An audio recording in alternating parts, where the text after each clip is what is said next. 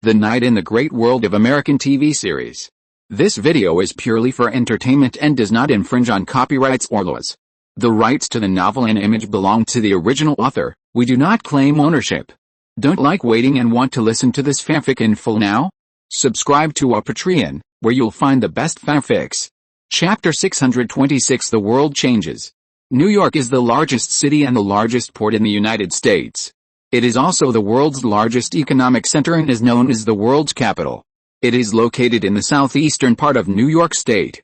For more than a century, New York City has been the world's most important commercial and financial center. New York City is a global metropolis and a world-class city. It directly affects the global media, politics, education, entertainment and fashion.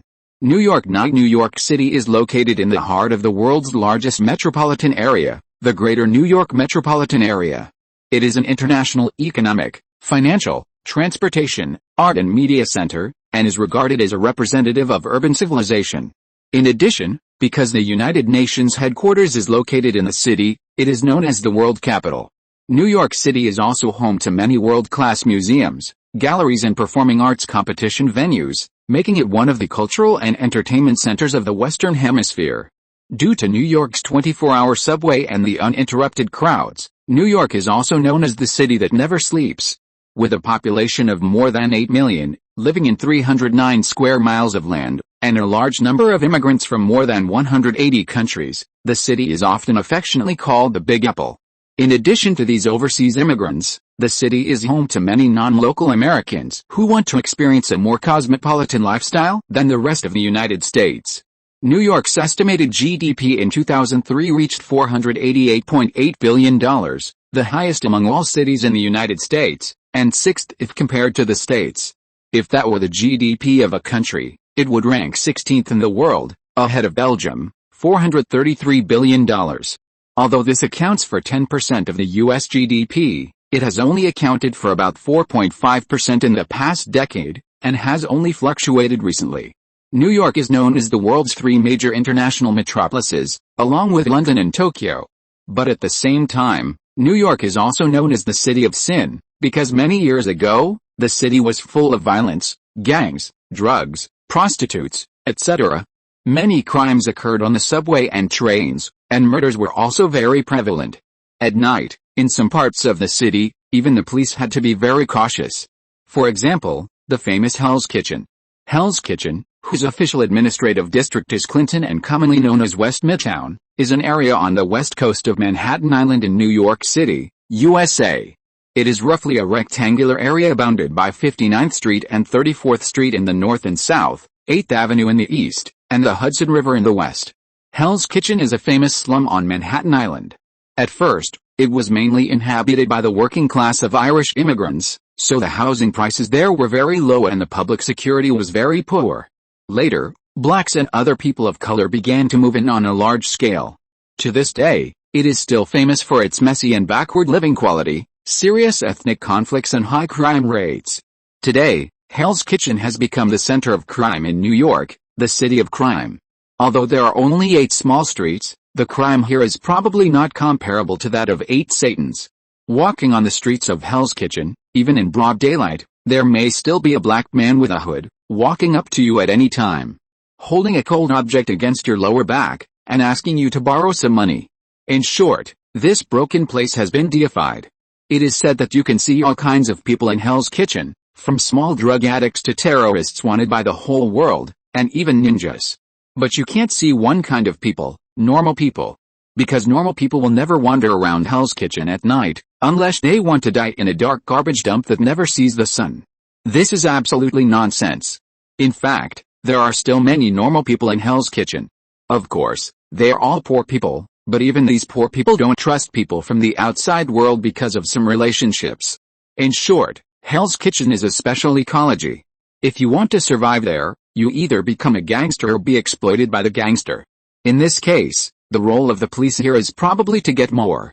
The 15th precinct is the police station that governs Hell's Kitchen. Unfortunately, this police station has no deterrent power over Hell's Kitchen. At night, no one even dares to patrol Hell's Kitchen, let alone call the police. The police do not have a high ecological position in the ecology of Hell's Kitchen. They are probably better than ordinary gangsters. When facing the real big guys, they still have to be timid. But it doesn't matter. Those scumbags in the 15th precinct don't care about Hell's Kitchen. They just want to get a piece of the pie in Hell's Kitchen.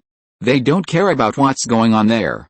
The New York City Police Department is not unaware of the situation of the 15th precinct. They have even made efforts many times, but it's useless. The latest time, they directly parachuted 3 policemen to serve as the chief, deputy chief and assistant chief of the 15th precinct. As a result, one of the 3 was investigated for accepting bribes, one broke a leg in a car accident, and the other was even worse. He was robbed by a drug addict on his way home and was shot dead. So for 3 months, the 15th precinct actually had no chief. Just tell me if it's magical. And today, the division chief's position has finally been decided. Originally, the deputy chief of the 15th precinct, Porter, always felt that he was sure to get the position of precinct chief. There was no other reason, because he was the most senior policeman in the 15th precinct and also a local snake. Without him, it would be useless for anyone to come here.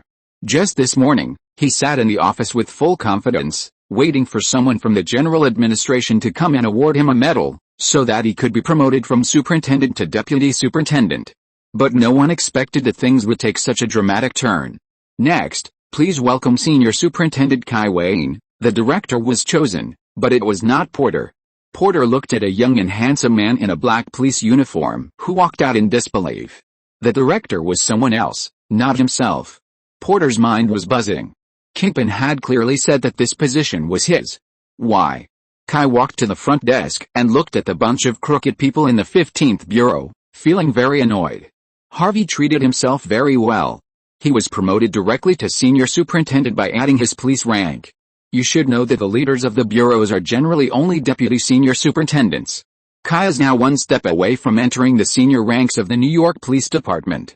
If Kai is promoted again, he can only serve as deputy chief superintendent and directly become a member of the leadership of the General Bureau. But the situation in the 15th Bureau still made Kai feel annoyed. It was a bit too much to say that the people here were all scum, but 50% of them were scum, which was absolutely right. There were a lot of black police officers. Kai came to the microphone and began his inaugural speech. First of all, when I was appointed as the director of the 15th Bureau, I was not very happy. Because I spent some time to understand the place where I would work. But the conclusion I got was not good. The police officers of the 15th Bureau, yes, I mean everyone present here, a large part of them are scum. Wow. Kai's opening remarks immediately made the police officers below in an uproar. This was too harsh. Everyone has to have a face. They are moral people. Don't they know it? But this guy actually dared to say it so directly.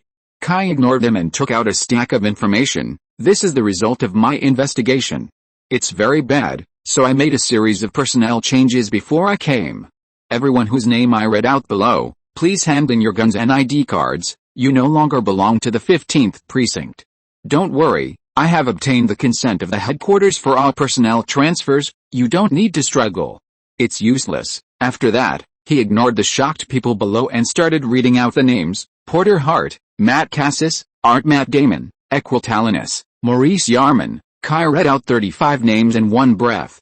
Without exception, they were all senior police officers. Porter was confused when he heard his name, and he didn't come back to his senses until Kai paused. Impossible. You have no right to do this. I don't believe it. I protest. I don't accept it. Porter was indeed a little out of control at this moment. Anyone who encounters this situation will be like this. After all, just this morning he was still looking forward to becoming the director and stepping onto the top. With his relationship with Kingpin, he can definitely get whatever he wants. When he makes enough money, he will find a way to climb up.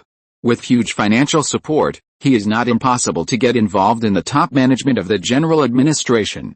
But now, he's going to be fired. You don't want to. Kai took the file and sneered at Porter. Why? You ask me why? Porter looked at the little brat in disbelief and roared, I should ask this. Why fire me? What did I do wrong? I want to complain about you. Complain? I beg you to finish your jail time first. Kai didn't have time to talk to the scum, and directly threw a document. Porter subconsciously caught the file, opened it, and almost fainted. It was full of his criminal files, with pictures and the truth. Is this enough? I have 3 boxes of this stuff in my office. There are also videos, the kind with terrifying clarity. So, you can only spend the rest of your life in jail. You're complaining to me now? Are you an idiot? Kai waved his hand, and the New York Police Department's Internal Affairs Department, who had been waiting on the side, took action and handcuffed Porter. Not only him, but also the 35 names Kai read out were arrested. You guys have so many charges that I'm too lazy to read them out. I was planning to keep a low profile and wait until you walked out of the police station before arresting you, but you just jumped out. Great, I'll use you as an example. Use you to tell everyone that the 15th Bureau is no longer the same from today. In addition, I have a list of bad police officers here. I can tell you responsibly that I will remove all the people on this list from the police force without leaving a single one. The General Administration has prepared people to replace you. Of course, I won't give you any chances. If any of you find me before the end of get off work today and are willing to be a tainted witness, I will deal with you leniently. Because tomorrow a large number of new police officers will report. By then, everything will be too late. After all, there are only so many positions in the police station. Okay, I've said what I want to say. I know that many of you want to have some other means. It doesn't matter, I don't care. I'm in the office. I'm just afraid that you don't dare to come. After saying that, Kai put away the documents and left the venue and walked directly to the office. A group of people were left confused. The events of the 15th Bureau could not be hidden from anyone. Not only were the corrupt police officers in danger, but even the top brass of the police department were very dissatisfied with Kai's actions. Unfortunately, it was useless. The current New York Police Commissioner was appointed by the mayor, and the commissioner was also appointed by the mayor. The commissioner is the highest position in the New York City Police Department, even above the police commissioner. However, the commissioner is a civilian staff member and is directly appointed by the mayor, and the mayor and the chief prosecutor are both Kai's backers. It can be said that in the struggle at the top, Kai is basically invincible. If you want to move Kai, you must move the police commissioner, and even the mayor and the chief prosecutor. So the corrupt police below planned to collude and force Kai to destroy the list of corrupt police. But when they started to collude, the Internal Affairs Department of the New York Police Department directly entered the 15th Bureau. Not only that, the General Administration also sent Isu here, and the group of corrupt police could not resist even if they wanted to. That afternoon, 13 corrupt police officers who were colluding everywhere were taken away directly by the Internal Affairs Department. At this point, everyone understood the determination of the higher-ups. Unfortunately, even in this situation, no one went to Kai to surrender. Kai waited in the office until 6 o'clock in the evening, but still no one came to find him. Kai looked at the time and felt that it was about time. Since he couldn't seize the opportunity, Kai would naturally not be soft-hearted. He put away his documents, and then, under the gaze of everyone, he walked out of the police station with the document and drove his car. He did it very deliberately, as if he wanted everyone to see it. This is indeed the case. If it was so easy to clean up the 15th Bureau, the General Administration would not have been so embarrassed at the time. Of course, this is also seemingly simple. After all, not everyone is Kai. Do you know how Kai got these documents? That was Kai who went directly to the NSA, National Security Agency. When Kai was handling the case, he caught the NSA's sore spot, forcing them to give in and do 3 favors for Kai. This kind of favor can be used. Being able to use the National Security Agency to investigate the case for yourself. This kind of treatment is not available to the New York Police Commissioner, not to mention the Mayor of New York City. This alone is enough for Kai to surpass most police officers in the United States. And this is only one aspect. The real difficulty is not to eliminate those corrupt policemen, but to establish an image for all the police officers of the 15th Bureau, a tough image. To be honest, the current situation of the 15th Bureau is already very bad. The police are actually beginning to be afraid of gangsters. Can you believe it? What King and his men say is more effective than what the police headquarters say. It is really not easy to be a corrupt policeman to the extent that they are. It is too shameful. So Kai must stand up and tell everyone that gangsters are nothing. Kai uses himself as bait to fish out those bastards who dare to attack the police. And then catch them all in one fell swoop. In order to establish the status of the police. He wants to let all the police and all the gangsters see who is the boss here. This is called reshaping order. Chapter 627 Assassination. The world of the police is actually quite simple. If you can handle cases, fight, and dare to fight, then you must have a high prestige. Kai had just arrived and kicked more than 30 police officers out of the police station. This gave other people in the 15th precinct a very bad feeling. The police are also ordinary people. They will also feel sad when the rabbit dies. So many police officers were killed at once, and many of them were known to them, and they even had a good relationship with them. In this case, it would be strange for them to accept Kai. So Kai must establish his own prestige. What should he do? Of course, put on a big show to let them see what kind of person Kai is. So Kai deliberately put pressure on them so that those guys with bad intentions could not help but jump out. Kai wanted to give them a hard one at a time, so that everyone would know who is in charge here. Kai drove along the main road less than a kilometer away from the police station. Just after passing a bend, he saw two cars coming out of another bend. One car passed Kai's side, and the other car followed Kai's car, obviously with bad intentions. Before Kai could even give a warning, he saw the window of the car next to Kai roll down, and a guy with dreadlocks holding a golden AK-47 was shooting at Kai's position. Da da da da da da da da da da. The moment the bullets were fired, the guy with dreadlocks seemed to be on drugs, extremely excited. After all, there were not many opportunities like this to shoot with an automatic rifle on the streets of New York. He could imagine that he would become famous after today. This is not the only thing you want to do when you are out there. Unfortunately, before he could be happy for even a second, the smile disappeared from his face. Because the bullets hit Kai's Chevrolet Suburban, leaving only a few shallow bullet marks, and the bullets hitting the window were not as powerful as imagined. At least the window of the driver's seat was as stable as an old dog after that volley of bullets. Then he saw Kai's smiling face through the glass. Just kidding, his car is a high-end product that has been modified by Kingsman and Tony Stark. It is equipped with a lot of high-tech features, such as switching fake license plates, satellite equipment, electronic radio, external monitoring, drone control, electric shock, smoke bombs, and partial deformation of the car body. At the same time, this new car is also equipped with a weak artificial intelligence system, which can be remotely controlled to a certain extent. Generally speaking, the function of this car is similar to that of 007's car, but there are no big killers such as missiles and machine guns. It mainly provides various logistical support. After all, it is just a police car. If it is too exaggerated, it is a bit difficult to explain. But the protective performance of this car is surprisingly strong. The body shell is made of Tony's armor material, and the body structure has been strengthened. It is not an exaggeration to say that it is an armored car in the shape of an SUV. Let alone just a rifle, even if it is a rocket, Kai is not afraid. So when he saw those gangsters took out AK-47, Kai was not afraid at all, and even wanted to laugh. Seeing that the other party was stunned, Kai directly turned on the onboard computer and put the car into automatic driving mode. After the manual control, the car body suddenly crashed to the side. The black brother with dreadlocks who had half of his body out of the car body was hit by Kai's car before he could react. Black brother was like a tomato stepped on by an elephant. With a pop, the whole person was crushed. He turned into a ball of mud and splashed everywhere. The guy in the same car with black brother was disgusted by the scene, but before he could react, Kai lowered the window, holding a MK-17 CQC plus EGLM, MK-17 close combat type with enhanced grenade launcher module, in his hand.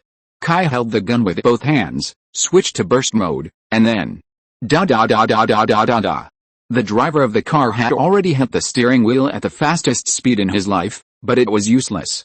Bullets began to penetrate the car body, shooting all the gangsters and robbers inside, leaving only the out-of-control car crashing into a fire hydrant on the side of the road. Bang! The quality of the fire hydrant was good. It didn't break, but it severely deformed the front of the car.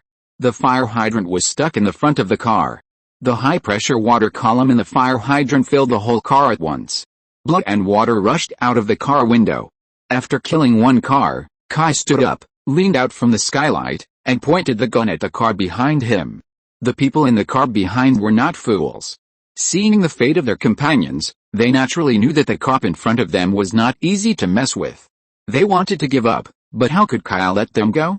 Just when they were about to slow down and turn to escape, Kai used a grenade launcher to give them a grenade. Boom! The car that just turned was immediately blown up. Kai immediately stopped the car. He slowly got out of the car and slowly walked towards the car that was on fire and overturned. His original intention was to show off, slowly pull those bastards out of the car, and then ask them who sent them. As a result, before he started to act cool, a large group of people suddenly jumped out from both sides of the street, all holding guns in their hands, and immediately shot at Kai. Kai, who had just acted cool, could only stop immediately and hide behind the car to fight back. Damn. What a shame. Kai was thinking about showing off, but he didn't expect to be slapped in the face as soon as he got off the car. Although other people didn't know that Kai was here to show off, they didn't have any extra thoughts, but Kai knew it. So Kai, who was embarrassed and angry, didn't bother to hide his superpowers, and directly used the must-hit superpowers to fight the enemy. Bang! A gangster fell to the ground with a bullet in his forehead. The companion next to him didn't notice how he was shot at all, so he didn't think too much, thinking it was a stray bullet. But the next victim appeared immediately. This time the guy was shot on the neck, and the position of the shot was very correct. From the Adam's apple, from the back, there was absolutely no way to survive. Then came the third one. The guy was shot on the heart and died directly. One is a coincidence, to our good luck. What about the third one? So the group of people immediately understood that there was a sharpshooter on the other side. They immediately panicked. But they didn't expect that if they rushed and attacked at this time, they might have a better end. Once they panicked, they would only die faster. Of course, a better end is not much better, at most they can live 2 more seconds. It all depends on who can be lucky in the end and become the survivor that Kai needs. When the 4th and 5th victims appeared, the group of people obviously panicked, so some people planned to run away, but this made the already sparse firepower even weaker, which allowed Kai to swagger out and call out names one by one with the Mk17 CQC. In real gunfights, the hit rate is generally very touching. The most obvious example is a gang gunfight in Texas. In 2012, a gang gunfight broke out in a restaurant in Texas. A police spokesman said that the gunfight caused a total of 8 injuries, 3 of which were serious. Some people think that the casualties seem a bit large. In fact, there were about 170 gang members participating in the war, and they fired tens of thousands of bullets. Only 5 people were slightly injured and 3 people were seriously injured. So don't believe the gangster movies in the movies and think that gang gunfights will result in heavy casualties. In fact, in the war between gangs, the number of people assassinated and killed by sharp weapons far exceeds the number of people killed in gunfights. Moreover, most gangs use guns more to scare people, which can be seen from their shooting posture. In the United States, the most common shooting posture used by gang members is, they hold their crotch tightly, jump and vent metal storms to their opponents, like a violent little rabbit in the Denver Zoo. The key to the action is to turn the gun upside down 90 degrees and place it in front of the body. Don't aim in a pretentious manner, forget the existence of the sight or the inkstone hole, and pull the trigger at the target you want to teach a lesson. As for the hit rate, it depends on the sky. Although I don't know who invented this posture, one thing is certain, it looks cool enough. In short, don't underestimate these guys' shooting skills. At most, they are better than those who have never touched guns, and the strength is limited. Kai had before because there were too many people. Although their blind shooting skills have a touching hit rate, if there are more people, they can also form a barrage of bullets, so it is better to be careful. Now some people are dead, some have escaped, and the rest. With this hit rate, the chance of Kai being shot is really too low. So these gangsters are getting fewer and fewer. And more people want to escape, and they can't run. Kai will not let them escape. Anyway, the rifle bullets can make them lose their ability to move.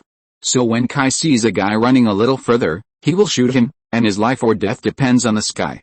But when the police from the 15th Bureau heard about the gunfight and came slowly, they saw this scene.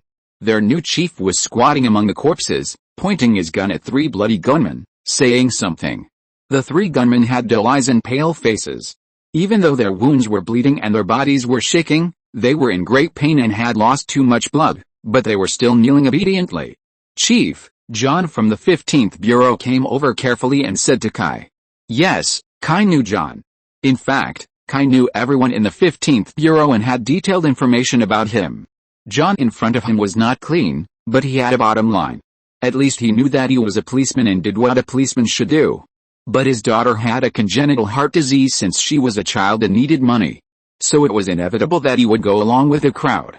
Kai always judged the deeds rather than the heart. People like this could not be that bad, and they belonged to the ranks that could be saved. "Do you want an ambulance?" John asked hesitantly.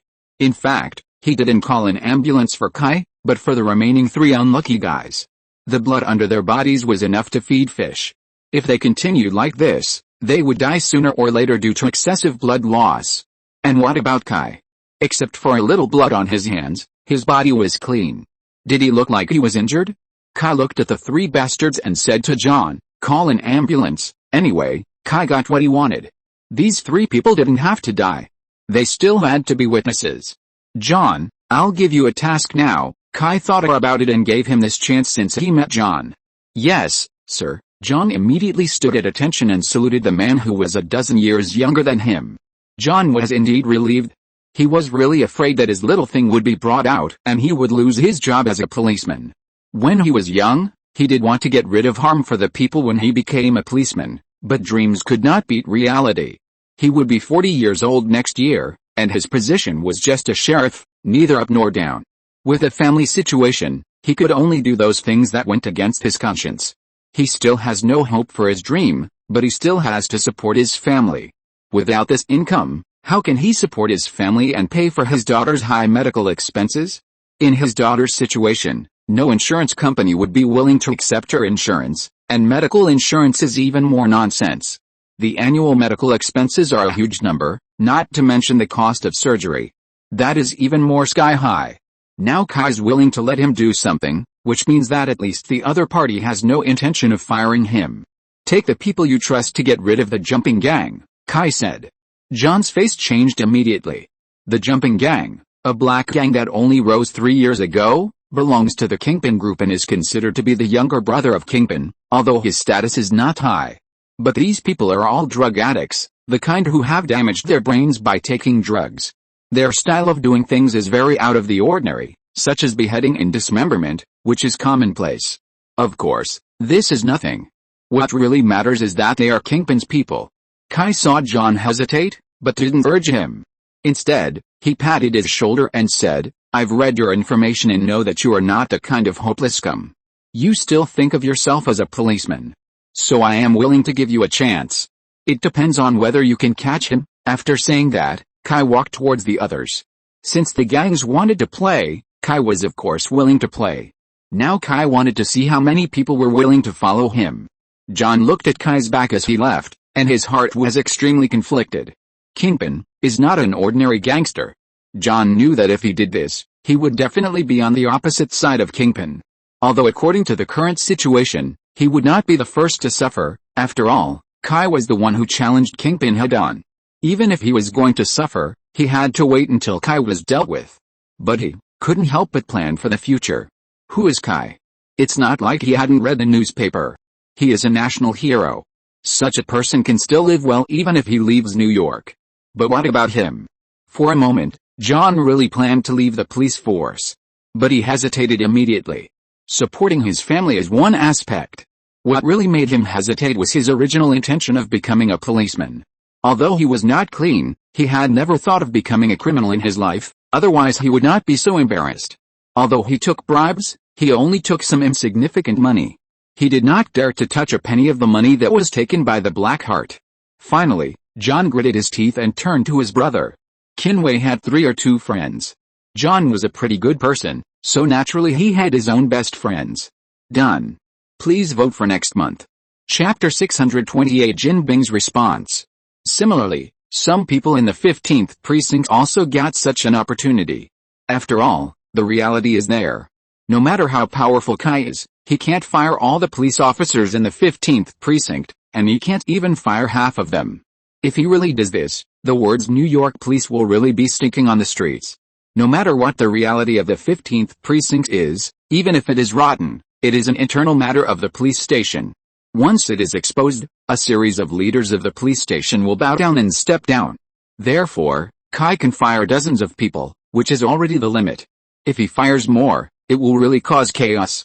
So Kai's intention at the beginning was to knock down a group of high-ranking officials first, as a warning, exaggerate the determination of the upper level, and it to the little devils below. Then he will save some of those who can be saved. In this way, he can naturally win people's hearts.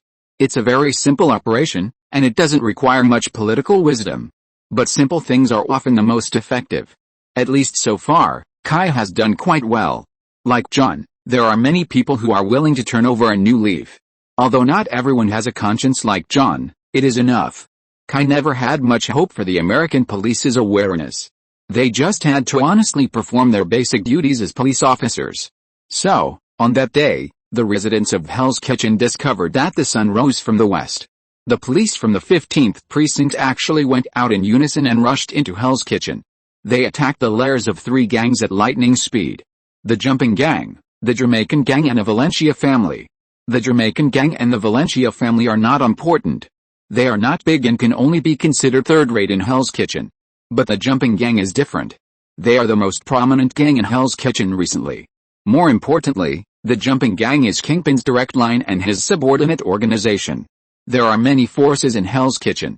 Except for the Russians and the Vipers, most of them are under Kingpin's jurisdiction, but they are also divided into different levels. Among them, the closest to Kingpin is naturally his direct organization. These gangs are directly under Kingpin. There is nothing to say about this. They are absolutely his own sons. The next level is the cooperative organization. These gangs are not directly loyal to Kingpin, but they are closely connected with Kingpin, but have a certain degree of autonomy. The worst are some gangs that Kingpin despises. Their situation is very simple. They obey Kingpin's rules and hand over a portion of their profits to Kingpin every month. Kingpin doesn't care about these gangs at all, and doesn't care whether they are dead or alive. The Jamaicans and the Valencia family are this kind of people. But the Jump Gang is different. They are the direct line. If you touch them, you will hit Kingpin in the face. Moreover, guess why gangs like to gather together and set up their nests in Hell's Kitchen? Is it because Hell's Kitchen has a good scenery? Of course not. There are 2 reasons why Hell's Kitchen has become a gangster holy land. One is the geographical advantage. Hell's Kitchen is in Manhattan. Manhattan is described as the economic and cultural center of the entire United States. It is the location of New York City's central business district, the area with the most concentrated skyscrapers in the world, and it brings together the headquarters of most of the world's top 500 companies. It is also the location of the United Nations headquarters. Wall Street in Manhattan is the most important financial center in the world, with the New York Stock Exchange and Nasdaq. Manhattan's real estate market is also one of the most expensive areas in the world. Does it sound like it doesn't match Hell's Kitchen? That's right. If you don't tell me, who would know that Broadway is next to Hell's Kitchen? Relying on the high land prices in Manhattan, the gangs in Hell's Kitchen can make tens of millions of dollars every year just by selling drugs. Therefore, the geographical location of Hell's Kitchen is very important, and no gang is willing to give up such a feng shui treasure land. Another reason is that in Hell's Kitchen, the gangs are bigger than the police. Hell's Kitchen is basically a lawless place now. Those gangsters who commit crimes outside and run to Hell's Kitchen, the police basically can't do anything. And the person who maintains this rule is Kingpin. If you want to dominate New York, you must control Hell's Kitchen. Why is Kingpin the underground godfather of New York? Because Hell's Kitchen is his territory. Why are these gangs in Hell's Kitchen willing to pay tribute to Kingpin? First, because Kingpin can fight, and second, because Kingpin can protect them. As long as they are in Hell's Kitchen, the police can't do anything to them. But now, there are policemen who dare to rush into Hell's Kitchen and directly sweep 3 gangs. This is simply. In short, the residents of Hell's Kitchen are all waiting with wide eyes. What are they waiting for? Of course, they are waiting for a good show to see how the police and Kingpin will end this show. In the eyes of many people, whether the police give in, Kingpin gives in, or even the 2 go to war directly, it will affect the entire New York underground world. The storm is coming. Few people know that Kingpin actually grew up in Hell's Kitchen. He also made his fortune in Hell's Kitchen, so Hell's Kitchen is very important to him. He has many spies in Hell's Kitchen, and he knows everything about the whole Hell's Kitchen. Just when John and his men went out to make trouble in Hell's Kitchen, Kingpin got the report. Then he knew that Kai had become the director of the 15th precinct. Kingpin is not unfamiliar with Kai. In fact, although he has never met Kai, he has actually fought with Kai 3 times. Once in Chicago, he sent killers to Chicago to make trouble, and was scolded by Kai. In Los Angeles, both attempts failed without exception. Later, The conflict between Kingpin and the High Table became public, and the two sides started fighting. So Kingpin had no time to bother Kai.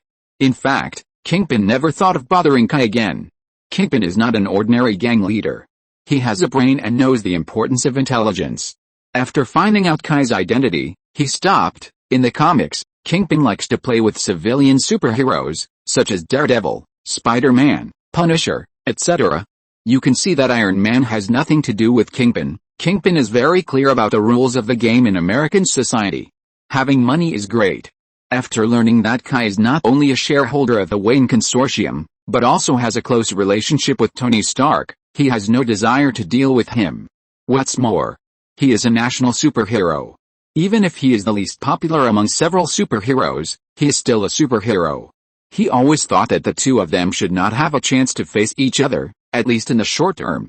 After all, one of them is in Los Angeles and the other is in New York, separated by the entire United States. His forces could not enter Los Angeles because of Kai, and now he has no chance to do this. His West Coast is already in chaos. So before solving the High Table, he really didn't want to go against Kai. But he didn't expect that Kai would actually run to New York. This is so embarrassing. Before, in order to get the position of the 15th precinct, Kingpin had put in a lot of effort, but who could have thought that the upper echelons of the New York Police Department suddenly changed, and the director and commissioner were replaced. Then the position of the 15th precinct also flew away. James, how is the situation? It's terrible. More than half of our people in the 15th precinct have been kicked out. That Kai just took office, and he didn't even finish his inaugural speech, and he directly cleaned up the 15th precinct. We only left some small characters in the 15th precinct, so we didn't hear any news. In addition, those idiots of the jumping gang actually went to assassinate others, but more than 30 people were killed. The people below are a little panicked. James is Kingpin's think tank, legal advisor and second in command, and an absolute confidant. In Jin Bing's group, James's position is very special. As for why the suspicious Jin Bing trusts James so much, that is a mystery. The people below are in a panic. Jin Bing smiled. Of course he knew that this was nonsense. Only the real small shrimps would be in a panic. Those who are really powerful are afraid that they will start to move. After all, Jin Bing has been a little unlucky in the past 2 years. There is no problem with the business. With the cooperation with Xiaohu and the relationship with South America, his business has expanded rapidly. The real bad luck is the loss of manpower. Jin Bing is a person who believes in elitism. He looks down on those who are bullies on the streets with a large group of younger brothers. So he has always pursued elitism. All his men are masters. But because of this, if there are too many losses, it will be difficult to replenish them. Especially Bullseye. Jin Bing is now regretting that such men are very rare. They can fight, have no ambition, and their brains are not very good. The same is true for other men, who are all leaders in the industry. Jin Bing has a lot of territory and businesses, and all of them need trustworthy people to take care of them. But he lost too many people, which led to a serious shortage of manpower. This is why Jin Bing stopped expanding his territory. If there is no one, what can he do with the territory he has seized? This is also the reason why those shitty jumping gangs have emerged recently. According to Jin Bing's personality, this kind of trash is not qualified to bear his name. But now he is nervous, so he won't be picky. But it is also this change that makes many people see Jin Bing's weakness. They think he is no longer good. Especially when the Russians entered New York and went to war with Jin Bing directly, this impression was further aggravated. Who is Jin Bing? When was he provoked by a group of outsiders? Since Jin Bing is no longer good, then the king of New York, Jin Bing can do it, why can't others do it? So some people who think they are powerful began to have small thoughts. In Jin Bing's view, the so-called panic this time is just a test. Test whether Jin Bing can cover it up. If not, haha, then it is reasonable to change the king of New York. Boss, do we need to? In James' view, the current trouble is Kai, so he plans to use their usual solution to solve the troublemaker, and the trouble will naturally go away. What? Are you going to kill the national superhero? Kingpin asked with a smile. Kingpin is not an easygoing person. Even when he is not walking around as Kingpin, he is not a friendly person. This is nonsense. He is 2 meters tall, fat and strong, and has a strong deterrent power. It's a pity that such a person can be friendly. So when he laughs, It usually means that he is really angry. At least James thinks so. So James is a little scared. He swallowed his saliva, fearing that his boss would punch him. His small body can directly prepare for the aftermath. Of course, James knows very well that he should not be treated like this. Because he will not betray Kingpin, never. However, he should be afraid. Kingpin glanced at James, shook his head, and did not express anything about his fear. Fear is a good thing, and the absence of fear is the cornerstone of maintaining order. People are afraid of losing their safety, so they would rather lose some of their freedom in exchange for safety. All order in the world is built on fear. The same is true for gangs. When subordinates no longer fear their bosses, betrayal is not far away. So Kingpin has always insisted that a good boss must make his subordinates afraid. A very stupid idea, Kingpin said. James opened his mouth, but finally couldn't help saying, "But if we don't kill this person, then below, James," Kingpin said a little sternly. "Yes, boss." James immediately sat up reflexively, his whole body tense. "We are the controllers, we are the boss. Not the other way around. It doesn't matter what they think. What's important is what we should do. Tell me, James, who is the happiest now that we are going to war with this superhero?" James is not a fool either. High table, now Kingpin's men are fighting with several mafia families on the high table, and they have been deadlocked. If at this time, Kai joins the occupation, with the nature of the high table, he will definitely use Kai's power to deal with him, Kingpin. These old-line mafia forces have no moral integrity. Don't look at these idiots who always dress themselves up like elegant nobles, and talk about stupid things like traditions and rules all the time. They act like they are so noble. But aren't they still gangsters? The rule that gangs don't offend the emperor, officials, when fighting is equivalent to farts to them. You mean, let us surrender, but James was still a little puzzled. This will cause us too much loss. Yes, the loss is too great. Jin Bing seemed to be thinking about something, smoking a cigar and stroking a smooth fat chin. James, yes, boss, prepare for the nightfall plan. What? Boss. This, Jin Bing shook his head and interrupted James' persuasion. I'm too dazzling, Kingpin said to himself. Maybe we are all too successful, causing us to forget to be respectful. James was a little puzzled. He didn't believe that his boss would really retreat at the height of his career. He knew his boss's personality too well. His desire for conquest would never be satisfied. His heart could hold the whole world. We put ourselves in the most dazzling position, and we made ourselves a thorn in everyone's eyes. So now we have become the target of public criticism. The facts are similar to what Kingpin said. The police, the New York City government, the federal government, the high table and other weird gangs are all dealing with Kingpin. These forces combined make even Kingpin a little struggling.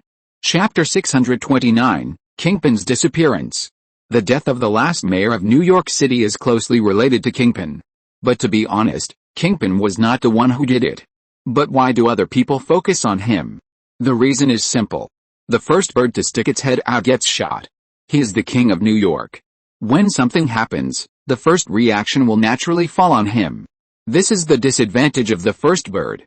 He is now being watched by everyone. So things like this will happen sooner or later. It is just a matter of time, because no matter whether it is the government or any other forces, it is impossible to tolerate Kingpin's power to continue to expand. After all, Kingpin has become the king of the East Coast. If this continues, when he really unifies the entire American underworld, many people will not be able to sleep. In the past, Kingpin was too successful and never thought about this problem. At that time, he really had everything he wanted. His son had a blood disease, so he dared to go to war with the vampires and let the vampires help him treat his son. He wanted the Chicago market, so he directly led his men invade Chicago and kill the largest source of goods in Chicago. He was so arrogant, he never thought about these things, but a lot of bad things happened in the past 2 years, which greatly reduced his strength, and he finally woke up. We are developing too fast, so fast that almost everyone is afraid. In this situation, if they don't target us, who will they target? Jin Bing didn't regret what he did, but he regretted that he didn't think of it earlier. If he thought of it earlier, he would naturally adjust to his strategy and wouldn't be as passive as he is now. What do you mean? James said thoughtfully.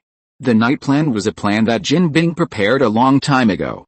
The so-called night plan is to hide all of Jin Bing's forces and not appear in front of the stage, and he himself will only operate behind the scenes.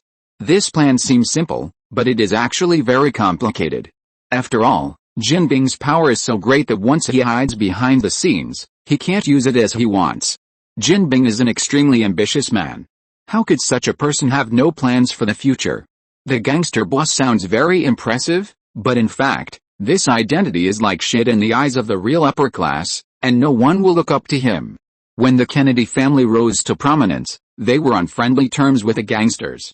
When Kennedy was elected president, the gangsters helped him. But what was the result? After Kennedy took office, it was different. He abandoned these people like old shoes. How could a smart person like Kingpin accept this kind of future? In fact, if Kingpin had not been born like this, he would have no choice. Otherwise, with his wisdom and means, would he have to take this path? So a long time ago, Kingpin had a plan for his life. The underworld is just a means for him to climb up, not the purpose. When he reaches a certain stage and accumulates enough power, he will naturally carry out whitewashing activities and wash himself spotless. At that time, he can hide behind the scenes and control the huge underground empire with one hand, enter the upper-class society with the other hand, and even the political world, and eat both black and white. This is why Kingpin will patiently manage the identity of Wilson Grant Fisk and never let this identity have the slightest stain. It is to pave the way for the future. Originally, it would take a very long time for the night plan to unfold. After all, it is not a simple sentence to control an underground empire behind the scenes. There are many layouts and arrangements, and now his underground empire has not reached the scale he expected. We have no choice. Either we fight to the death with them, or we cut our tails and survive, Jin Bing said. In fact, he and James knew very well that there was no such thing as a fish to the death net. So many forces were targeting him. He didn't know how the fish died, but the net would definitely not break. This will cause us great losses, James reminded. It doesn't matter. As long as we are fine, we can naturally get back the lost things. Jin Bing was very sober. He knew exactly what his foundation was. If people were gone, those territories, businesses and other things would be useless no matter how much they had. Those bastards got a bargain, James said in annoyance. It's a bargain for them? Haha, that's not necessarily true. Jin Bing knew that James was talking about the High Table and the Russians, as well as those gangsters with ulterior motives. But Jin Bing saw clearly that things were not that simple. Now Kingpin is the most dazzling, so all forces have set their sights on him. But he is planning to hide, so why would these forces do so? Apart from anything else, in order to compete for the remnants left by Kingpin, the gangs in New York City can fight each other. Therefore, in the days to come, New York will be very lively, and he will make this city even more lively. As soon as Kai took office, he vigorously cleaned up the 15th Bureau. At the same time, as the general administration continued to transfuse blood to the 15th Precinct, Kai completed the reorganization of the 15th Precinct. Then the 15th Precinct began to attack vigorously, and continued to make trouble in the jurisdiction. In just half a month, 6 gangs were directly wiped out by the 15th Precinct. This made people familiar with the 15th Precinct feel like they were dreaming. When did the police in the 15th Precinct become so diligent? But only the people in the 15th Precinct knew that something was wrong. Kai was the same.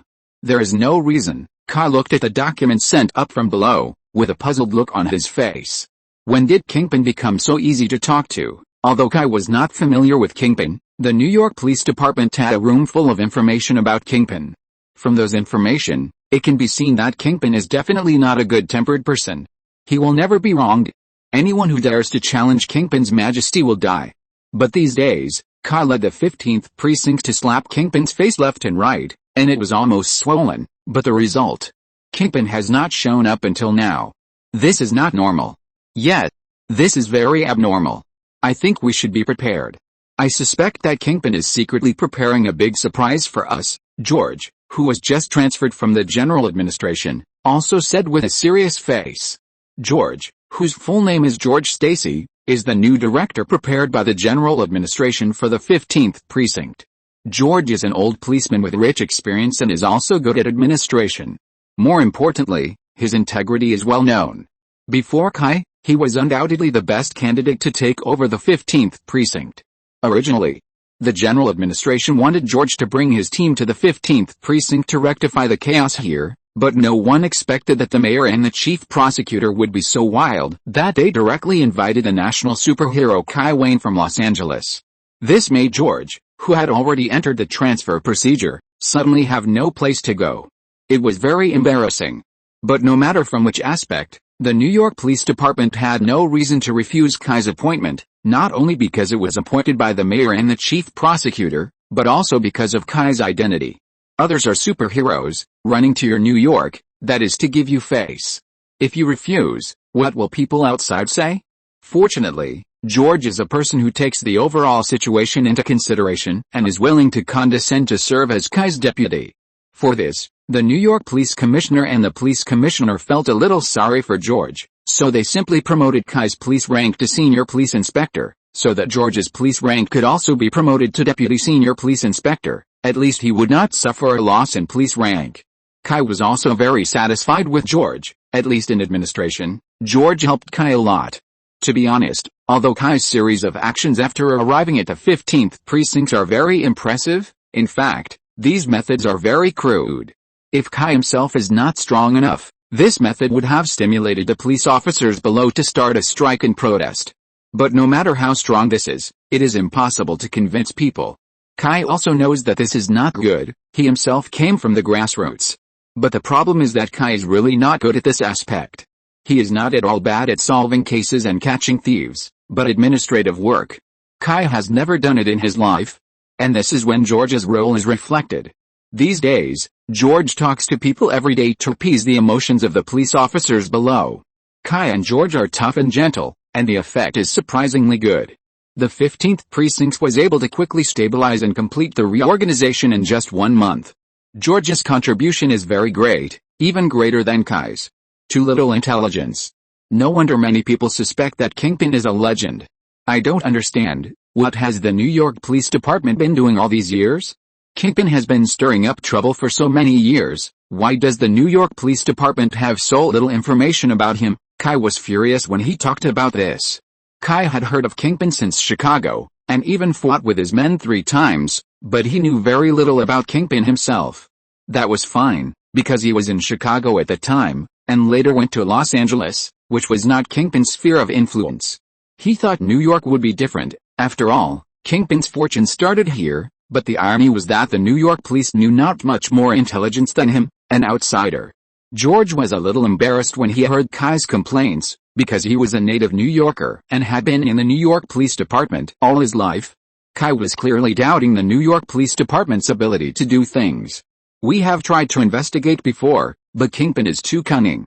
He has been consciously erasing his traces. In addition, he has always issued orders through layers of subordinates.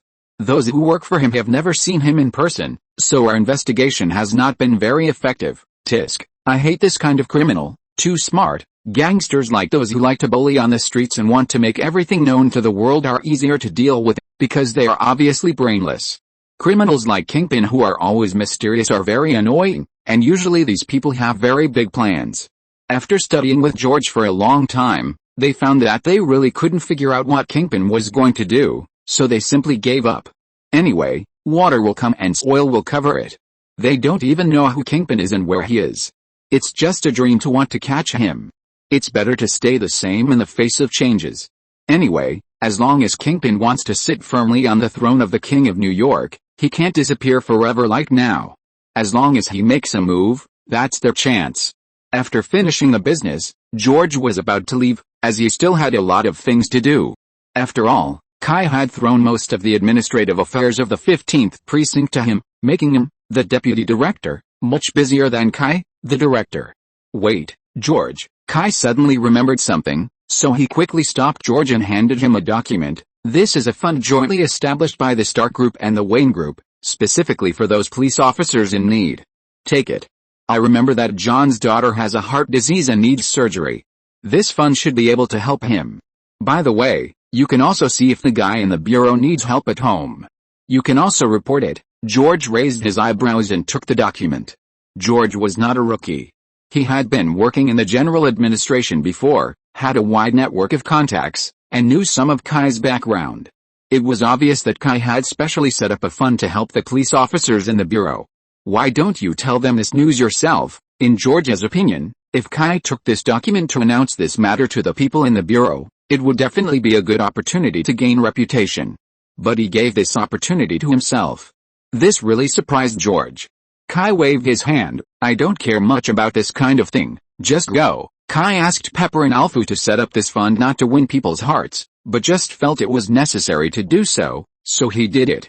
After all, he didn't need to win people's hearts. Would he lead these policemen to rebel? On the contrary, George was a very good person. Kai came to New York, which actually blocked George's future in disguise, although the 15th precinct was not a good place to go. But George was able to carry forward his style, was willing to be his deputy, and worked hard, so Kai felt that he had to accept this favor. George smiled. Although they didn't spend much time together, it was indeed very comfortable to work under Kai. This chief was very willing to delegate power and supported his work very much. Although he was a little depressed because he was robbed of the position of precinct chief, George thought it was not bad. After George went back, he immediately started to deal with the police fund. On the same day, John received a notice from George that his daughter's surgery fee had been settled. Really? Chief George, what you said is true. Is there really a fund willing to sponsor Sally's heart surgery? John had thought about using some charity organizations to pay for his daughter's surgery. But the problem is that although his salary is not high, he can be considered middle class. Many charity funds target those poor families, and John's situation does not meet the requirements. Of course, George smiled and handed the document to John. You should know that our chief has a great background. This fund was specially established by the Chief and Stark Group, targeting police officers like you. This is also a little benefit given to us by the chief. Kai is straightforward in his work, and George is generous. He does not intend to hide Kai's contribution. Fill out the form, and there should be news soon. Yes, John stood up and saluted excitedly.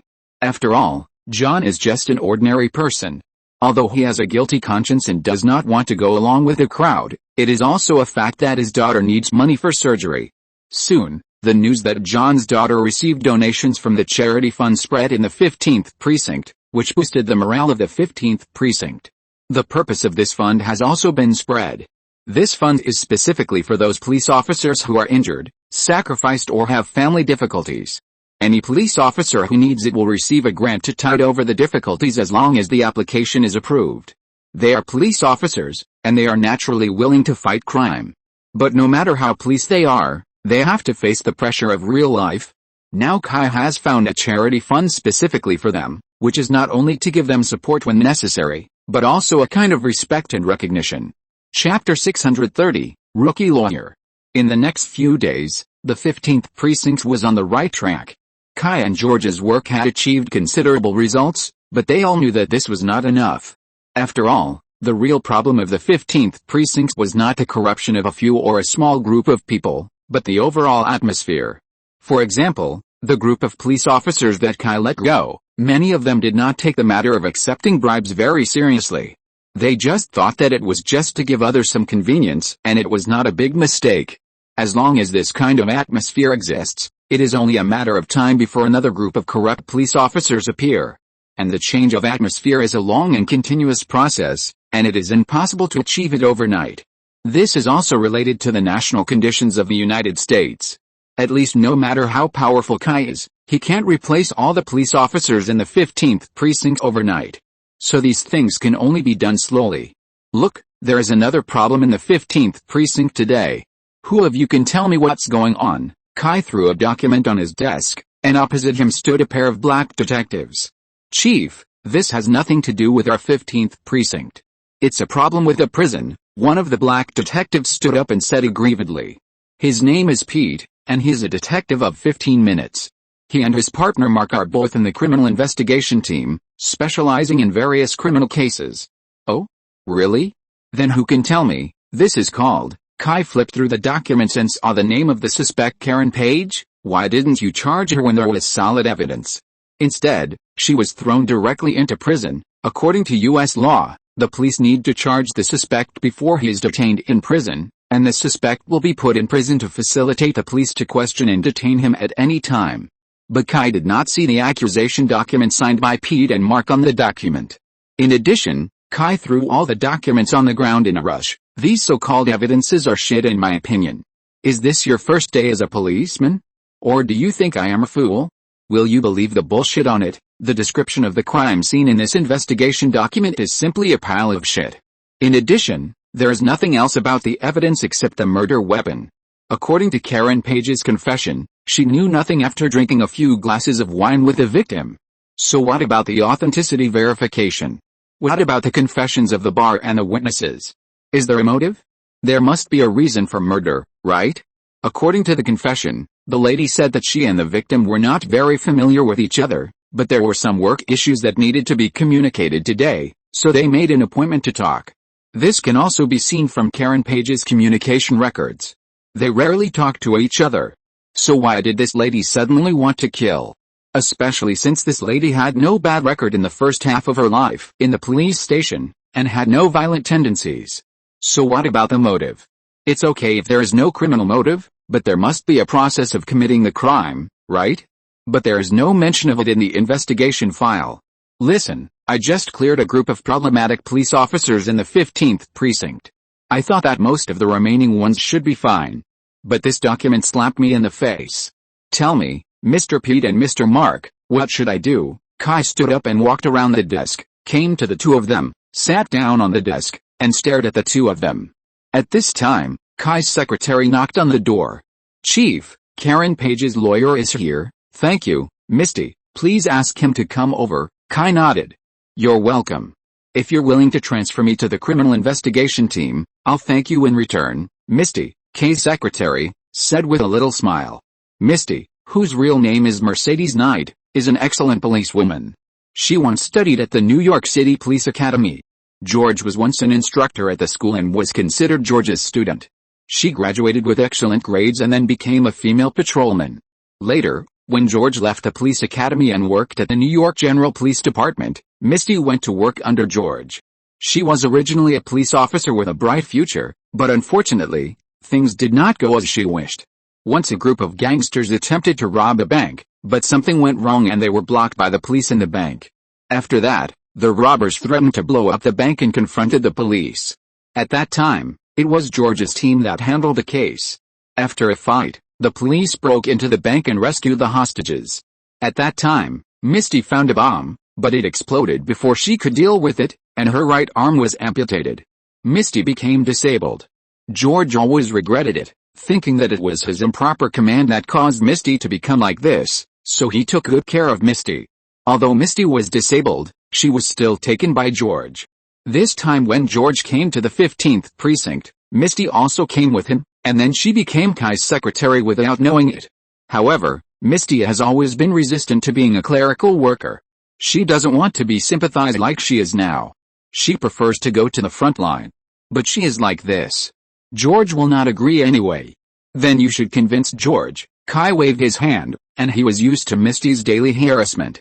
Misty wrinkled her nose and made a face at Kai, then went out. Other lawyers are here, you'd better give me an explanation. Otherwise, I will let the people from the Ministry of Internal Affairs handle this matter. Kai waited for Misty to leave, and looked at Pete and Mark. Kai had already given them a chance. If these two people still don't get it, Kai can only be ruthless to these two bastards.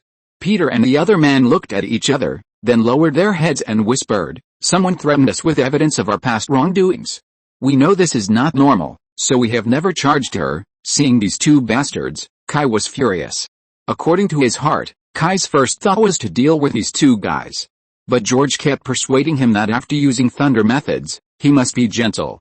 After all, most of the remaining people were not serious. If he used ruthless methods again, it would be easy to mess up the morale that had been hard to gather. Kai didn't like this, but the overall situation was like this, and Kai had to compromise. Is the handle you were caught with serious? The two looked at each other, and their faces were visibly bitter. It was a video of us collecting bribes once. Where's the evidence? Kai didn't hesitate to say them. The 15th precinct was full of such shit. We have got it, the two said quickly. They were not stupid. They knew they were threatened, so they couldn't do nothing. So the two found the evidence after tracking. No follow-up. Well, we promise that there will be absolutely no follow-up, the two promised quickly. Give me the evidence. Kai stretched out his hand. The two hesitated for a long time, but finally gave in. Leave these things here with me. This is your last chance.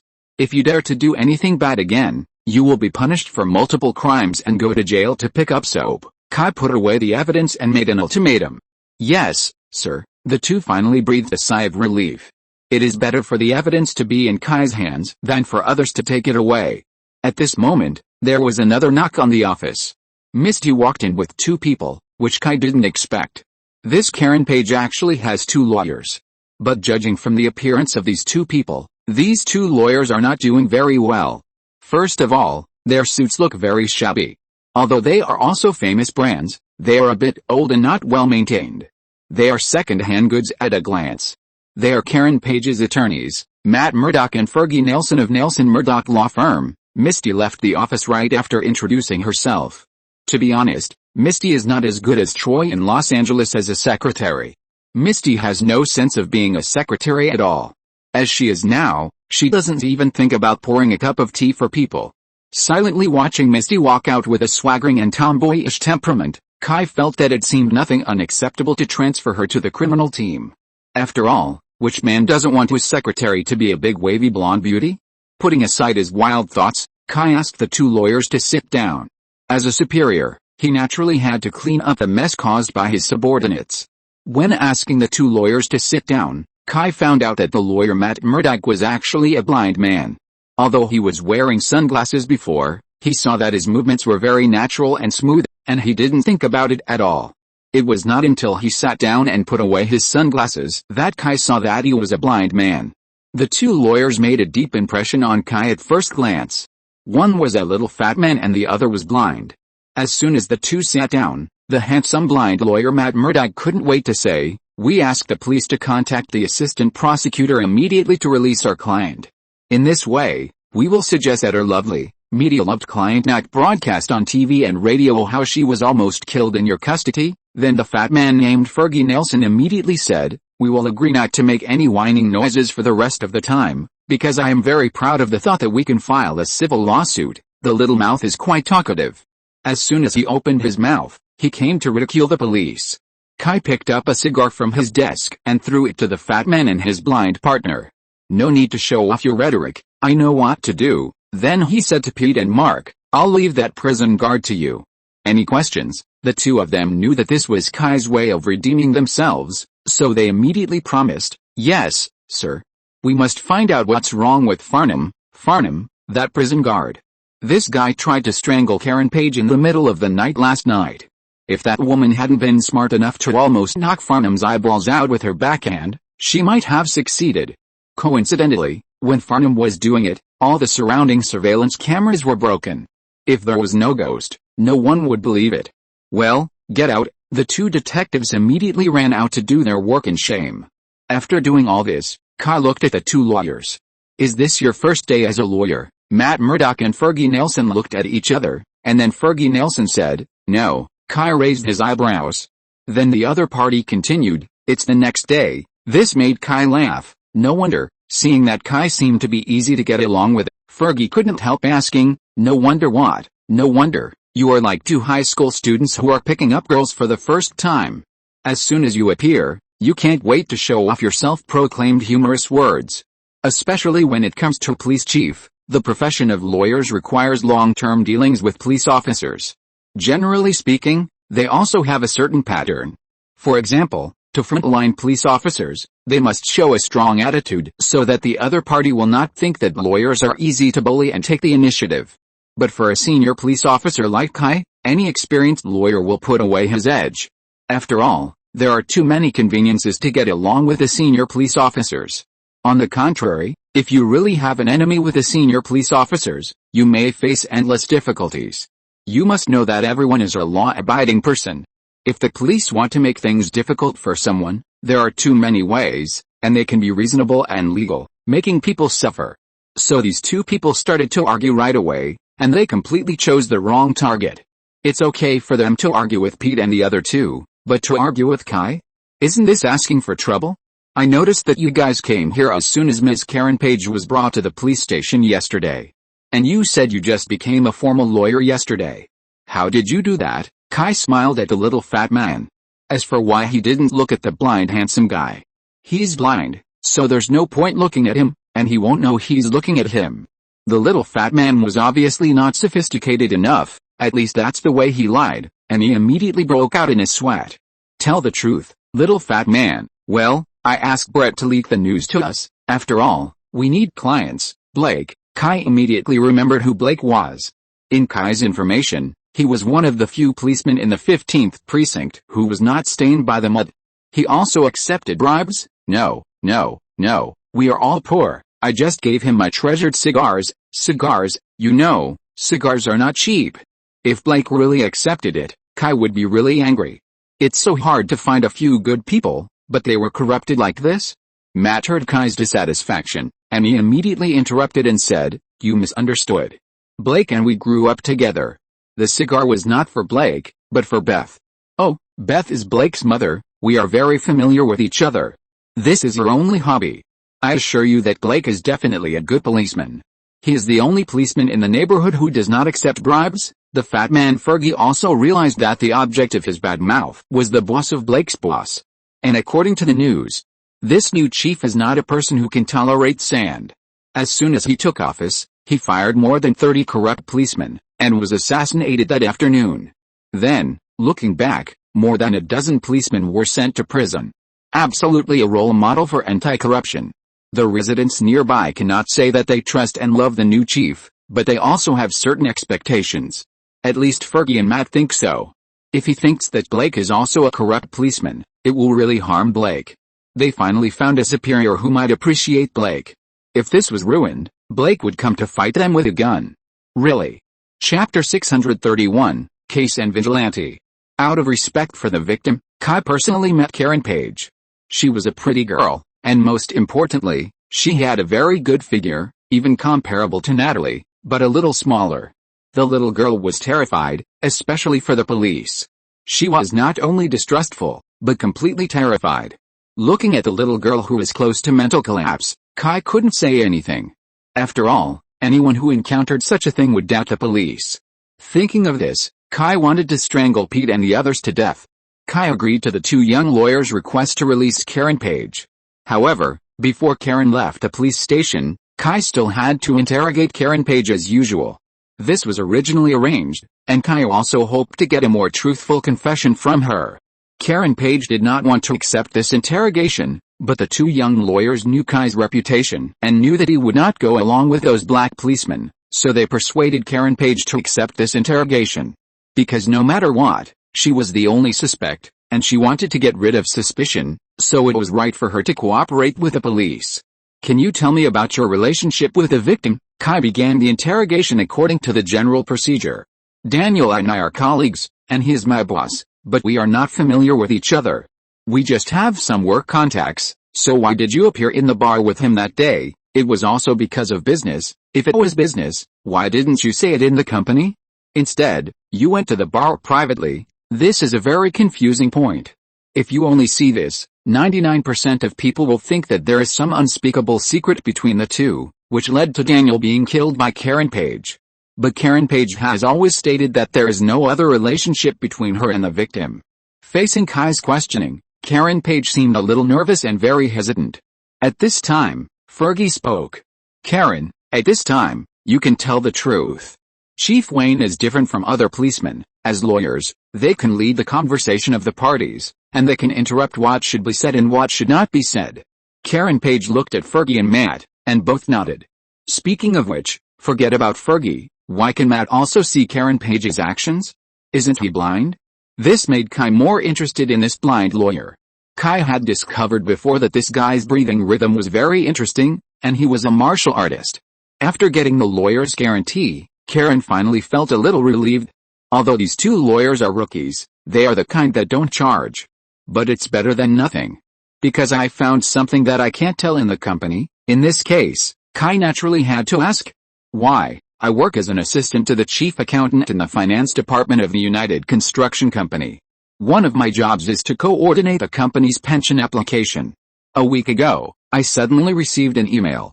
This email should have been sent to the company's chief accountant, but it should have been sent to me by mistake.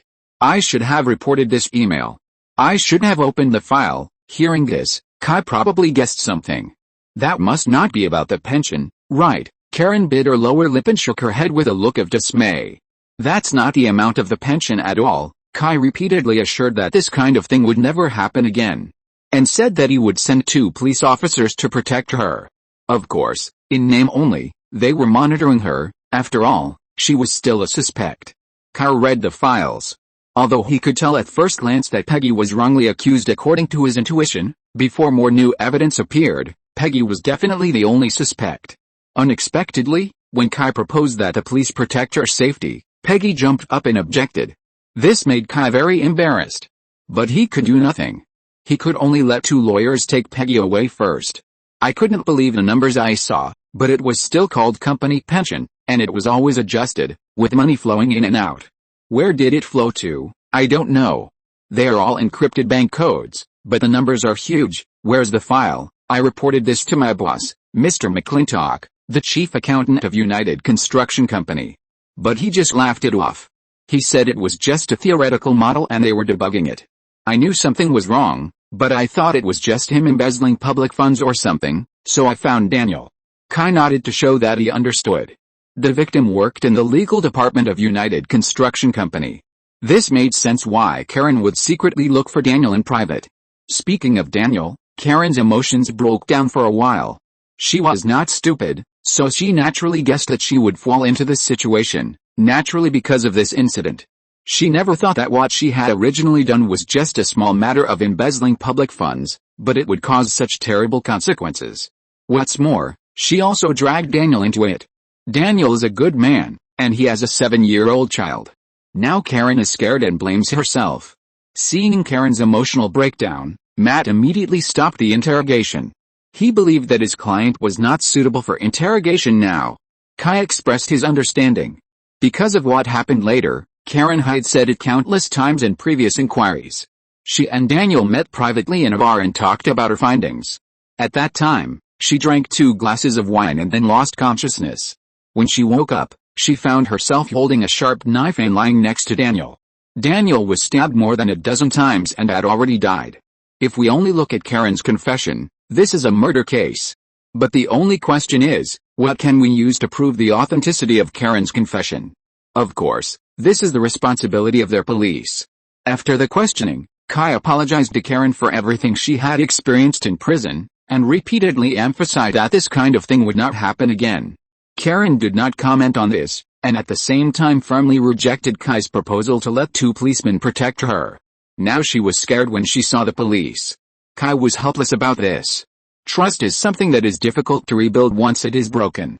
Think about how he has been working hard to rebuild the credibility of the 15th precinct these days, taking police officers to fight gangs everywhere, and finally there is some effect, but it was almost destroyed by 2 idiots like Pete.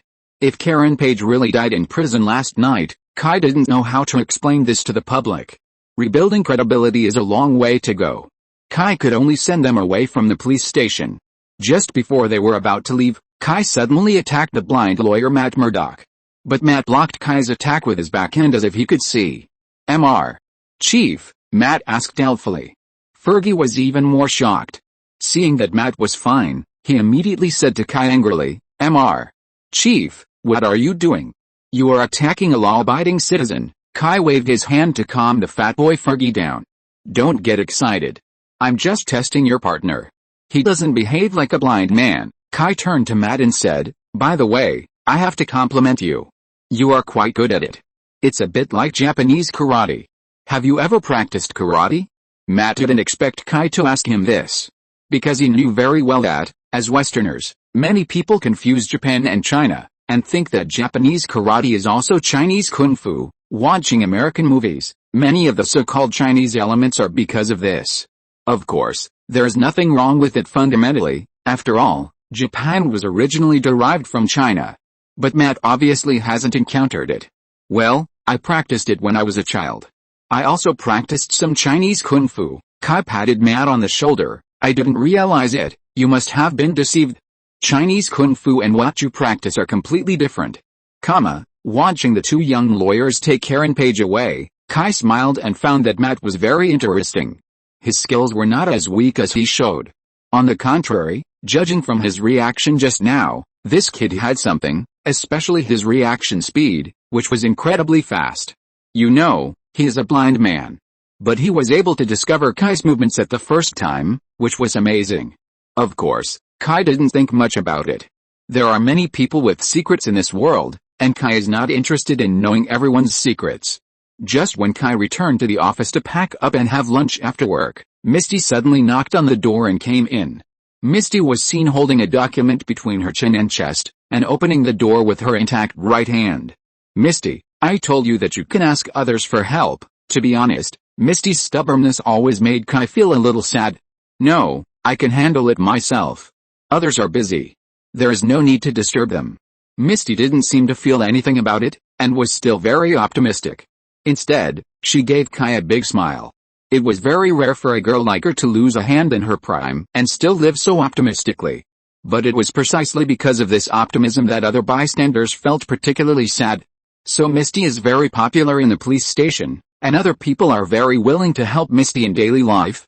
But she seemed to be a little resistant to this kind of care and help, because she felt that it would make her look like a useless person.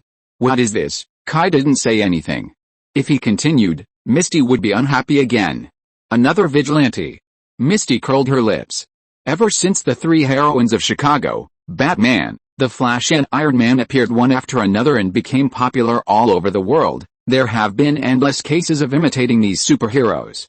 Many people dare to go out on the streets to act as superheroes with a cloth on their faces. Of course, 80% of them were suppressed by street thugs before they could become superheroes. There were even news reports of people dying because of this. After all, not everyone can be a superhero. If you don't have some skills, you really can't do it. When you encounter those criminal acts, the right way is to call the police honestly. But there are also some people who have received certain training and are good at dealing with thugs. They really fulfilled their dream of being a hero, but then they were taken away by the police and criticized and educated. After all, without the power to enforce the law, it is easy to cause some situations that no one wants to see. Don't underestimate the police. If you don't have some anti-detection ability, it's not uncommon to be caught by the police. When many people run out to do good deeds, they don't think so much. They think that if they cover themselves with a piece of cloth, the whole world will not recognize them. After all, in the Superman comics, no one recognizes Superman when he wears glasses. But this is the real world, and there are too many ways to identify a person. Those who are caught by the police are still okay. After all, the police can't really embarrass these people. They just criticize and educate them, and at most detain them for 2 days. Those who are found and retaliated by the gangs are miserable. There have been several cases of death due to gang revenge. In short, this series of events has caused widespread discussion in the media.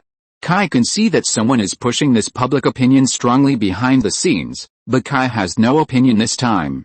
Just like when he was a policeman, he actually held a cautious attitude towards doing things for justice.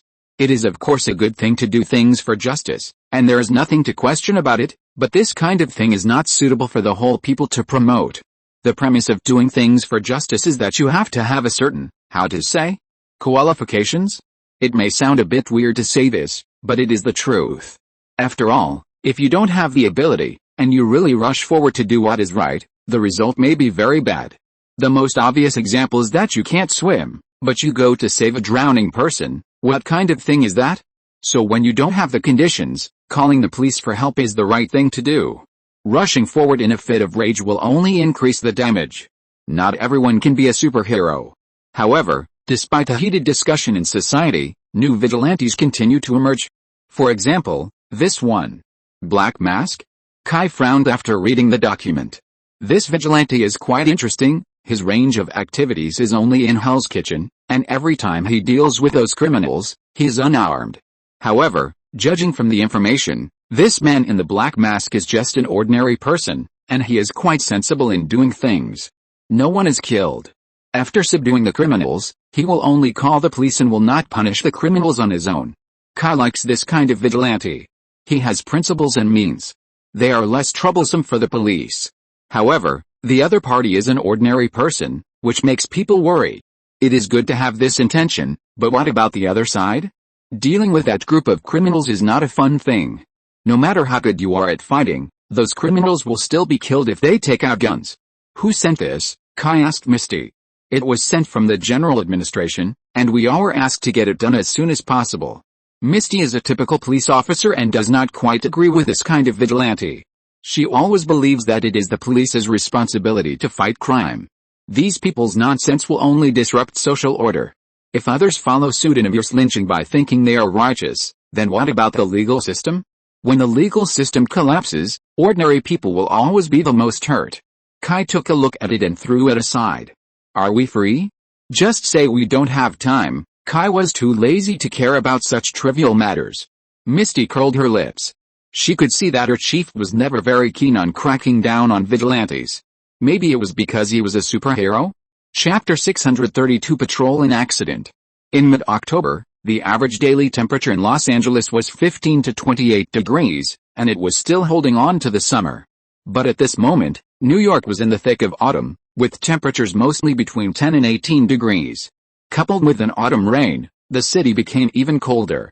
Kai opened the car window, threw out the cigarette butt, and continued to patrol Hell's Kitchen. In order to better combat the poor security environment in Hell's Kitchen, Kai and George decided to strengthen the patrol of Hell's Kitchen. At the same time, in order to protect the safety of the guys, Kai approved that all patrol officers could be equipped with high lethal weapons. In Hell's Kitchen, if the police's weapons are not strong, the gangsters don't care at all. As the chief, Kai also has to lead by example.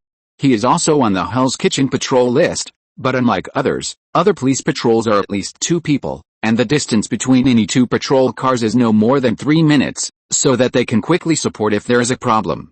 It's not that Kai is making a fuss, it's really a weird place in Hell's Kitchen. Even the police have to be careful and safe when they act here at night. That's why Kai set up such a strict patrol mechanism. But there are also benefits to doing this. At least the number of shootings at night in Hell's Kitchen has decreased a lot. The gangsters already know that the 15th precinct has a great chief, and is now looking for opportunities to start a war with their gangs. In fact, don't think that the gangs are too crazy. They are actually a group of bullies who only bully the weak and fear the strong. Most gang members are out just to make money. No one will take their own lives lightly. In the past, the 15th precinct was full of corrupt police, and many gangs were in cahoots with the corrupt police.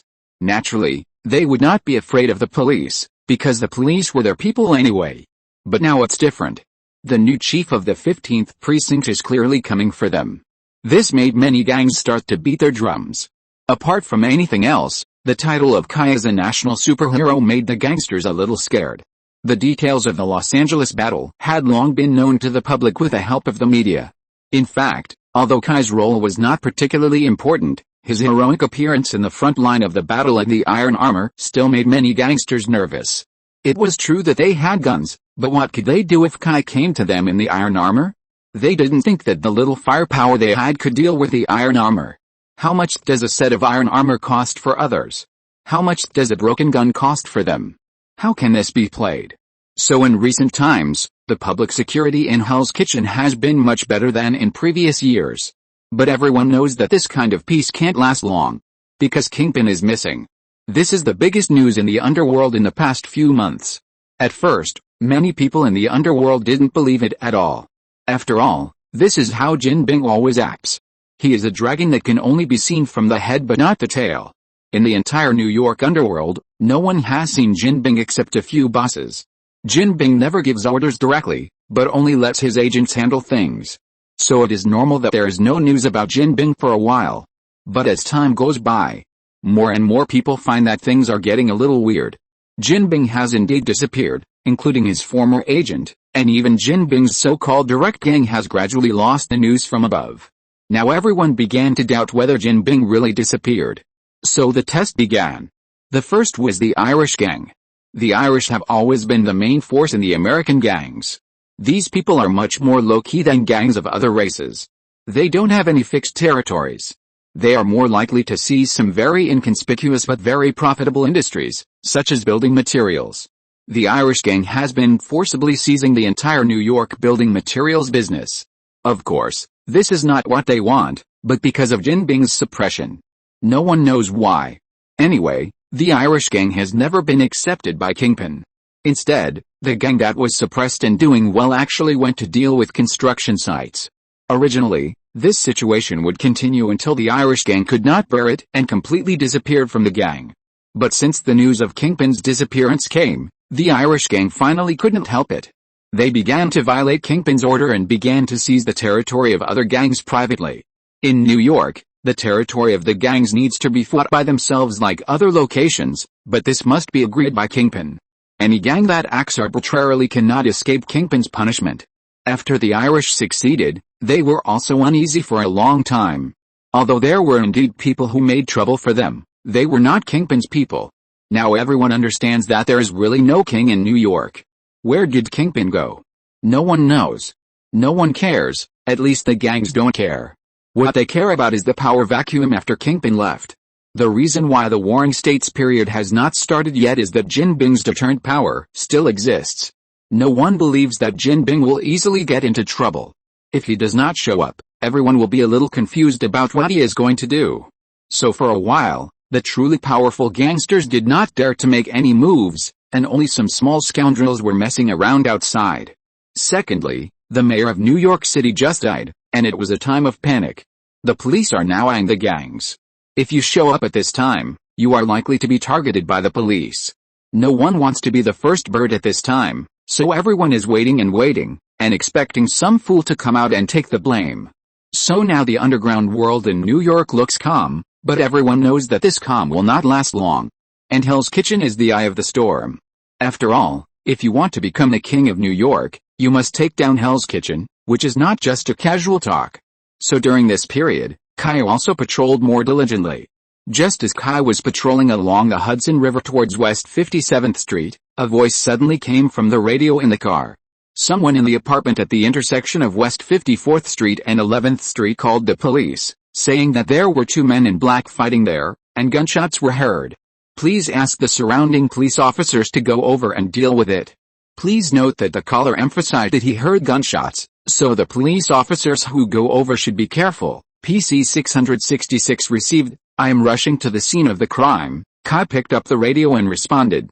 Then he turned and drove to the scene of the crime. He was very close to the crime scene, less than 2 minutes drive.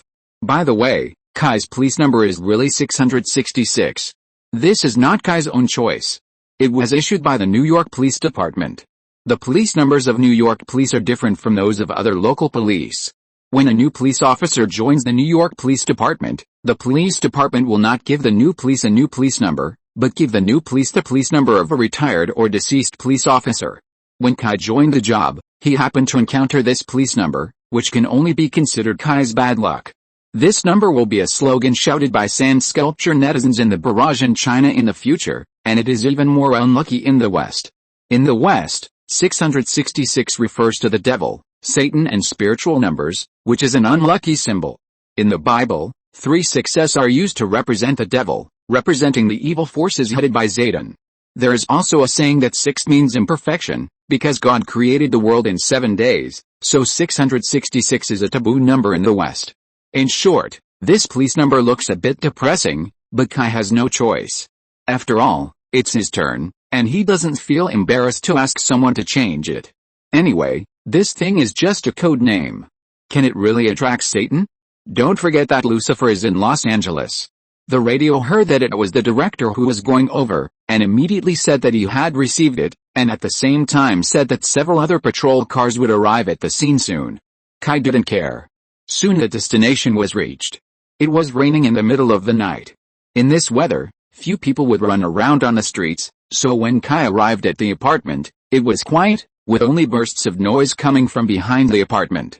Kai didn't think much, pulled out his M1911 from the holster and walked towards the alley behind the apartment. Just after walking in a few steps, he saw two people fighting passionately in the rain. It can be seen that both of them are martial artists. They fight very methodically and mercilessly, and every move is aimed at the vital points. Bang! Kai fired a shot into the sky, and then shouted, NYPD, don't move, put your hands up, or I will shoot. I have learned before that when the American police tell you not to move, you'd better not move. Otherwise, it is not illegal for the police to shoot. It is so unreasonable. The reaction of the two people who were fighting each other was beyond Kai's expectations. One of the guys with a knife turned his head and ran to the other side of the alley immediately after hearing the gunshot, without any hesitation. The other guy was stunned at first when he heard the gunshot, but when he saw his opponent running away, he immediately chased after him. This made Kai a little embarrassed. Damn, do you really think the gun in his hand is fake? Faced with this situation, Kai chose to shoot directly. Because he had already announced his identity and fired a warning shot, then his next shot would be reasonable and legal, and no one else would be able to help. Bang bang. 2 bullets went straight to the thighs of the 2 men. Fortunately, Kai was restrained and didn't shoot and kill right away. After all, according to the police report, the 2 men were just fighting at most, so there was no need to shoot them directly.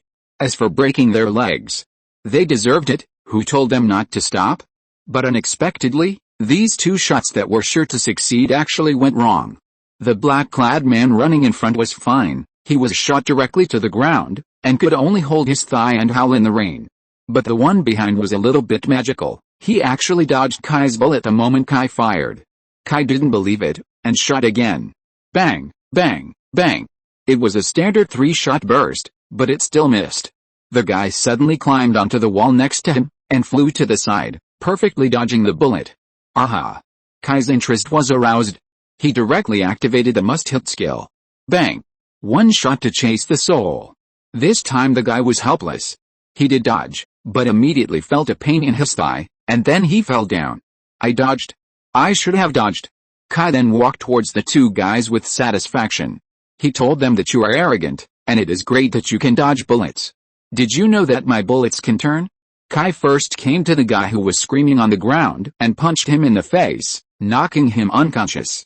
He probably lost half of his teeth. Then he walked towards the guy who could dodge bullets. When the guy saw Kai coming, he immediately tried to stand up tremblingly, enduring the gunshot wound on his leg. Kai pointed the gun at him and warned, "Get down. Otherwise I will shoot." The man didn't care about this, but suddenly accelerated and rushed towards Kai. Kai was a little surprised. Are New Yorkers so fierce? Can they still be so fierce after being shot? You know, the real world is different from the movies. The tough guys in the movies who can still jump around after being shot several times do not exist in reality. After the bullet contacts the human body, it is not as imagined, going straight in and out. The real scene should be that the bullet will roll at the moment it enters the human body, and the huge kinetic energy will form a cavity in the human body, which will basically destroy a person's combat effectiveness. This is a pistol bullet. If it was a rifle, it would not matter where the bullet hit, and the bulletproof vest would be useless. So the most reasonable situation for a bullet in the thigh should be like the guy just now, lying on the ground and dying. Instead of rushing over to cause trouble for him like now. Kai did not shoot this time, but grabbed his fist with his backhand, and threw him to the ground with a back throw. This time, it was considered to have really disintegrated the opponent's fighting power. At this time, Kai noticed that this guy's outfit was different from others. This guy was wearing a black tight sweater, black stretch pants and black shoes. Although it was strange, it was okay, but what he wore on his head was a bit strange. He was wearing a black woolen hat, but the woolen hat covered his nose and eyes. Covering his eyes with a hat in the middle of the night? Is this guy here to make fun of him? Isn't he afraid of falling down the stairs? Kai pulled off the woolen hat curiously. As a result, a face he had just seen was revealed. Matt Murdock. The blind lawyer. Kai looked at Matt, then at the woolen hat in his hand. Kai remembered the description in the document he had just read today. Fuck, you are not the Black Mask, are you? Matt was already fuzzy, so how could he answer Kai's question? At this time, Kai had heard the sirens. It seemed that the police officers from the police station had come to support him. After thinking about it, Kai grabbed Matt and threw him into the trash can, then cast a rejuvenation spell on him, and then closed the lid of the trash can and waited for his colleagues to come. After that, it was very simple. Send someone to the apartment to find out what happened, and at the same time send the unlucky guy to the hospital, so that he would not die from excessive blood loss. The police need to write a report when they shoot, and it would be even more troublesome if they died. Kai might even have to see a psychiatrist. As a result, when he asked this question, he actually met an old friend again, Karen Page. The girl who was wrongly accused of murder. This time it was because of her again. According to her, she had gone home to get something, but was attacked. Fortunately, someone rescued her and she started fighting with the killer. The two fought from upstairs to downstairs. She was so scared that she didn't know anything else. Kai could tell from her that she was hiding something, but he didn't expose her because there was an insider in the trash can anyway. After letting the police escort Peggy back to the police station to take a statement, Kai found a reason to leave and secretly took Matt away from the trash. Chapter 633 New Home and Robbery. When Matt woke up, he felt like he was going to explode. It hurt so much. After he brought Peggy to the law firm last night, he and Fergie sorted out the case. They all came to the conclusion that Peggy was hiding something from them. This was undoubtedly a very deadly thing for the lawyers. But they also knew that it was difficult for Peggy to believe them now, so they planned to take it slowly. So Matt took Peggy back to his home. Matt was a blind man, so the embarrassment between men and women could not affect him. Sure enough, in the middle of the night, Peggy quietly left Matt's house, returned to her rented apartment, and secretly took out the evidence she had hidden. Then she was attacked by the killer. Fortunately, Matt got out in time and fought with the killer, which kept Peggy safe. However, the killer's skills were quite good, at least it was quite difficult for Matt to deal with him.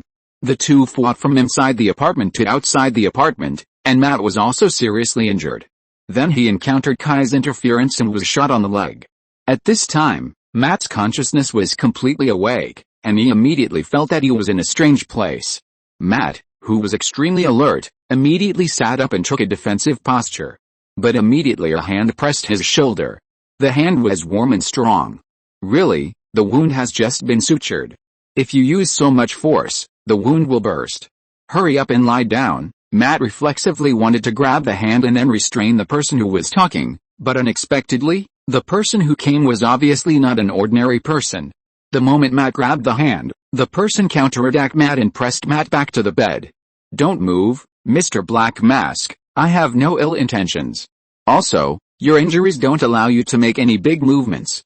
Just treat it as a pity for an old man who is about to be buried. I don't want to sew your wounds again.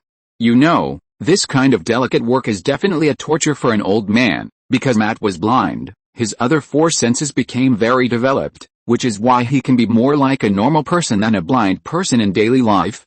He can even easily tell whether a person is lying from his heartbeat and breathing. Matt heard that the other person was telling the truth.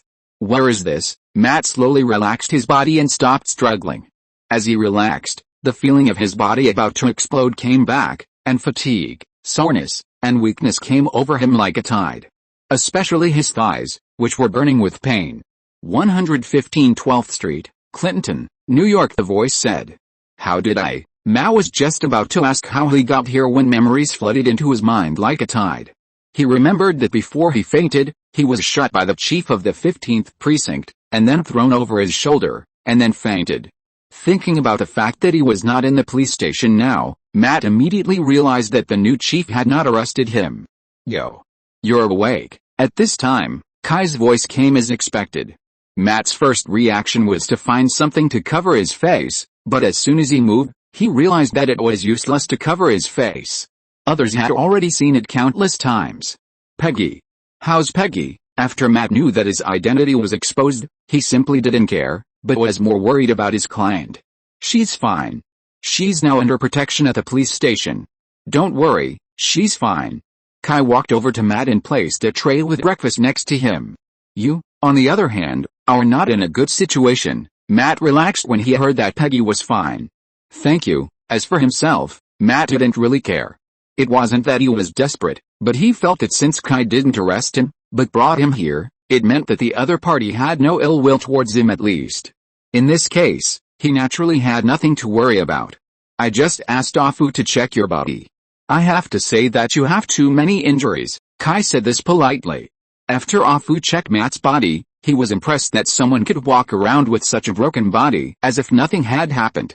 Matt had more than a dozen knife wounds of varying sizes all over his body, most of which were still healing and at risk of tearing at any time. As for bruises, falls, and other injuries, there were countless of them.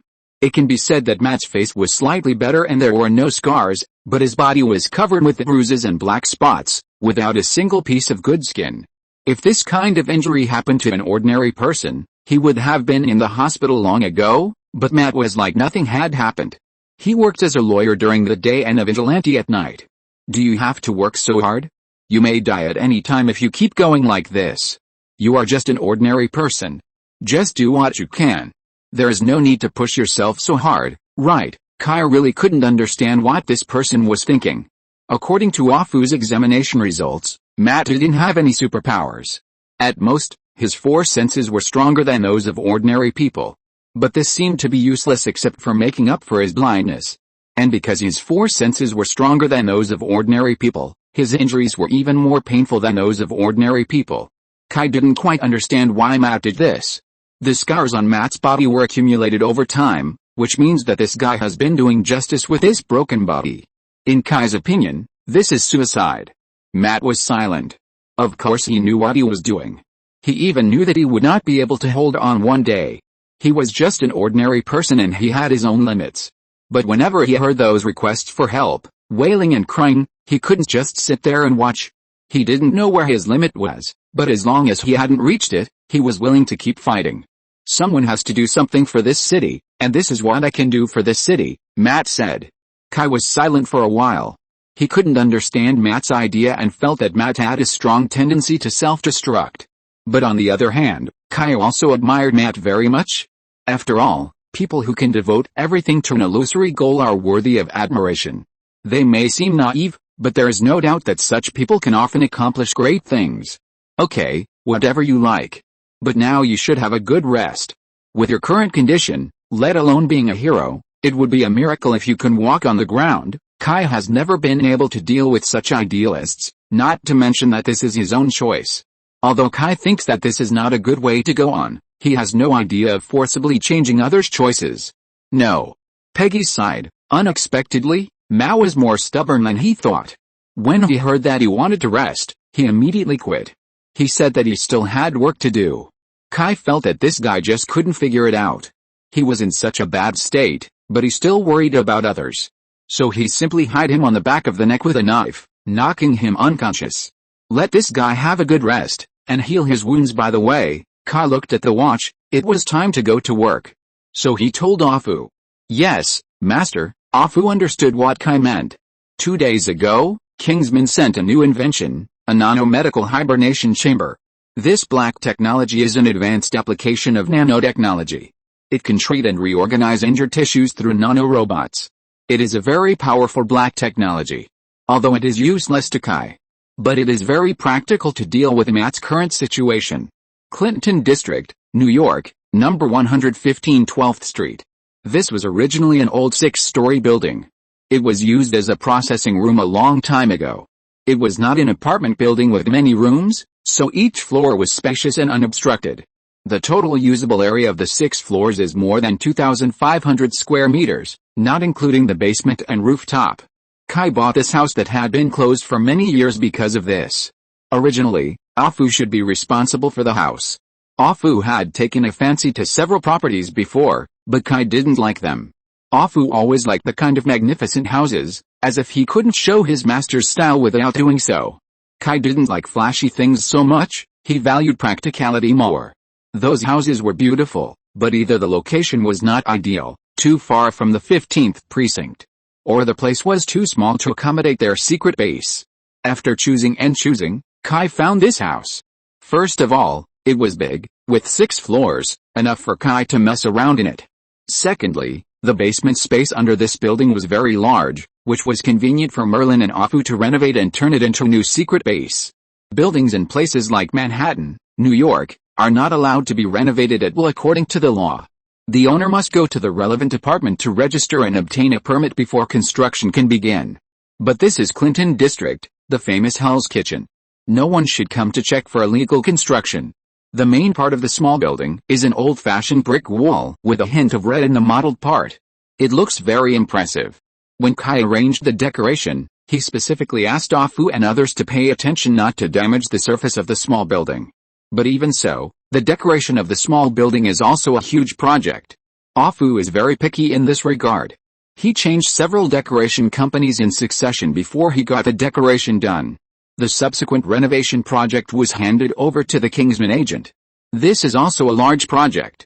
In order not to attract the attention of the relevant departments, the Kingsman agents were very careful, so the progress of the project was very slow. It was not until recently that the small building was really put into use. Kai also moved here from the hotel 2 days ago. But he didn't expect that the first guest who visited his new home was the famous Black Mask. Kai went downstairs and was about to open the car door to go to work. As a result, as soon as he opened the car door, several black guys jumped out from the alley opposite. These black guys had a smile on their faces, their bodies were loose, and their pants waists were about to fall below their buttocks, revealing the underwear waistbands of different colors. At first glance, they were the kind of low-class gangsters. The group of people surrounded Kai in the middle, looking at him unscrupulously. Kai seemed to be frightened, holding the car door and looking at the group of people stupidly. "Wow. Look at this car, it's really a rich white guy," the shorter black guy said, trying to get into Kai's car. "Brother, your car is nice, lend it to me to drive." Kai was indeed a little stunned, but he was not scared. A group of street thugs wanted to scare Kai? Impossible.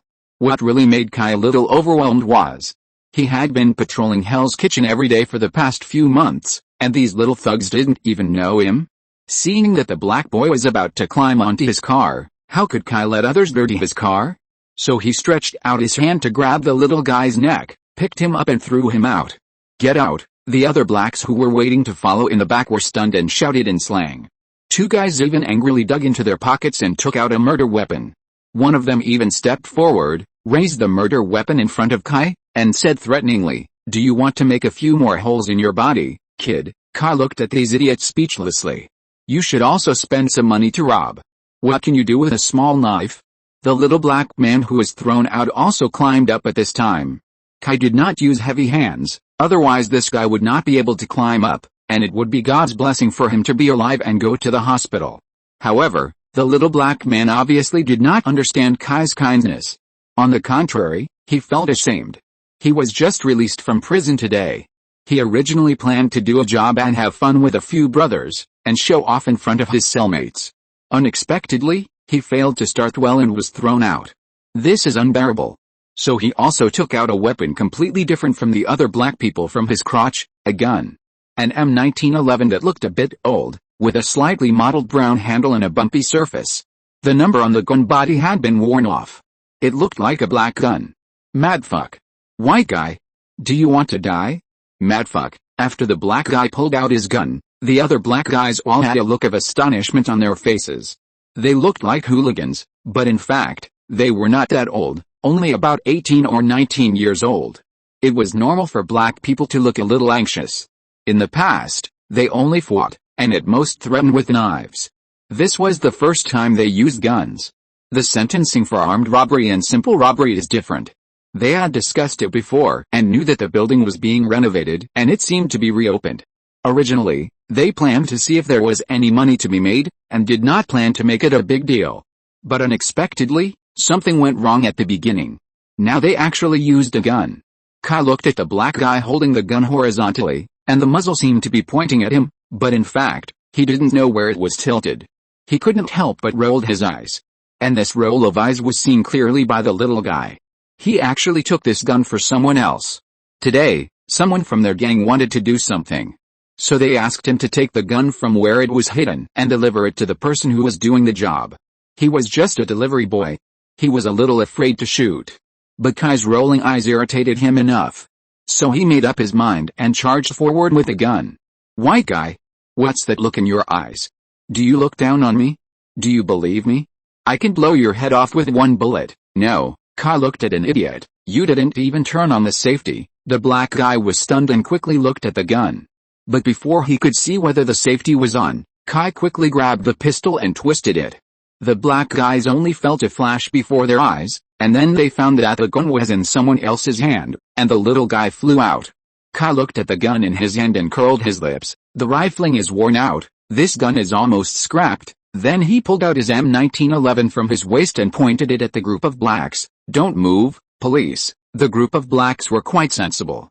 When they heard that Kai was a policeman, they immediately squatted down with their heads in their hands. Please support with your monthly tickets. What a miserable monthly ticket. Please give some recommendation tickets too. If you're listening to this novel on a channel other than Fanfic World, it means they downloaded and uploaded it without effort. We cordially invite you to visit our channel, Mundo Fanfic Novelis. There you'll find the original version of this story, and you can explore many other novels of various genres. We're waiting for you to immerse yourself in a world of incredible novels. Chapter 634 Persuasion. They couldn't disobey. If they ran, Kai could justifiably shoot them. They were not children, and they had really committed robbery.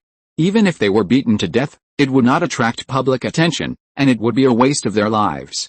So one by one, they knelt down with their heads in their hands. Anyway, going to prison was not a strange thing for these people. In fact, many people thought that there was nothing wrong with going to prison. There was food and drink, a place to live, and free medical care. It was not like outside, where you had to worry about what to eat next and where to sleep at night. Kai was irritated by the skilled actions of this group of people. At first glance, this group of people looked like old-timers, although they were not very old. After catching these guys, Kai called other police officers for help. But just as Kai put down his phone, he heard a woman's cry, "Charlie!" Then he saw a black woman wearing a sweater running out of an apartment not far away. Under the gray sweater was a purple nurse's uniform. It seemed that this black woman should be a nurse. "Stop, lady. Don't come near." Kai followed the precious procedure to stop the lady from approaching. Hearing the woman's shout, one of the black guys raised his head and looked at her, then quickly lowered his head, like an ostrich hiding its head in the sand. The female nurse immediately stood up and said to Kai in a safe position, "Sir, listen to me, I have no ill intentions. It's just my brother. Charlie, he is not a bad person, please." Kai took out a police badge directly and said, "I don't know who your brother is, but these guys just robbed me, robbed a policeman. You know, this is a felony. I can't let them go. Sorry, it's very touching that the sister saved her brother. But your brother was robbing with a knife?" Kai couldn't let a robber go just because a woman said a few words. This is irresponsible to others. The female nurse was about to say something, but the sirens soon came and the police patrolling nearby came over. "Chief," two police officers got off the patrol car and saw a group of black people being forced to kneel on the ground in a row by the chief with a gun. A black beauty was trying to explain something, but Kai didn't care. Not only the female nurse, but also other black people were stunned when they heard the two police officers address Kai. It was just a robbery, but they actually robbed the police chief. What kind of luck is this? The nurse was even more desperate. It was bad enough to rob a policeman, but she ended up robbing the police chief. She could guess that her unlucky brother would be in jail for a long time. Take all these idiots back. Oh, and there's this gun. It should be a black gun. Check the cases related to this gun. The police like to catch black guns the most, because often there are several or even dozens of cases on a black gun. The gangs use guns differently from what ordinary people imagine. They will not use their own guns to do things. It is too easy for the police to catch them. After all, they only need to do a ballistic comparison, and they can catch them accurately. Therefore, when many gangs do things, such as assassinations or gunfights, they will temporarily call for black guns. After using them, they will hide the black guns. Even if they are caught, the police will be helpless because they can't find the weapons and have no evidence. But once the black guns are found by the police, they will definitely implicate a series of cases. For the gangs, it is definitely a big trouble. The little black man who pulled out the gun was scared at this moment. He knew that he was finished. If the police caught the black gun, they would definitely bite him to death. If he didn't reveal the origin of the black gun, he would be the one to be charged. This is not a joke. He might have to go to jail for life. But if he betrayed the gang, it would be even worse. His whole family would definitely die in a minute. Of course, this is an exaggeration, but he himself would definitely die miserably. Even if he hid in prison, it would be useless. There are gang members in prison. Even if his gang has no members in the prison where he is serving his sentence, he can entrust some partners to do it. In short, he will be in big trouble no matter what. After that, Kai didn't care about this matter anymore. He was a chief after all. He couldn't waste time on such a small case. Otherwise, he would do everything. What would the police do? But when he just returned to the police station, Fergie came to him. He didn't speak for Peggy, but for those little hooligans.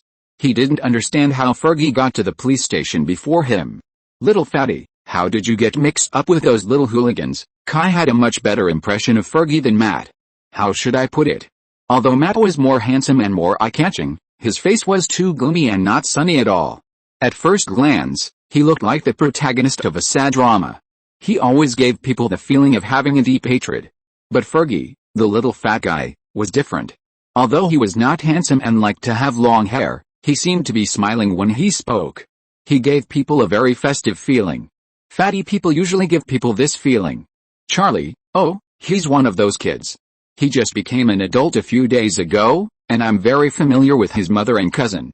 So I was entrusted with a task. Fergie knew very well the importance of building personal connections for a lawyer, so when facing Kay, he was more willing to use a friendlier attitude to bring them closer. Chief Wayne, although Charlie is a little bit slow in the head, he is not a bad person by nature. He was just led astray by other little bastards, including the last robbery. He didn't know his friends were going to rob before. He thought someone was taking advantage of them and asked them to go to the supermarket to buy things. He hid at the back the whole time and didn't even dare to show his face. He was just unlucky and was caught by the police. He is really not the kind of person who would hurt others.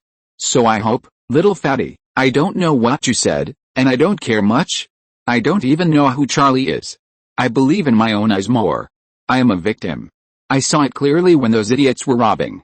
None of those black guys hid behind in fear like you said. On the contrary, these guys were very active.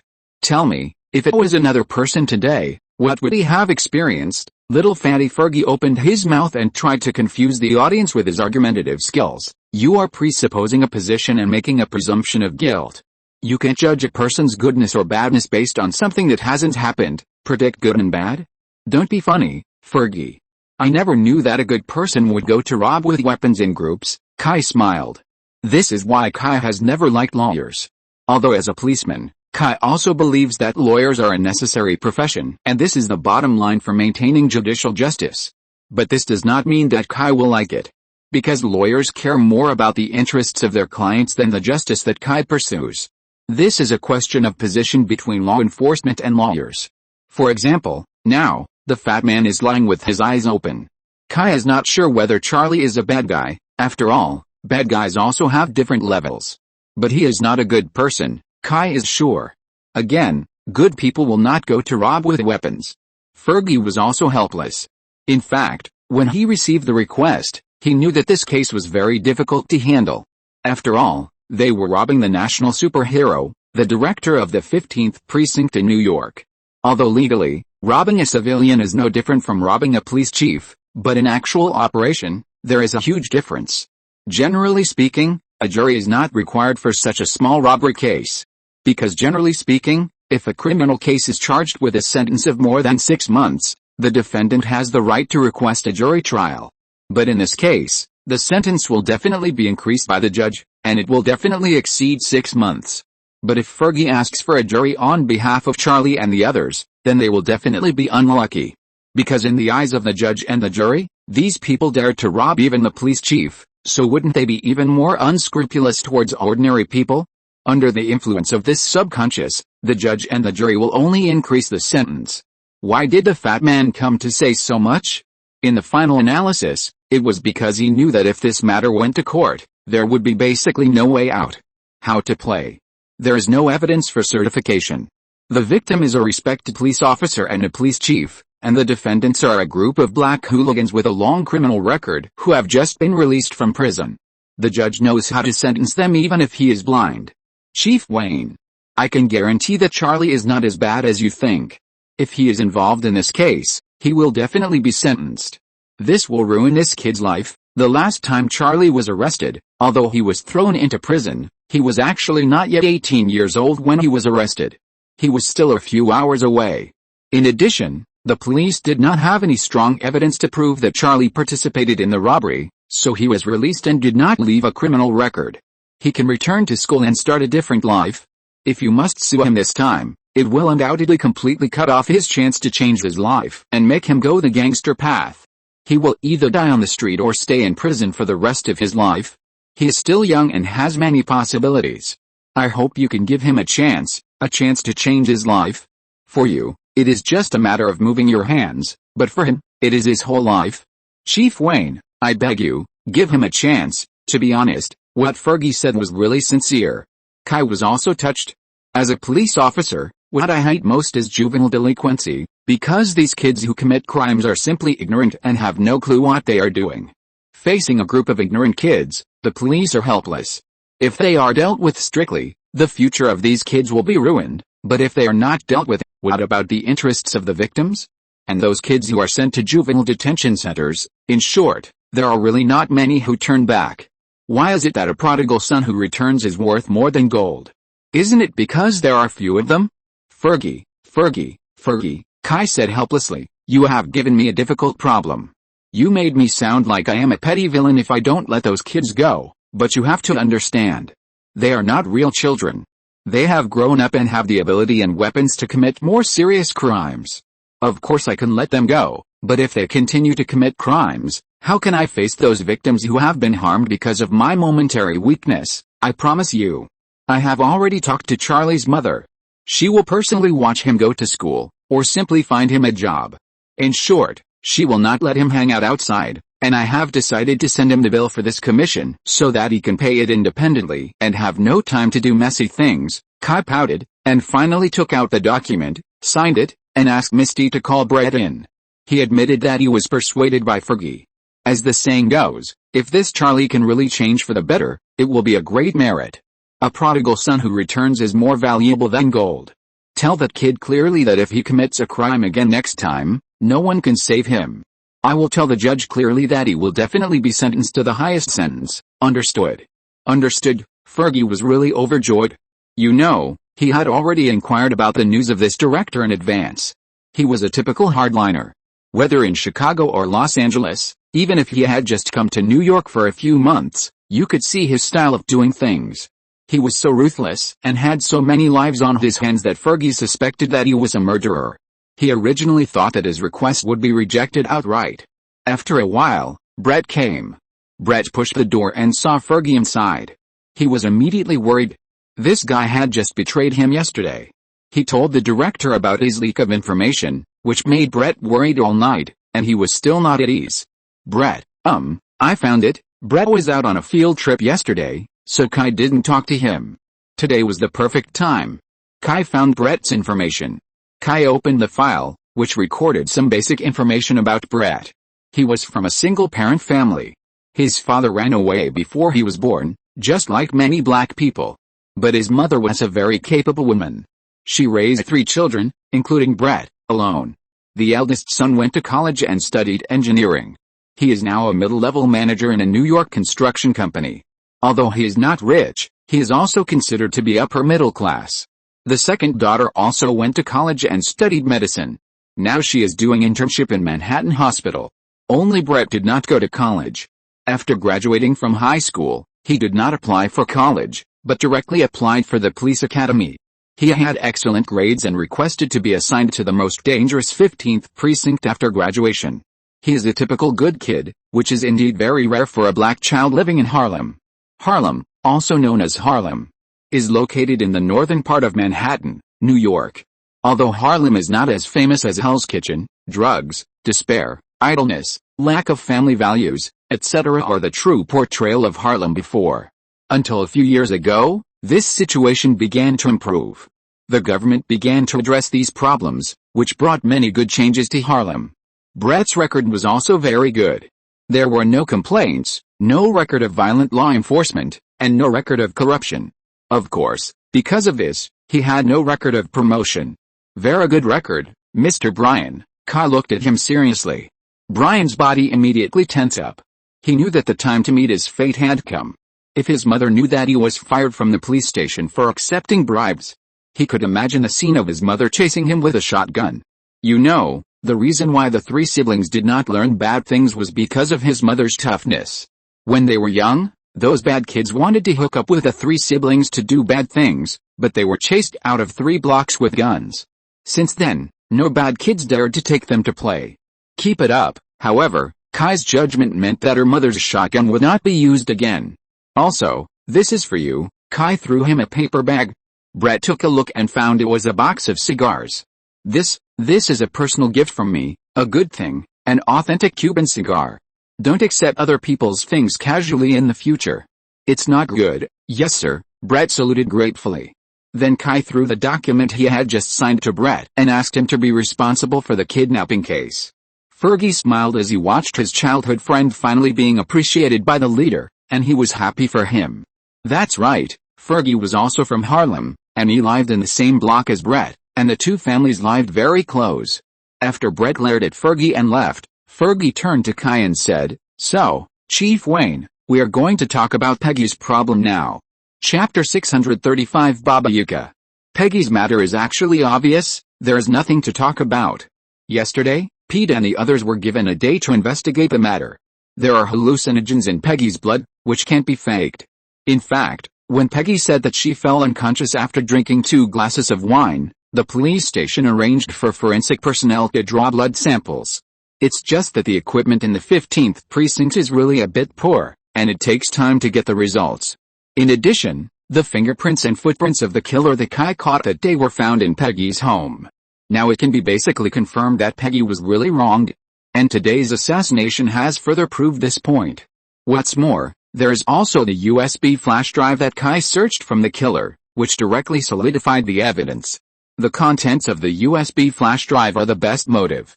Someone in the United Construction Company used the pension account to launder money. As for the flow of funds, the General Administration is now in charge. The New York District Attorney has also been eyeing this case. I heard that the FBI and the IRS are also beginning to make moves. In short, no matter how strong the United Construction Company's background is, it is being targeted by so many law enforcement agencies. This time, it will be a disaster. That's why Fergie came here this time to discuss Charlie's case with Kai first, and Peggy took the side instead. That girl is quite fierce. She dared to steal the company's information without knowing anything. She was lucky not to be killed. Kai actually admired Peggy, this silly girl. If she had been more careful, this matter would not have turned out so easily. When she saw the trick from the documents, she should have pretended to know nothing. She foolishly ran to ask her boss. Was she afraid that she would not die quickly enough? Moreover, with such a large amount of money involved, she didn't call the police or choose to expose it to the media at the first time. Instead, she planned to find a colleague in the legal department of the same company. What was she thinking? And how could she be sure that Daniel would intend to expose this scandal like her? In short, it can be said that this girl did not do anything right except the original intention and hiding the USB flash drive. Fergie shook his head with a wry smile. In fact, he did not understand what Peggy was thinking. You know, when he heard the whole story of this case, he did not want to take this case at the first time, but Matt insisted on taking it, and he could not get rid of Matt. Matt insisted on taking this case. He thought Peggy was wronged. Matt has a sense of justice that others cannot understand since he was a child. Sometimes I think that Matt should not be a lawyer, he should be a policeman. Fergie and Matt have been friends since childhood. When Fergie was a child, he was fat and didn't like to talk much, so he was always bullied in school. At that time, Matt always stood up for him. Later, Matt became blind, but he still did not change this style. It was also from that time that Fergie felt that he had to change. He couldn't be the coward standing behind Matt, so there's the current sharp-tongued Fergie, instead of a gloomy fat otaku Fergie. Then you should be more careful in the future. Your friend, he will be a good person, a person that everyone admires, but he will definitely not be a good friend. You will only face endless troubles around him, and even your own safety will be in danger, Kai said with a hint of meaning. However, Fergie obviously didn't know that Matt was the Black Mask, so he didn't understand Kai's deep meaning at all, but it didn't matter. Matt is a person with a natural sense of justice, even to the level of a saint. For example, the two have differences on the operation of the law firm. Matt believes that the law firm should uphold justice for all innocent people, while Fergie believes that the definition of innocent people should be people who have not been convicted in the legal sense. In short, Matt's lawyer gives priority to innocent people, or simply he fights to serve those innocent people. Fergie is more ordinary. He believes that they should fight for all clients who come to them for help. It seems that there is no difference, but in fact, Matt is completely altruistic, while Fergie hopes that when helping others, he will not delay making money for himself.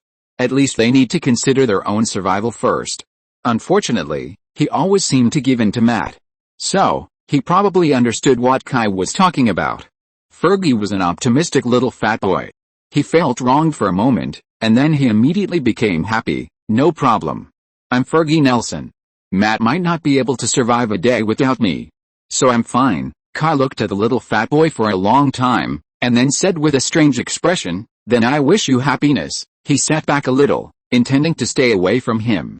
Fergie looked at Kai strangely. "What's wrong with you?" Kai straightened his clothes. "Nothing, I just look more handsome. And I'm a straight man." Fergie didn't understand what was going on when he heard the first half of the sentence, but when he heard the word straight man, he immediately understood. "Fuck. You are discriminating. I can sue you." "So you admit that you two are in love?" Kai asked in surprise. Although gay equality was not as powerful as in later generations in the early 21st century, it has become politically correct at this stage, and discrimination against homosexuals will also be complained. But this is just a drizzle for Kai.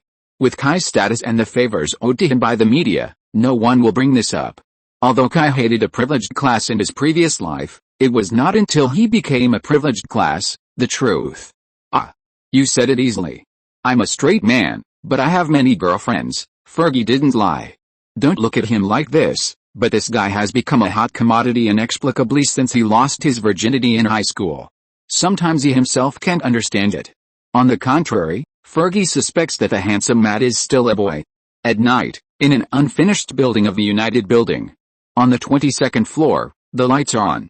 Because the building is not yet completed, the ventilation around is simply. In addition, New York is very cold on a rainy night in autumn. An old white man is almost blown into a grandson by the cold wind. Why do we have to have a party in a place like this? In fact, a restaurant is a good choice. At least it's much warmer than this damn place. People can freeze to death at this height. The white old man tightened his black coat and turned to look at the other people. There were two Asians, a man and a woman. The man was cold and hard, standing straight with his eyes half closed. And he didn't care about the old man's words at all. The woman was an elegant old lady, who looked at least 80 years old. She sat on a pile of wooden boards, holding a black classical cane. Her expression was elegant and dignified, making people feel that she must be a strict but kind head of the family. There were also two white young men with messy hair. They looked impatient. But they were also indifferent to the words of the white old man. Believe it. Don't you think so? The white old man saw that no one paid attention to him, so he took the initiative to find something to say. But the Asian man looked at him and continued to close his eyes. "Okay. But can you pretend to feel cold? You look so disturbing now." Looking at Zin, who was wearing a simple suit and a shirt, standing motionless in the cold wind, the white old man seemed very uncomfortable. "Some people's hands are covered with the blood of the victims. It will be cold, so you get used to it." At this time, the old woman next to him smiled and said in Chinese. The white old man stared at the old woman for a while, then turned to the others. "Does any one of you understand Chinese?" No one paid attention to him, so he looked at Zin. Zin opened his eyes, looked at the white old man with a knife-like look, and then closed his eyes again. At this time, the white young man next to him said, "He is Japanese." I know. It's just that the white old man pointed at Zin and the old woman, and after a while, he put down his hand. "Forget it." Just then, a sound of footsteps came. Everyone looked over, and a man with gold-rimmed glasses walked out of the darkness. Several people were disappointed. This was not the person they were waiting for. "Where's Kingpin?" the white old man said impatiently. "He should come in person. This is a party he organized. My employer has given me full authority to represent him." Of course, he also apologized for not being able to be there in person, especially to you, Mrs. Gao. The person who came was James Wesley, Kingpin's right-hand man. Mrs. Gao didn't seem to care much about it, just smiled and nodded, and then continued to look into the distance. The white old man didn't think so. "You are the full agent? Do you know how much loss Kingpin's disappearance will bring us? Now the situation outside is getting worse and worse. Everyone is ready to make a move. Kingpin thinks that he can bear this loss. In fact, Kingpin has already made a new plan for the next development. And I am here to convey this plan." "Plan? He has disappeared. What plan can we talk about?" The white old man was obviously very dissatisfied with Kingpin's disappearance. James looked at the white old man. "Mr.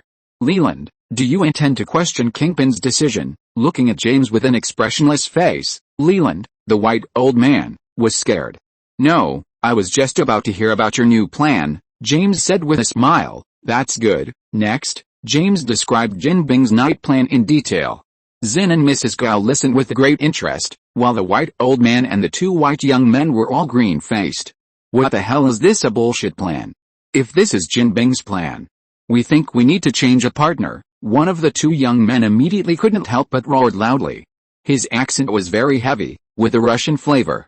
James smiled at them. Whatever, as long as you can confidently escape Jin Bing's punishment. After that, James didn't care about the two of them, but turned to Mrs. Go and handed over a document. This is a gift from Jin Bing to you, something you have always dreamed of. Mrs. Go's originally indifferent face showed surprise. She didn't even open it to see what was inside, and said to James very happily, "It's thoughtful. Thank Jin Bing for me, and let him come to me for tea when he has time." Of course, Jin Bing also misses your tea art very much. Just when Mrs. Go received the thing, Zin's eyes lit up. He seemed to know what it was. Only the two white youths and Leland knew nothing about this, because they were speaking Chinese. What the hell are they talking about? How the hell do we know? The two Russian youths pouted, but when the three looked at each other, they saw the same thing in each other's eyes. How was the meeting yesterday? Jin Bing sat under the eaves of a country villa, watching his son and wife flying kites on the grass in front of the villa, with a smile on his lips. James looked at Jin Bing like this, not knowing whether it was good or bad, but at least he was really happy now. So James didn't plan to say anything.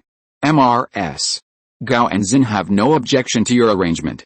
Their current focus is not on business at all, so they choose to support our plan, but brother Sergei and Leland, James is now completely different.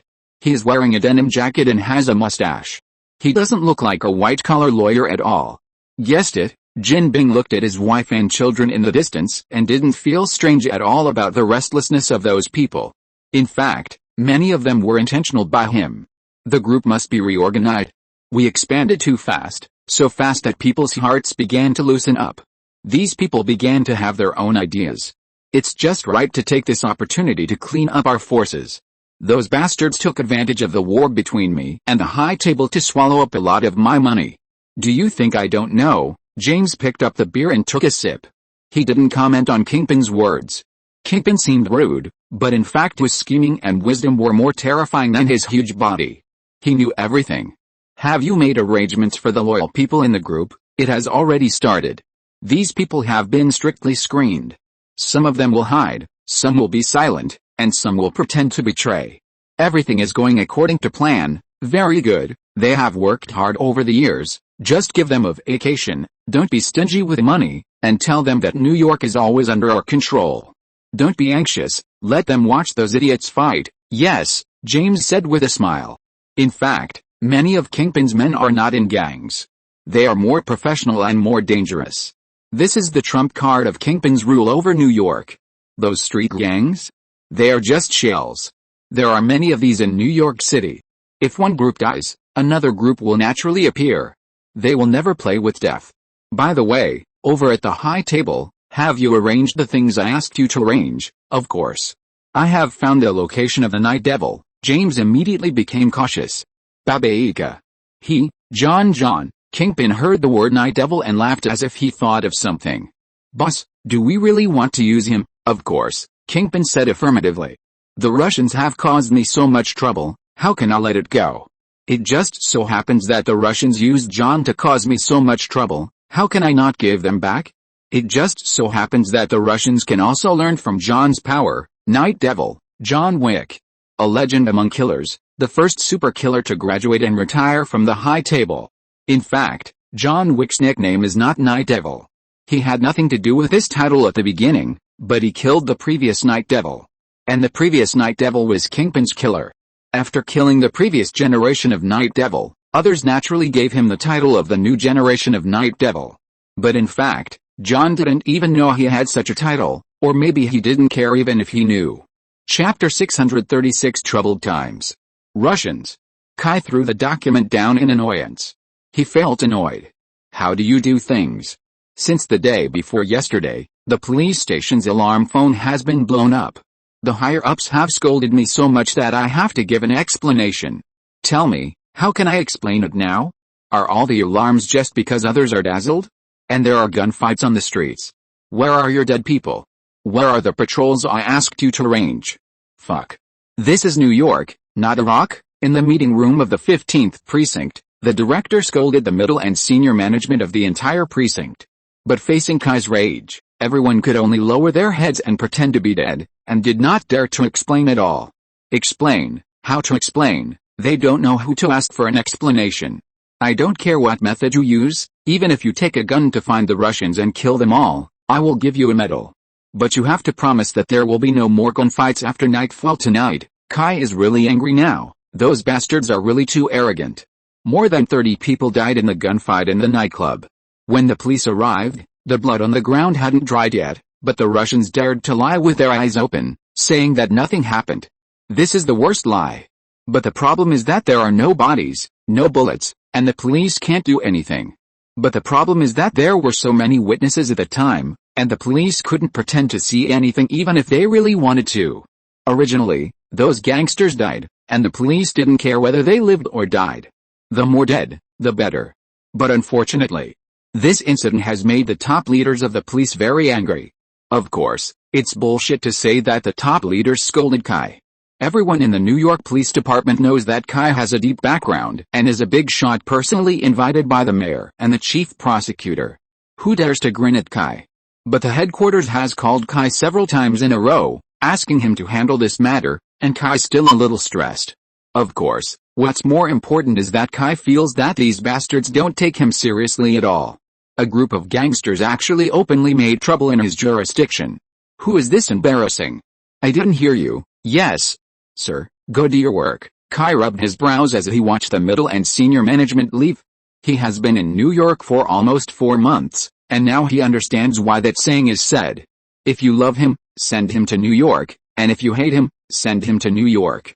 Is New York a good place? Of course it is good. There is decadence and debauchery everywhere, and opportunities to make a fortune everywhere. But to say that it is a paradise is overthinking. It is a paradise for the rich and a hell for the poor. Kai has truly understood what New York is during these days as the head of the 15th precinct. The crime rate is ridiculously high. Especially Hell's Kitchen, it's amazing. If there is no case in Hell's Kitchen one day, Kai can open champagne to celebrate. You know, in the first half of the month, Hell's Kitchen created a history. There was really no shooting in 24 hours.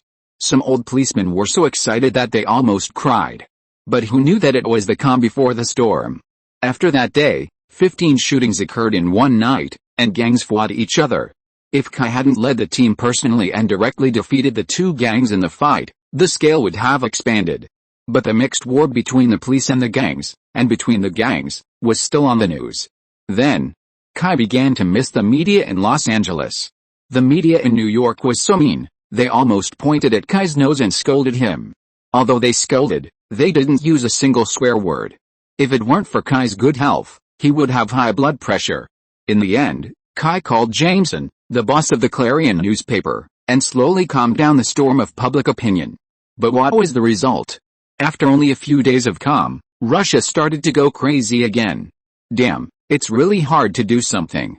Kai scolded his subordinates and finally returned to the office, only to find that another trouble had come. Fuck, do you know this is a police station? If someone sees you, I can't pretend not to see you. The person who came was Matt Murdock, alias Daredevil. Since Kai rescued Matt last time and helped him heal his injuries, Matt has been in contact with Kai. Even now, Matt is considered half of Kai's subordinate. Well, that's not right, he should be a partner. Kai provides Matt with equipment and intelligence support, such as the Night Stalker armor Matt is wearing now, which is made of polymer aerogel material. It is ultra-light, shock-resistant, puncture-resistant, fire-resistant, electric-resistant, acid-resistant, and can defend against ordinary pistol bullets. The vital parts are also reinforced with rare metals to block rifle bullets. The only disadvantage is that it is expensive. That suit of armor was developed internally by Kingsman, and all the materials were produced in the laboratory. There is no market for it. If it is really sold, it will easily cost tens of millions. Add in some other messy functions, and the cost of this suit of armor is directly skyrocketing. Originally, this was the bottom equipment prepared by Kingsman for future Ace agents, but after Kai sent the information of the Iron Man armor over, this thing was naturally eliminated. Unexpectedly, Merlin picked it up again and used it on Matt. Anyway, with Kai's help, Daredevil has been very active in Hell's Kitchen recently. Gradually, No one mentioned the low-profile title of Black Mask. Now everyone calls him Daredevil. Matt has officially made a name for himself. But this is the first time he has come to the police station like this. "I'm here to give you a message," Matt said in an extremely unfamiliar voice. That was the work of the voice changer. It prevents people from finding Matt by voice. What message? Just make a phone call. No. I suspect the police station is being monitored now. Matt shook his head and said. What did you say? Monitored? Kai was stunned, and then he got angry. Who the hell is so brave? That bastard did it. They call him the Punisher. Wait? Who? The Punisher? Tisk. Kai felt a pain in his balls. He had heard of this person. In Los Angeles, Kai once caught the head of an Irish gang. They were originally on the East Coast, but they were scared by the Punisher and ran to the other side of the United States. Later, Kai also inquired about this person's news. This guy is also a vigilante, but he has a very bad reputation. He has killed countless people, but the key is that his methods are explosive, leaving no one alive, and he doesn't care about the impact at all. But there is one thing that everyone has a good reputation for. That is, he only troubles those criminals and never kills innocent people. Him? Eavesdropping on the police station? What? This guy doesn't plan to be a vigilante anymore, and plans to become a terrorist directly. When the Punisher eavesdropped on the police station, Kai's first thought was that he planned to attack the police. Then Kai really couldn't stand it. To be honest, if you kill bad guys, even if someone scolds you, everyone doesn't really care. After all, it's the same thing, those scums are dead, and few people really care except idiots. But if he messes with the police, Kai will be the first to disagree, and he will mess with his own men. I don't know. I just saw him yesterday. He was going to kill someone, and I stopped him, but he ran away, Matt said. Wait, you stopped him? Are you injured? The Punisher can be at large until now, and there is no doubt about his ability. Matt. To be honest, his skills are good for ordinary people, but they are still a little bit worse than those of real masters. Who is the Punisher?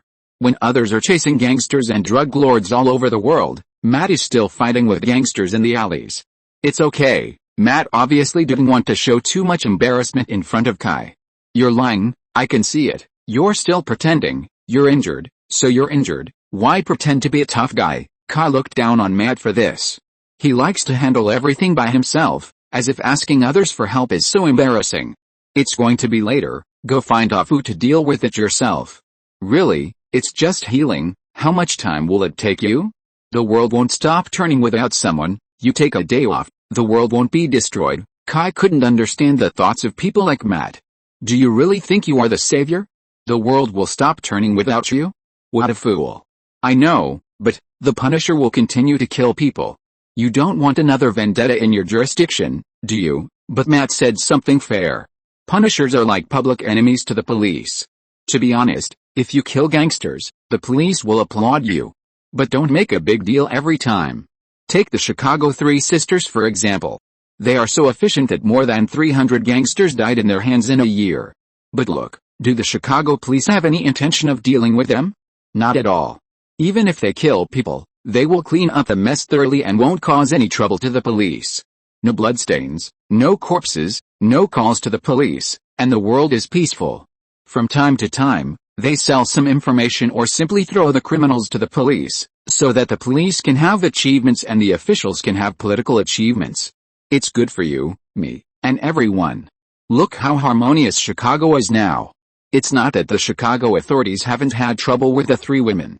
Not all gangsters are tough guys, they also have black backers, but the police below all turned a blind eye to such orders, openly fishing. No one really went to investigate the three women, and even helped secretly.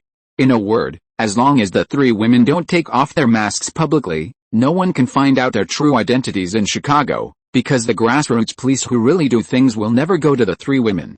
But look at the Punisher, all kinds of gunfights, explosions. Even rockets and anti-tank missiles have appeared. How can the police be happy with such a big deal? Even if they have a sense of justice, they can't stop you from treating the United States as a battlefield. So Kai also had a headache. I'll find a way.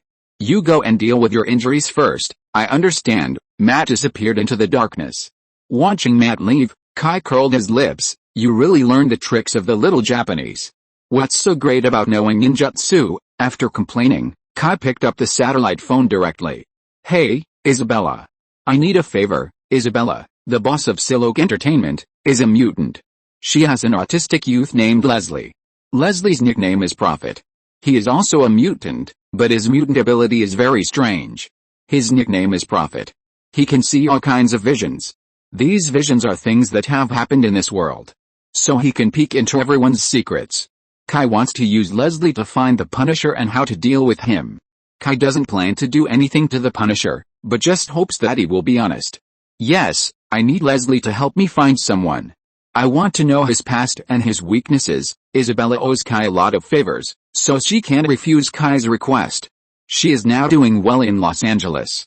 Her female singer Nicki Minaj has appeared on the Grammy this year and was nominated for 3 awards, including Best Singer, Best Album, and Best Single. Regardless of whether she can win the award or not, her status as a first-line singer has been established. All of this was the resources Kai found for her through the Stark Group. Otherwise, with the qualifications of Siloke Entertainment, they would not even be able to get a PR award like the Grammy. "Well, okay, I'll wait for your news." That night, Kai got the information about the Punisher. After reading the information, Kai understood why the Punisher did things in that style. This guy is really miserable. The Punisher, whose real name is Frank Custer, is a soldier from the U.S. Marine Corps with the rank of captain. Because of his outstanding and powerful performance during the Marine Corps, he was awarded the Medal of Honor, the Navy Cross, 3 Silver Star Medals, 4 Purple Heart Medals and the Presidential Medal of Freedom. In the military profession, he is simply a legend. His family life is also very happy, with a beautiful wife and a pair of lovely children. A complete winner in life. Until one day when he was having dinner with his wife and children in the park, the family of 4 was shot and killed by gangsters because they witnessed a gang fight. Frank, who had escaped by chance, used his intelligence system to find the murderer who killed his wife and children and took legal action after being discharged from the hospital. However, the gangsters escaped sanctions through various channels and legal loopholes. Frank, who was completely desperate for justice, decided to seek justice for his wife and children in his own way in order to avenge his wife and children, and he would kill any criminal without mercy. According to the drawings given by Leslie, Leslie is autistic and can't speak, he can only draw. This matter is not that simple. At least it is much more complicated than Frank thought, but the drawings given by Leslie are also vague and not detailed. Kai can't be completely sure, which requires Kai to check it carefully. However, Kai thinks that these things are enough for him and Frank to have a good talk. Thinking of this, Kai directly called Raymond Rowe, the deputy director of the National Security Agency. They still owe Kai 2 favors, and it would be a waste if they don't use this thing. Let's talk about it after they are used up. Just after Kai and Leigh finished communicating, his secretary Misty suddenly knocked on the door. "Chief, there's a prosecutor, Samantha Reyes," but before Misty could finish, she was pushed aside, and a man and a woman, both wearing typical black business suits, walked over. The first one was a Latino woman in her early 40s, and the one behind her was a black man in his early 30s. "Get out." Kai saw the 2 people pushing Misty aside and going straight into the door, and he immediately felt unprecedentedly offended. The 2 didn't care at first, but when Kai looked at them coldly and repeated again, "Get out," they understood. It turned out that he had just said to them, "Hello, Chief Wayne, I'm from the prosecutor's office," the African-American woman said with a very ugly face, and she didn't intend to listen to Kai's order to leave. "Get out." Does Kai care who she is? The President of the United States has to knock on the door when he comes to his office. Chapter 637 Rejection. Misty tried to hold back her laughter as she watched Samantha Reyes come out of the office in disgrace. If she hadn't been trained, she wouldn't have laughed no matter how funny it was. She would have laughed out loud. How arrogant this woman was before, how embarrassed she was now. She knew her boss had a special status, but she still came over to act like a prosecutor. Isn't that uncomfortable? Samantha Reyes was also bleeding with hatred. She knew Kai had a special status, so she took a tough stance right from the start, because she knew that if she didn't do this, others might ignore her, and she didn't think she was wrong. In the United States, prosecutors are naturally superior to police officers. After all, prosecutors are graduates of law schools, most of whom are from prestigious schools. Not only that, in the United States, it is normal for lawyers to turn to politics, especially prosecutors, who are the best way to become politicians. In terms of power, The local prosecutor is the highest civil servant in the legal department of the county, city, level jurisdiction in the United States. He is responsible for supervising deputy prosecutors and assistant prosecutors. When Harvey wanted to change the world, didn't he also take the path of prosecutors? So prosecutors are really officials, police officers? That was just a thug. Generally speaking, prosecutors don't have to give too much face to the police. Not to mention that Samantha Reyes is the second in command of the district attorney, so naturally, she plans to take a tough attitude. As a result, others really don't give face. Just let her go. And Samantha Reyes realized at this time that she really couldn't do anything to him. What can she do? The mayor and the chief prosecutor are both backers of others. Even if she uses her power to put pressure on the general administration dare not move. Instead, it will bring trouble to herself. After all, the identity of others is not just a policeman. Samantha Reyes didn't really want to conflict with Kai, but there was no way. The Punisher's case was too important to her. It was related to her future. So even if she was kicked out of the office, Samantha Reyes didn't want to leave just like that. She had to get the case. Unlike China, prosecutors in the United States have the power to investigate on their own, so she is qualified to lead the police in investigating the case. Of course, this premise requires the cooperation of the police. After all, there is no provision in any law that the prosecutor has the power to mobilize police forces. Although such things happen frequently in practice, she can do nothing if the police do not cooperate. She knows the power of the law very well. As long as Kai does not cooperate, it will be useless no matter how powerful she is. Even if she wants to take the case by force, she cannot do so because she has no legal basis to support her actions. It was hasty. While Samantha Reyes was reflecting, her brain was working fast, thinking about how to convince Kai to let her take over the case. No matter what, the Punisher must die. Samantha Reyes? What is she doing at your place? Harvey was a little surprised to receive Kai's call, because he did not remember arranging this case for Samantha Reyes.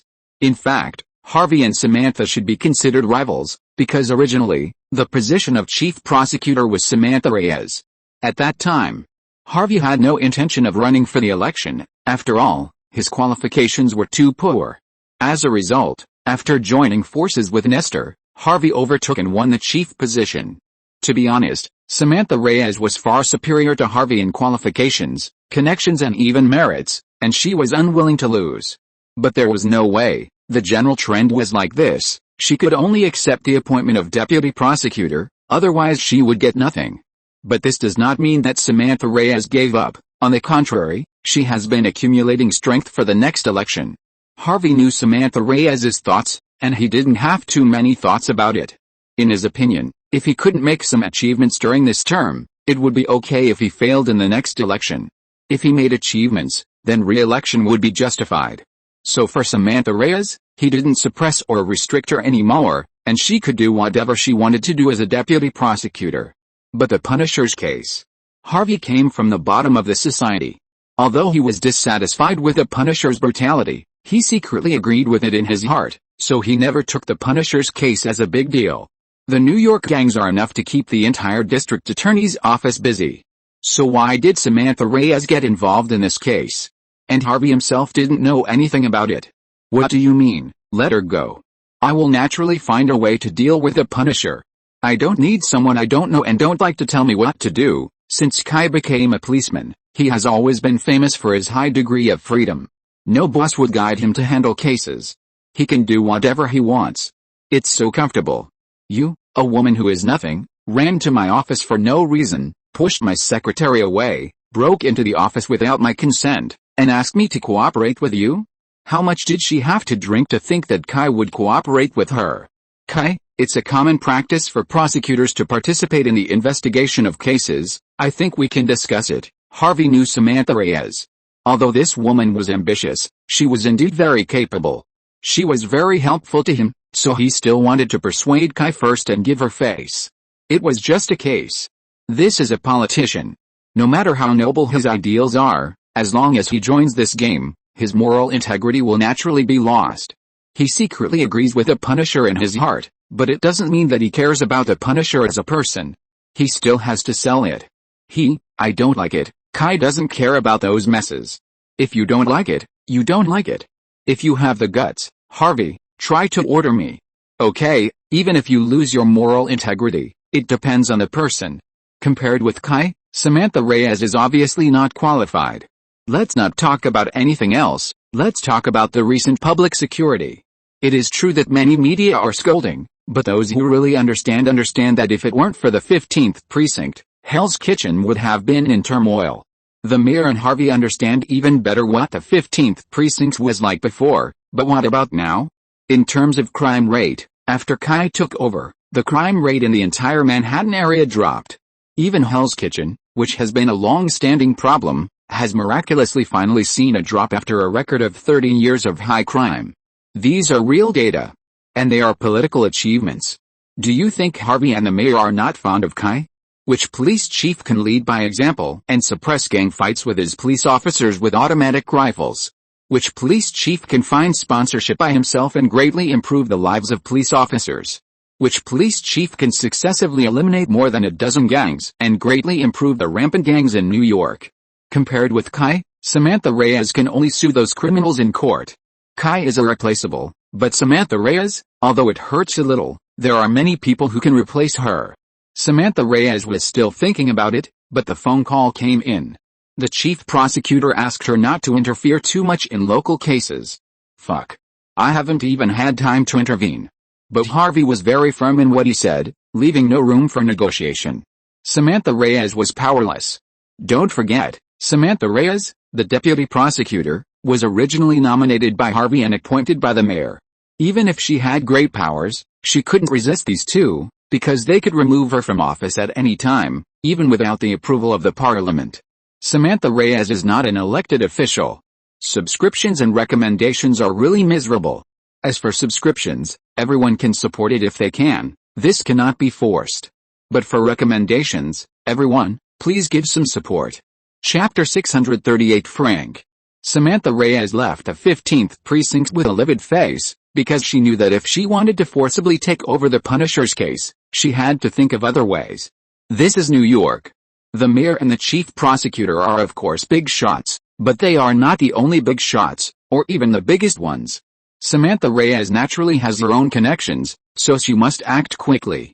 Samantha Reyes, Kai looked at the information about Frank Custer sent by the National Security Agency on the computer. Interestingly, Kai actually saw Samantha Reyes' name in this information. This is very interesting. According to the information, Frank's family lives in New Jersey. When he and his family were having a picnic in the park, they encountered a fight between two gangs. His family was accidentally killed in that fight. But according to the news from the National Security Agency, the fuse of this fight was not due to the conflict between the two gangs themselves, but came from a police plan. Guess who is the initiator of this plan? Samantha Reyes. At that time, Samantha Reyes was not the prosecutor of New York City. She was the chief superintendent of the New Jersey Police Department. Kai checked the police database and found that the description of the case by the New Jersey side was completely different from that by the National Security Bureau. Even the sacrifice of Frank's family was not on the case description. Kai directly hacked into the police's description of the sacrifice of Frank's family at that time through his artificial intelligence watch. In the line of cause of death, the reason was filled in, car accident. As for the perpetrator, no, the police data showed that it was because Frank, who was driving, drank too much, and caused the car to have a car accident. That's not all. What's worse is that the hospital still has an agreement. After Frank's wife and children announced his death, someone signed a waiver of rescue agreement for Frank himself. This is really fun. Frank is an orphan and has no relatives at all. The relatives of his wife were not present. Who signed a waiver of rescue agreement for Frank? This is considered to be a no-brainer. Samantha Reyes is definitely problematic. As for what happened at that time, the National Security Bureau has no detailed information. After all, if it weren't for Kai, no one would pay attention to this matter. The NSA is not omniscient and omnipotent. They can't know everything. So Kai doesn't know what Samantha Reyes did in there, but judging from the situation, Samantha is definitely deeply involved in this matter. Well, it seems that I can talk to that guy. Bang bang bang bang. There were a few scattered gunshots, a little far away. But the area around here is relatively empty, and the gunshots came over without any cover. This is outside an old car repair shop, and the gunshots came from here, but soon the gunshots began to sparse and finally disappeared. It seems that the battle is over. A man with blood and fire all over his body walked out of the bloody car repair shop. He walked a few steps, suddenly stopped, raised his gun and looked around. Who? Hey. It seems that I'm still a step late. A black shadow walked out of the shadows. Iron Man. Frank looked at the person in surprise. Although he didn't care much about the outside world, he was still aware of the fame of Iron Man. After all, he was Tony Stark. But he didn't expect the Tin Man on the opposite side to say speechlessly, "Damn, how can you tell that I'm Tony?" As he said that, the Tin Man's mask opened, revealing Kai's face. "I'm so shameless." Although he was very unhappy with the crappy name of Iron Patriot, it was even more embarrassing to be mistaken. "Who are you?" As a result, Frank on the opposite side stabbed Kai. "Fuck. Are you doing this on purpose? You know Tony, but not me." Kai felt that Frank was quite humorous. Otherwise? Frank recalled seriously, and then said coldly, "I don't know." Kai was speechless. Frank didn't intend to continue to entangle on this issue, but asked coldly with caution, "Who are you?" Although Frank didn't recognize who Kai was, he probably guessed that this person was the same as Tony, one of those so-called superheroes. But he thought that what he did was not in line with those superheroes, and these people should not have a good impression of him. "Frank Custer, you're so hard for me to find." Frank's face darkened, and he was about to pull the trigger. "Are you investigating me?" "Nonsense. Of course I have to investigate you. Do you know how much trouble you cause me every time you make these messes?" Kai's eyes swept over Frank and noticed the bodies of several gangsters inside the repair shop. These bodies were all smashed by bullets. "What do you know? Your family has suffered a major change." "They? Huh?" Boom. Frank's shotgun suddenly fired, and the shotgun hit the armor. Nothing happened. This is the latest generation of armor made by Tony for Kai, with an independent series name, War Machine. This is the first generation signal of War Machine. The protection and firepower are even stronger than Tony's. The disadvantage is that the flexibility is a little worse and it is a little bit too big. But Kai doesn't care. On the contrary, his aesthetic taste is more robust for this armor. On the contrary, Tony's armor doesn't suit Kai's appetite. It's too coquettish. Hey. I just said one sentence." Frank's face was grim. "You are also in the same group, so you know this." Boom. Boom. Boom. All three shotgun shells were fired at him. Kai had seen Frank's hot temper. Knowing that your family was in trouble, he was a bad guy? Too careless, right? Of course, he also understood Frank's meaning that it was almost impossible to trace him to someone who had nothing to do with the death of his family, because it had been almost 2 years since this happened. "Can't you calm down and listen to me?" "Go to hell." Then all kinds of bullets and explosives were fired. Kai had no choice but to use them in the air. Kai felt it necessary to let him calm down a little. So Kai raised his hand, "Biu." A shock beam emitted from the palm of the glove directly hit Frank's chest, directly knocking the crazy and irritable old man away. Then Kai fell from the sky and stepped on Frank's body. "Control him. Can you listen to me now?" Kai didn't hit him hard. Otherwise Frank wouldn't have been sent flying, but would have been pierced by the impact beam. Frank was definitely a tough guy, and he responded to Kai's negotiation with saliva. Kai felt that if this man really couldn't communicate, then he could only kill him. After all, letting a madman run around outside could cause big trouble at any time. Chapter 639 The Truth of That Year. Kai admitted that the Punisher had reasons for what he did, and he also agreed with his ruthless approach. Kai had never been merciful to criminals anyway. But he couldn't be out of control. For example, now, I can't even communicate properly. If he goes crazy one day and suddenly kills people in public, that would be fun. Fuck. Do you have a brain? If I were in the same group as the people who killed your family would have been reunited by now. Kai spent a lot of effort to completely control Frank. This guy was completely out of control. When Kai subdued him, this guy struggled desperately to get free, even dislocated his arm, but he still struggled desperately like a dying beast.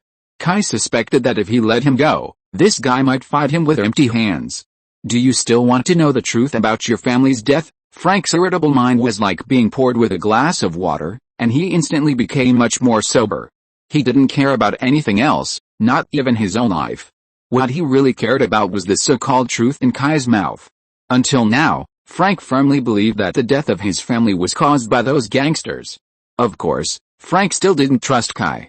So even though his mind was much clearer, his movements were still not reduced at all. Fuck. Now I believe what others say about you, you are a lunatic. Kai was really convinced by this old man. He was too angry and couldn't even talk to him. There was no way. Kai could only come up with some dry materials. Frank Custer, the former captain commander of Group A of the 6th Navy SEAL Team. He was later transferred to Afghanistan and established a secret anti-terrorism team. During this period, he participated in 39 special missions without any failure. Later, due to his outstanding and powerful performance during his service, he was awarded the Medal of Honor, the Navy Cross, 3 Silver Star Medals, 4 Purple Heart Medals and the Presidential Medal of Freedom. After retiring, he served as a training instructor for the troops. Right, in order to increase credibility, Kai also mentioned several missions that Frank personally participated in. Hearing this, Frank gradually calmed down and stopped struggling. There is no other reason. His discharge file is confidential. In fact, the information about the secret anti-terrorist team in Afghanistan is even more top secret. Anyway, the US military will not admit that this team has appeared on the battlefield in Afghanistan. After all, the missions they carried out at that time were not very glorious, but they were related to the interests of the United States in Afghanistan. Most of them were assassination and sabotage missions. Until now, apart from those who participated in it, only a very small number of US military generals know his information. These things cannot be made public. The gang members who killed his family are unlikely to find these top secret information. They are not that capable. No, those gang members do not know his identity, let alone investigate this. Otherwise, after he killed so many people, these gangs should have suspected it long ago. So, is the other party really a friendly force? Frank hesitated. You may not know me, but you should know whose jurisdiction you are in, right? Let me introduce myself. I am Kai Wayne, the chief of the 15th Precinct of the New York Police Department. You are messing around with machine guns and explosives in my jurisdiction, which makes me so overwhelmed. Is it strange that I am looking for you? Frank hesitated after hearing this. Also, did Daredevil see you yesterday? That's why I know that you are going to cause trouble for these scumbags. Frank was stunned again. Do you know Little Red? Little Red?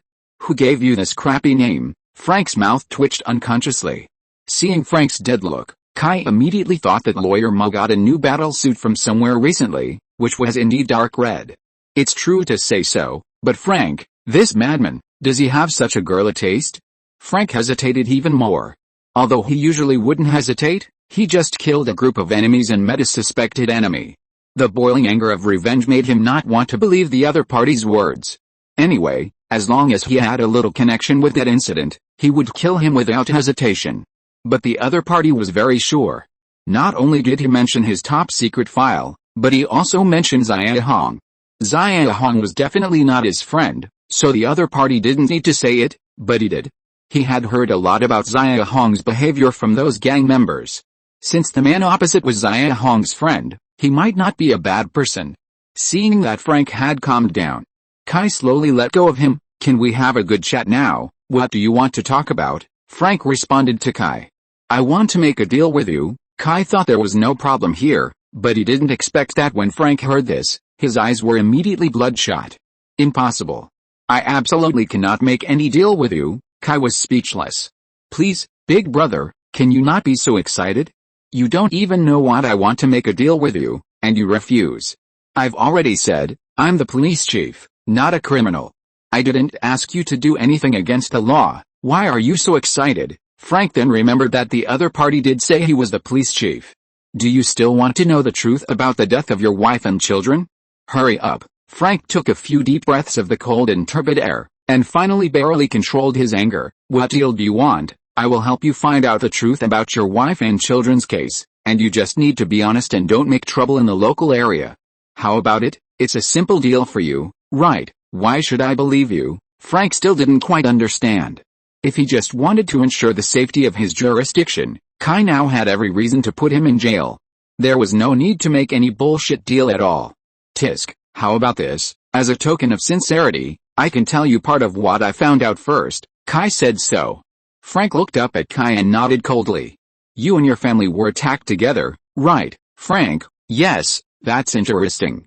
According to the police files I found, someone erased some of the content in the police files and turned it into a completely different case. What do you mean? It means that I found in the files that you and your family were not sent to the hospital because of an attack, but because of a car accident. Frank immediately struggled to stand up when he heard this, grabbed Kai's mechanical armor, and shouted angrily, "How is it possible?" His brain is not stupid, but it is difficult for him to control his emotions and make rational analysis when it comes to family matters.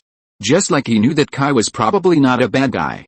But he still couldn't help but do it, because Kai might be related to the death of his wife and children. Yes, as long as there is a possibility, it is a death penalty for Frank. That's the nature of it. That's the truth. If I hadn't had connections at the NSA and had obtained your real intelligence, I probably wouldn't think there was anything wrong with it. It was just an ordinary case of a passerby's family being killed in a gang fight. Why would a police file need to cover it up? There are at least dozens of similar cases in New York State every year, with the only difference being the number of injuries and deaths. Your wife and children are all dead, but there are only 3 dead people. There is no need for the New Jersey Police Department to modify the files for this kind of case. Frank seemed to understand something. His face turned terribly dark. Are police officers involved?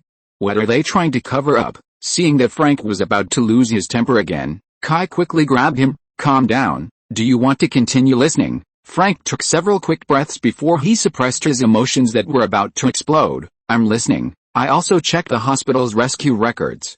Your wife and children were all rescued at New Jersey General Hospital, but it didn't show that you were a family. Moreover, after your wife and children were declared dead, someone signed a waiver of rescue agreement for you. What do you think this means? Who? Frank roared. Who did it? At this point, the matter is already very clear. Someone wants to make a perfunctory statement about the death of their family, and even wants him to die with his wife and children. This party is likely to be the police. Because only relatives can sign such a no-rescue agreement, only people from relevant departments. Frank's eyes were bloodshot, and the whole person was like a ghost crawling out of hell, as ferocious as it could be. This is exactly what I want to investigate. It's also the content of my deal with you. Kai grabbed Frank directly and made him unable to break free. Kai was really afraid that he would get angry again. At that time, Kai was afraid that he really couldn't stop. After all, with his ghost appearance, it is estimated that if Kai dared to let him go, the entire New Jersey Police Department would be attacked by terrorists. Don't think too much, this is just to let you calm down. I will help you find out all your enemies. They can't run away, okay? Damn, I'm really tired. If it weren't for seeing that this grandson was too miserable and wanted to help him, Kai would have sent this lunatic to prison long ago. However, I think I have to change my previous thoughts. With such a bad temper, it's really pit to be a teammate. It's better to find a way to get rid of him as far as possible, and it would be best if he could live in seclusion in some uninhabited area. Fortunately, Frank knew that he was the #1 killer, so he would be at a loss when investigating the case. Let alone anything else, he couldn't even hack into the New Jersey Police Department files, let alone investigate anything. So he really needs Kai. After a few minutes, Frank calmed down. Okay, what do you want me to do? What to do? Of course, just stay here honestly and don't cause trouble for me. Do you know how many scapegoats you have made me take recently? Frank didn't like Kai's way of doing things. They all deserve to die. Of course I know they deserve to die, but boss, you have to have evidence. And even if there is no evidence, can you clean up the scene? Damn, every time you make the scene so horrible, it's disgusting to shoot a B-level movie. You are also from the army. Didn't the army teach you to clean up the battlefield? You are happy, but I have to take the blame. Also, how did you get into the Navy SEALs in the first place? Did they test your IQ? This matter is clearly full of loopholes. Even if you can't check the police files, you should be able to detect it. Did you buy all those medals? Kai really doubted how Frank became a troop commander. He didn't even have basic logical thinking. He just took a gun and did it. He shouldn't be a commander, but he has the potential to become a terrorist. Frank was a little angry when he heard Kai say that his medals were bought. He has nothing to be proud of in his life. His military career occupies a very important position in his life. Now Kai doubts his honor. Of course he is unhappy. But on second thought, what others said was really right. If he had paid a little more attention at that time, he would have noticed that something was wrong, and he would not have been reminded until today. So Frank was silent for a long time, and then he said sullenly, "I always thought that everything was done by the gang members in the park that day." Kai did not provoke Frank again. After all, he was also a soldier. The importance that soldiers attached to honor was something that ordinary people could not understand at all. He nodded. "Your idea is not wrong. They are undoubtedly the murderers. You are right to kill them. But these doubts in the police and hospital files should have a possibility." Frank gritted his teeth. "There are undercovers there. It should be a premeditated arrest operation. There were 85 members of the 3 gangs present that day, and many of them were important leaders. If they are all arrested, a large number of drug dealers can be wiped out. This is a great achievement." Kai looked at this guy. It seems that his IQ has finally regained the upper hand. "Then what information have you found out?" Kai thought this guy was crazy, and he should have interrogated the gang members. After all, there were many people present at the time. If he wanted to find out, he had to have intelligence, and the best source of this information was the gang members. "Frank, I interrogated some people who were present at the time, and they said that it was a big business back then. Someone contacted those gangs and wanted to give them a large amount of goods at one time, at least more than 1 ton. Huh? Kai really heard new information. At least Kai didn't know this, and it wasn't even in the intelligence of the National Security Bureau. But this is normal. If the National Security Bureau knew everything, it would be terrible. Kai didn't check who participated in the park melee back then. The information on this case in the police station has been tampered with a lot. Not only is the number small, but it is also vague. It's like a fucking book of heaven. If it were Kai's hands, who would dare to fool around and would definitely get out? If the case closing information is not clear, what kind of police officer is this? Isn't that equivalent to not investigating anything? I found out that there were 3 gangs at the scene, namely the Mexican cartel, the Irish gang, and the Hellhounds. 3. Kai's forehead was covered with the black lines, because he saw 2. The Mexicans and the Irish. What's wrong? I only saw the Mexicans and the Irish in the information. What's the matter with the Hellhound? Hellhound? Frank was sick again, and the whole person was about to explode. It must be them. It's them. They are colluding with the police. Hey, men, calm down. Kai had to remind him again. Everything will be said after we find out. They can't get away, I know. I will control it. In short, leave it to me. You just stay here now, and when I find out the matter, I will arrange for you to do it. But you have to listen to me. Frank was a little reluctant. He wanted revenge, the most tragic kind. Looking at his expression, Kai knew what he was thinking. You will take revenge. I promise. But you have to consider the impact. Listen to me, it's right, okay. He agreed very reluctantly, but at least he agreed. Just when Kai heaved a sigh of relief and was about to let Frank leave and deal with the situation himself, another piece of bad news came. Boss. There was a gunfight in the Red Circle Club. Many people saw it. Fuck. Russians. The recommendation votes are too bad. Brothers and sisters, please support us with recommendation votes. Chapter 640 Tarasov Family. This time Kai couldn't sit still any longer. He really couldn't bear it this time. It was all because the Russians were too ostentatious. They rushed into the nightclub at its busiest last night and started killing people. The battle between the two sides went through bars, discos, and swimming pools, leaving piles of corpses and hundreds of witnesses along the way. Now the New York police couldn't do anything even if they wanted to pretend not to see it. Russians? The Tarasov family. When the Punisher Frank, who was sitting next to Kai, heard about the Russians, he immediately asked, "Do you need help?" In fact, the Russians were also among the Punisher's hunting targets, but because the Russians were not involved in his family's case, their priority was not high.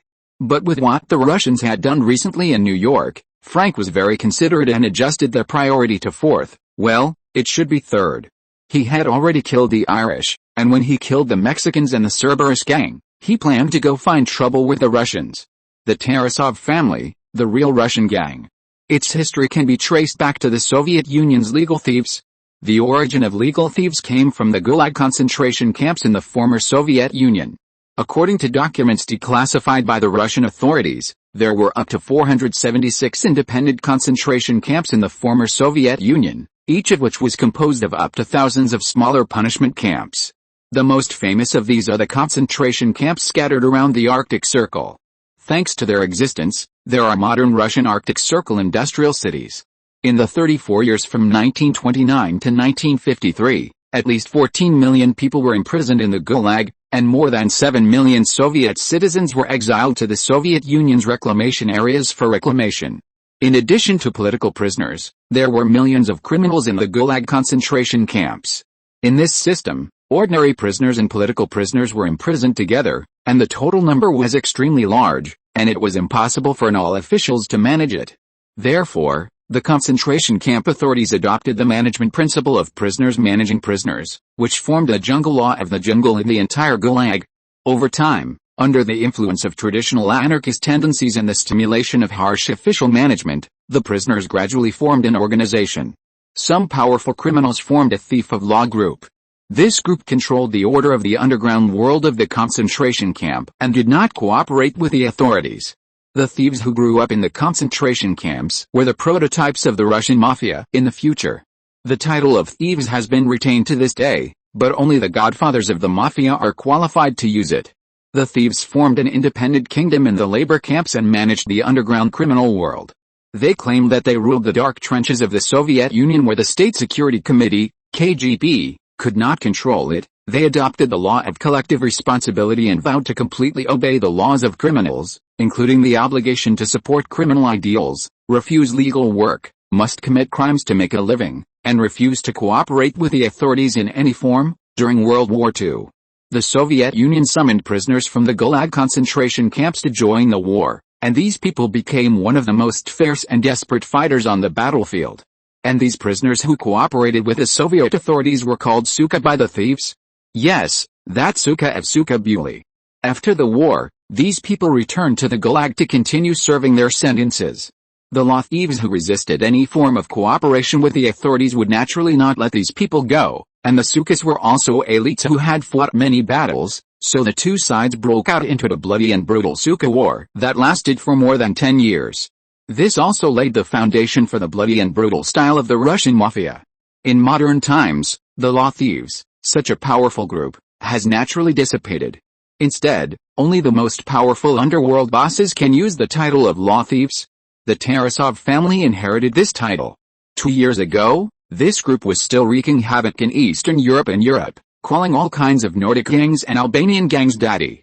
Until the war between the High Table and Kingpin in New York was deadlocked, the High Table itself was more like a killer organization. Their underworld power was still in the hands of the 12 families themselves, and they were also independent, so they were naturally no match for Kingpin. So several families decided that it would be better to let allies join the game rather than let Kingpin seize the chassis of New York. So the Tarasov family took advantage of the situation and entered New York. For gangs all over the world, the United States is always a place of turmoil. Just like the gangs in Hong Kong movies, every gang wants to enter Sim Shasui. All the gangs in the world who have a little ambition want to come to the United States to make money. The United States is rich, the law is loose, and the local gangs are weak. It is simply the most ideal virgin land. In the past, the Tarasov family could only think about it. The 12 families of the High Table could not go to war with each other. They had their own territory. But this time, the High Table family in the United States actually opened up the territory and let the Tarasov family enter. Naturally, they had nothing to say. The boss of the Tarasov family almost gave Kingpin a 1-ton gold seal to express his gratitude. The Tarasov family did a good job. As soon as they entered New York, they fought with Kingpin. The two forces made outstanding contributions to the crime rate in New York. At least more than 200 people died on both sides. And the gangs of all sizes affected by the two forces died even more people.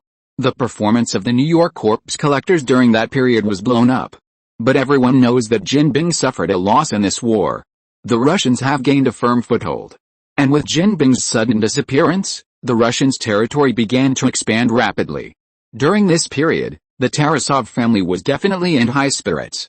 But who knew that the inexplicable Russians suddenly provoked a bad star, resulting in heavy losses during this period, and had to withdraw personnel from Europe and Russia? Don't do that.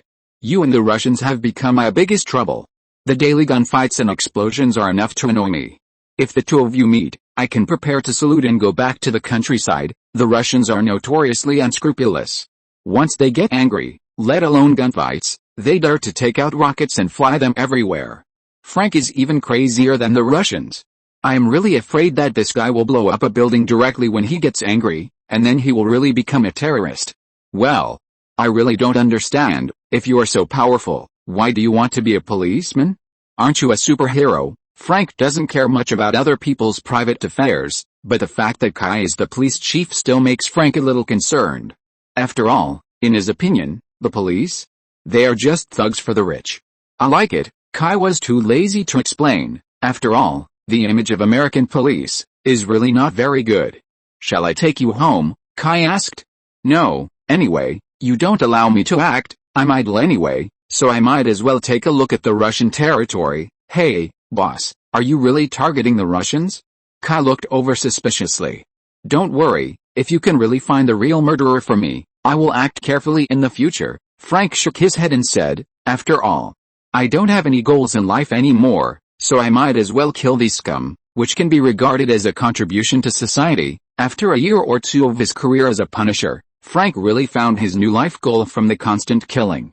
For example, kill those bad guys. He is not very good at helping people, but he is good at killing people. Anyway, he doesn't think those scum have any need to live in the world. It better be like you said. Don't make trouble for me, Frank. The two drove to the nightclub in Brooklyn. Looking at the four men in black suits and dark red shirts standing at the door, Frank narrowed his eyes and said, they have added more people, usually only 2 people. Kai looked over silently. Chang Wei, you still say you don't know martial arts? Seeing that Frank was still calm, Kai curled his lips and looked at the Russians. He felt that Russia should really thank him.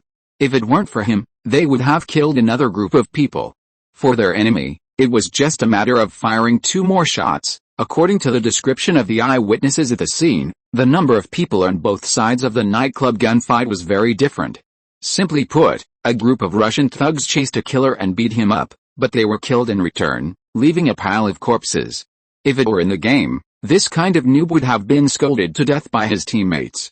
A group of people beat one, and they were killed in return. Just surrender, no need to struggle. In fact, after hearing this description, Kai also felt that the Tarasov family didn't need to continue to be tough. This game is not going to work. However, Kai was also quite interested in the enemies of the Tarasov family. One person rushed into this nightclub and killed 30 people from the Tarasov family. This force was quite explosive. The two parked their cars by the gate and stood in front of the parking meter, ready to put in the coin. A man in a black suit came over with a bad face. Drive the car away, don't block the road here. Before Kai could say anything, Frank rushed up and punched the man in the black suit twice. NYPD. Kai held the coin and looked at Frank speechlessly. Frank said calmly, I didn't kill him, it's okay. Kai curled his lips, he shouldn't have brought this guy with him. However, he still showed his ID to the black suits who rushed up. NYPD. Come to investigate the shooting. Several black suits immediately stopped. Russia is crazy, but openly attacking the police? Not yet. There is no shooting here, just kidding. This matter is already embarrassing enough. If the police intervene, then their Tarasov family will really be in trouble. Kai directly shoved his ID in his face. Look carefully.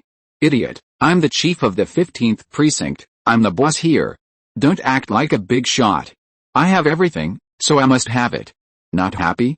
Call to complain. Do you want the phone number? Black suit. No matter how powerful the Tarasov family is, they don't have the courage to publicly command the NYPD to handle cases, not to mention that he is just a small minion guarding the gate. One of the black suits turned back to the gate with a sullen face and said a few words on the intercom. Kai didn't care whether they agreed or not, and walked in directly. The black suit next to him wanted to stop him, but looking at the postures of Kai and Frank, they were really a little weak. The two walked in, it was quiet inside, and no one was seen. But when they walked into the bar closest to the gate and crossed the yellow seal, they found something unusual here. Although there were all kinds of overturned things, broken bottles, and blood all over the floor, several waiters were desperately scrubbing the floor with mops. Because water was poured, the blood was everywhere. They are destroying the crime scene, Frank said. Destroying the scene is a much lighter crime than murder and drug trafficking, so people don't care. Anyway, I'm not here to avenge these gang members. If the Tarasov family wants to clean up, then clean up and save the police from trouble. Kai didn't bother to care. In fact, if there weren't so many witnesses, Kai would let these Russians die. The Tarasov family thugs who had been following behind them all the time had black faces when they heard this. Although it was true, you don't have to say it so loudly. But because of this, they were relieved. As long as they didn't come to cause trouble, it would be fine. You know, there are still many bodies that haven't been cleaned up behind. The two walked slowly around the bar and went to the disco deeper in the bar. That was the hardest hit area, and many bodies were still placed in the distance. The further in, the more solemn Frank's face became. He's a master. Tarasov's men were almost all shot in the body first, and then in the head. This guy is a professional. This method is more commonly used by mercenaries, but they are used to preparing powerful firepower and sufficient weapons when they are in the battlefield, and few of them will fight alone. Anyway, judging from the scene, he is not afraid of death anyway. This man dared to rush into Tarasov's hideout and killed more than 30 people. If he was afraid of death, he really wouldn't have made such a big scene. Tisk, Kai gritted his teeth when he heard it. Is it necessary to be so cruel? This is New York. But thinking about it, it seems normal. Isn't it played like this in the movies? Tokyo is full of monsters, and New York saves the world. Small scene, small scene. After a circle, no one in the hotel came to stop them. Of course, no one came to receive them. There was only a little brother behind them following them. Obviously, they didn't want to rely on the NYPD to avenge their dead accomplices, but no one came to meddle. If they offended the NYPD and couldn't find the killer, they might just beat up the Tarasov family. That's also possible. Facing one of the most violent law enforcement agencies in the United States, the Tarasov family has no need and will not provoke. After the turn, Kai grabbed the younger brother. We have been here for so long, where is your boss? Is he dead? Oh, seeing Kai's posture, he was a little overwhelmed. What? The Tarasov family now doesn't even take the NYPD seriously? Believe it or not, I will make a phone call now, and starting tomorrow morning, all the police in New York will sweep your Tarasov family's place day and night. They will specifically target you and beat you. It's funny to talk about the lore when dealing with gangs, and you must be more fierce than them. You have already provoked someone, and there are a bunch of gangs outside who are going to cause trouble for you. Are you sure your boss is willing to add our police? The Tarasov family is an outsider. Although it's a bit ridiculous to say outsiders in a city like New York. But the existence of the Tarasov family is indeed not good news for other New York gangs.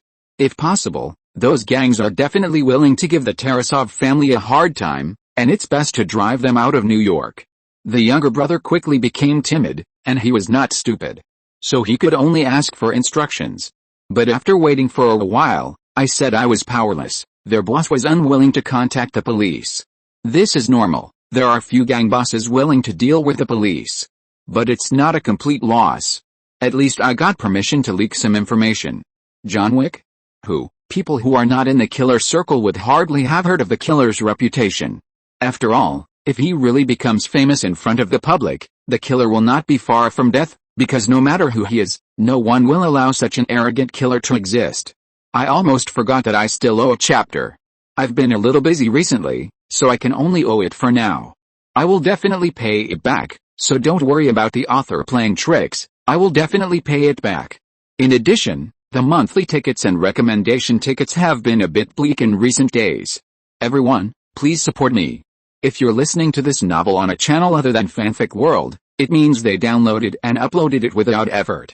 We cordially invite you to visit our channel, Mundo Fanfic Novelis. There you'll find the original version of this story, and you can explore many other novels of various genres. We're waiting for you to immerse yourself in a world of incredible novels. Chapter 641, The Marshal is Better Than the Killer. New York has always been a city where people and ghosts coexist. Any magical things can happen here. For example, just now, Kai thought there was something wrong with his ears. So, you were killed because of a dog? Are you kidding me? The younger brother of the Tarasov family told Kai and Frank in a more obscure way what the Tarasov family had experienced recently. That's the fact. We were attacked by a madman. Shouldn't you police do something? The younger brother blushed and felt particularly insulted by Kai's questioning. Of course, it may also be because of the nonsense of this conflict that he was angry. Those who come out to make trouble naturally put life and death aside, but no one can accept that they will be beaten to death one day just because of a dog. Being a younger brother is not so cheap. So to be honest, these younger brothers actually want the police to kill the psychopathic killer. After all, they are really weak. More than 30 people against one person, and they were killed by someone. Where can they go to reason? Including the people who went to kill that guy before, the Tarasov family has lost more than 60 people in the past few days because of this incident. More than 60 people, just for a dog. Keep talking. As for what to do, your boss didn't do anything to order me. Who do you think you are? Kai now really wants to know what happened. Even Frank beside him became angry. Although there was no expression on his face, his body still leaned over unconsciously. Things were magical from the beginning. The whole thing started with Isf, the only son of Vigo, the boss of the Tarasov family. Although Isf is the son of Vigo, the boss of the family, he does not have the ability and scheming of a huge gangster family. He is just an arrogant gangster. His father has always been troubled by this, but who said that he is his only child?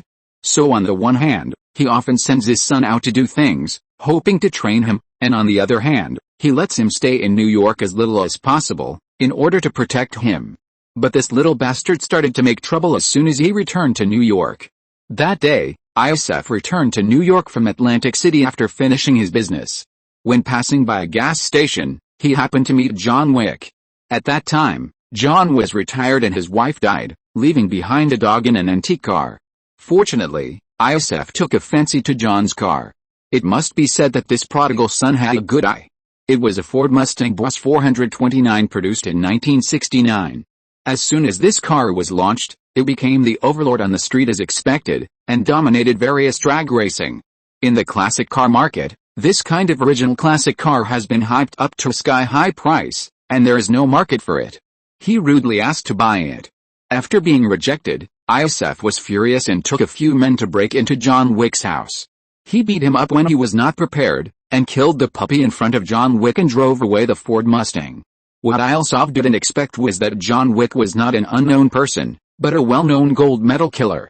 He once helped his father to establish a large territory in New York by his own strength. It can be said that the Tarasov family was able to gain a foothold in New York, in large part because of John.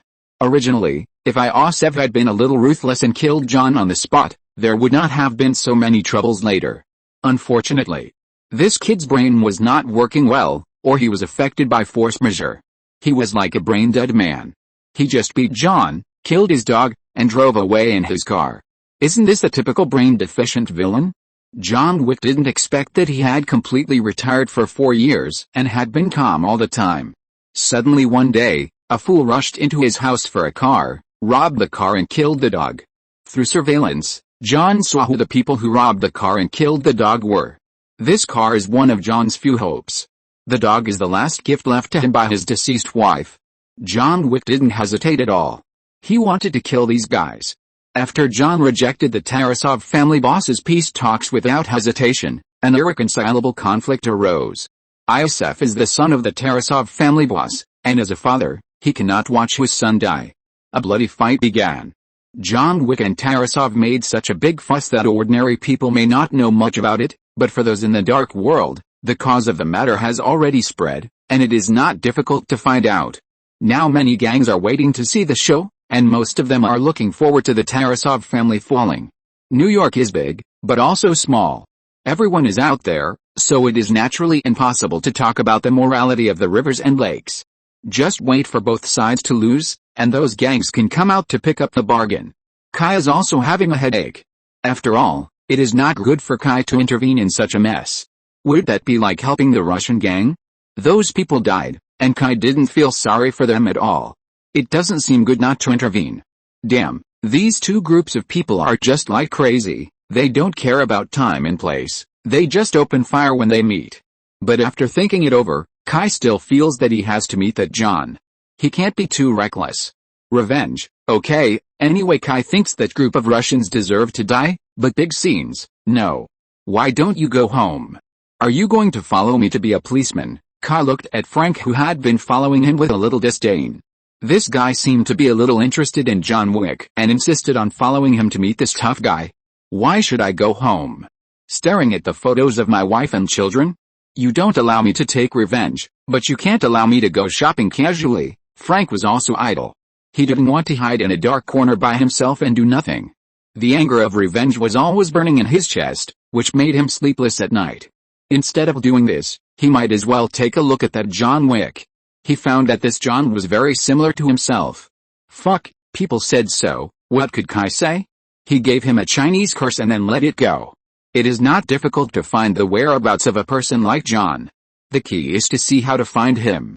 Kai has been in New York for so many days. Of course he does not sit in the office all day, and Kai still has some channels for news on the road. Oh, KK, we meet again. Do you miss me? Kai drove the car to a shabby neighborhood in Brooklyn, and then quickly found his target. KK, no one knows his original name, and he probably forgot it himself. He is a homeless man. At least on the surface, he is a homeless man, but few people know that this guy has more than 6 figures in deposits in Swiss banks privately.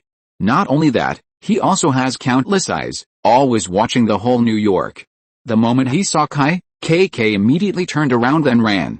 But he ran into Frank, who had been blocking the way there just after 2 steps. Why are you running? You run when you see me. This attitude makes me feel very uncomfortable. KK. I clearly remember that we had a pleasant exchange last time. Kai grabbed KK's hair and pulled him into an empty alley. KK is an African American who is fat, always in tatters and dirty, and looks honest. He looks like an ordinary person. But this ordinary person is one of the most powerful intelligence dealers in New York City. Unlike many intelligence dealers who have extensive connections, KK is a thorough bottom-level person. He only has his own mind that is naturally suitable for intelligence work and countless spies, and his spies are also wandering. Although these people often cannot access very high-end intelligence, they are a group of people who are sensitive to intelligence in this city. They are ignored by everyone and are also the most likely to come into contact with abnormal people. These people naturally cannot provide very accurate intelligence, but they can collect information, and what KK has to do is to screen from this information, extract any useful information, and then splice and infer the real intelligence. According to KK, it is not difficult to collect intelligence. Everything that has happened in this world will leave traces, and as long as traces are left, there will be manifestations. He only needs to find those manifestations to gain insight into the intelligence. It was a very metaphysical way of gathering intelligence. Kai didn't really understand the principle behind it, but he had to admit that he was well informed. Otherwise, why was Kai able to get such accurate intelligence every time he dealt with the gangs? KK saw Kai's smiling face and almost couldn't help punching him. That's called a pleasant exchange? But he wouldn't do it. Come on, boss, I'm in the intelligence business. If anyone sees me cooperating with the police, I'll die. KK's words were equivalent to farting. This guy was a typical money grubber. He dared to cooperate with anyone, even terrorists. As long as the money was enough, he had no taboos. This kind of talk is fine for fooling outsiders, but what are you afraid of? Kai didn't talk nonsense with him, but got straight to the point. I'm looking for John. Give me news about him. KK's face turned pale when he heard John's name. Impossible. This guy is a lunatic. If I offend him, I'm doomed. He can kill Russians for a dog, not to mention leaking his information. Director Wayne, let me go. I really don't know, but Kai didn't think so. Kai smiled. Since you are so scared, I believe you definitely know something. Come on, tell me. If I don't tell you, who would know that it was you who sold the information? No, really, don't make trouble, I'll pay you. Come on, the money you gave me the last few times is not enough for my cost. I'm losing money. Don't. Frank pinched his fingers, then grabbed KK and pushed him against the wall, ready to attack. Hit me. Beat me to death. Anyway, I will never tell. After saying that, he closed his eyes and looked like a heroic sacrifice. Kai had no choice. Such an old-fashioned man would never show his eagle until he saw the rabbit. He had seen a lot of threats. Kai directly used his money ability. What about this? Seeing a stack of dollars swaying in front of him, KK's small eyes immediately followed the banknotes, like an old cat attracted by a cat stick. Why so much this time? The previous few times were police operations, and the informant fee was only approved for so much. But this time it's a private operation, so it's naturally not easy to use public funds, Kai said indifferently. To these intelligence dealers, the gangs are not scary, because those idiots don't know what intelligence is except fighting and killing. Even if they are betrayed, they don't know who betrayed them. Although KK pretended to be reluctant, he was not really afraid, but this time he was facing a super killer. This kind of person is different from the gangs, and others will really come to the door. So if there is no benefit, KK will never sell intelligence. However, it's different now. With money, KK dares to sell even terrorists. Killers? Is he awesome? You should have said it earlier. KK grabbed the money at a speed that was completely inconsistent with his body, counted it quickly, and then put the money away with satisfaction. As for John, he is now staying at the Continental Hotel. That place is a killer's den. I suggest you don't go there to look for him, it will be very troublesome. I got the news that John plans to attack the Tarasov family's underground vault. You may meet him there. After saying the address of the underground vault, KK quickly opened the manhole cover in the alley and disappeared into the sewer. By the way, KK's lair is in the underground sewer of New York. I don't know how this guy did it, but he has figured out the underground sewers of the entire city. It is not easy to find trouble with him. Let's go, let's try our luck. The address KK gave was not far from where they were now. The car drove out for a while, bypassed a court in Brooklyn, and entered a less populated area. They were almost there. However, they were obviously late. Bang, bang, bang. A burst of gunfire rang out not far away. It's at the church. Well, this guy is very fierce. From the gunfire, it can be heard that the battle was very fierce. The two of them quickly went around the other side of the church and soon found a great place to watch the fight. Soon, they found the target they were looking for. It was very simple. According to KK's intelligence, as long as they found the most handsome one among a group of people, it must be John Wick. Is that the guy? Frank saw a handsome guy in a suit holding two guns, madly chasing a group of people in red shirts. It seems that he should be the hottie of the Tarasov family. Yes, Tisk. It's really fierce. One person is chasing so many people to kill. It's amazing. What's the big deal? I can do it too. Frank didn't think it was strange. Since his debut, he has always been one person against a group. You are not as handsome as him, Kai said so. Frank didn't say anything, because he was really a handsome guy. Others go out to do things, they all wore high-end suits. What about him? A tight t-shirt and canvas pants are enough, as rough as you can, there is no comparison. Chapter 642 Unlucky Vigo. While the two were watching the show, the situation below was turbulent. A group of gunmen who came out of nowhere suddenly attacked the big man from behind. The big man was not careful and was shot on the shoulder. The big man fell down immediately. The Russians obviously did not intend to leave him alive and immediately fired fiercely, but John immediately rolled over and hid behind his car. His car was obviously modified. The machine gun fire only left small pits on it, but did not blow up the car. Taking this opportunity, he threw the HK-P30 in his hand and took out an HK-416 from the car. Although it was replaced with a semi-automatic rifle, the fire suppression was too strong. For a while, John was suppressed. Seeing that John was about to be surrounded, two dull gunshots suddenly sounded from not far away from Kai and the others. Then two gunmen who surrounded John from behind were shot to the ground. There is a sniper. Almost immediately, Kai and Frank hid their heads. This is the instinctive reaction of soldiers who survived the battlefield. For example, bullets are flying everywhere. They are more afraid of snipers. After all, in the real battlefield, when both sides shoot at each other, the hit rate is quite touching. Being hit is a matter of probability. As long as the face is not too dark, generally speaking, the chance of being shot is not too high. But snipers are different.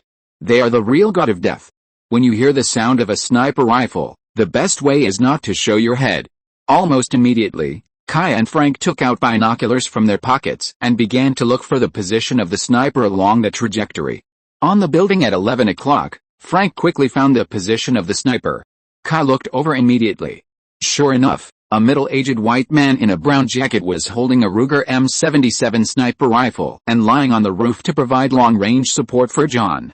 Just looking at this man's aiming posture and the silencer scope on the gun, you can tell that this guy is not an ordinary player. New Yorkers know how to play. Gangs even take out sniper rifles for revenge. Kai secretly smacked his lips. New Yorkers seem to like to be the first in everything, even crime. If it were somewhere else, gangsters wouldn't use sniper rifles to kill each other. But because of this, Kai was even more lazy to care about the fight between the gangs. After all, This place is very remote, there won't be many pedestrians coming and going, so there won't be any bad influence. On both sides, one is a killer who kills people without hesitation, and the other is a gangster with many crimes. Kai, a policeman, doesn't seem to have any position to stop the fight between the two sides. Frank was a little eager to try, and looked at Kai several times, hoping that this policeman would burst with a sense of justice and stand up to stop a gunfight between the two sides, so that he could use an excuse to rush over and kill both sides. That's right, Frank didn't have a good impression of John. To be honest, Frank had always been a soldier serving the country before. How could he have any good impression of a killer who made a living by killing people?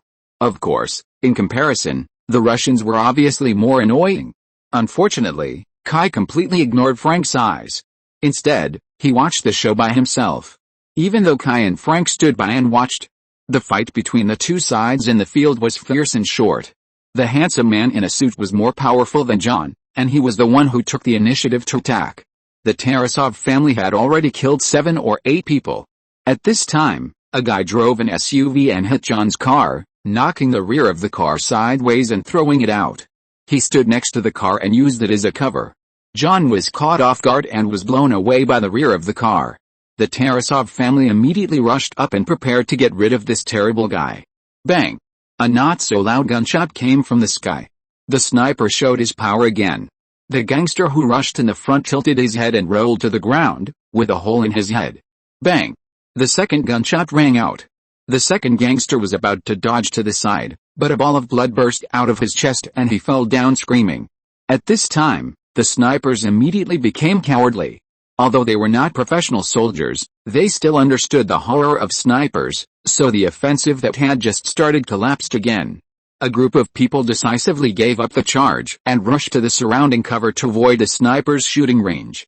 John, who was knocked out 7 or 8 meters away, got up with difficulty, climbed into a car not far away, started it and ran.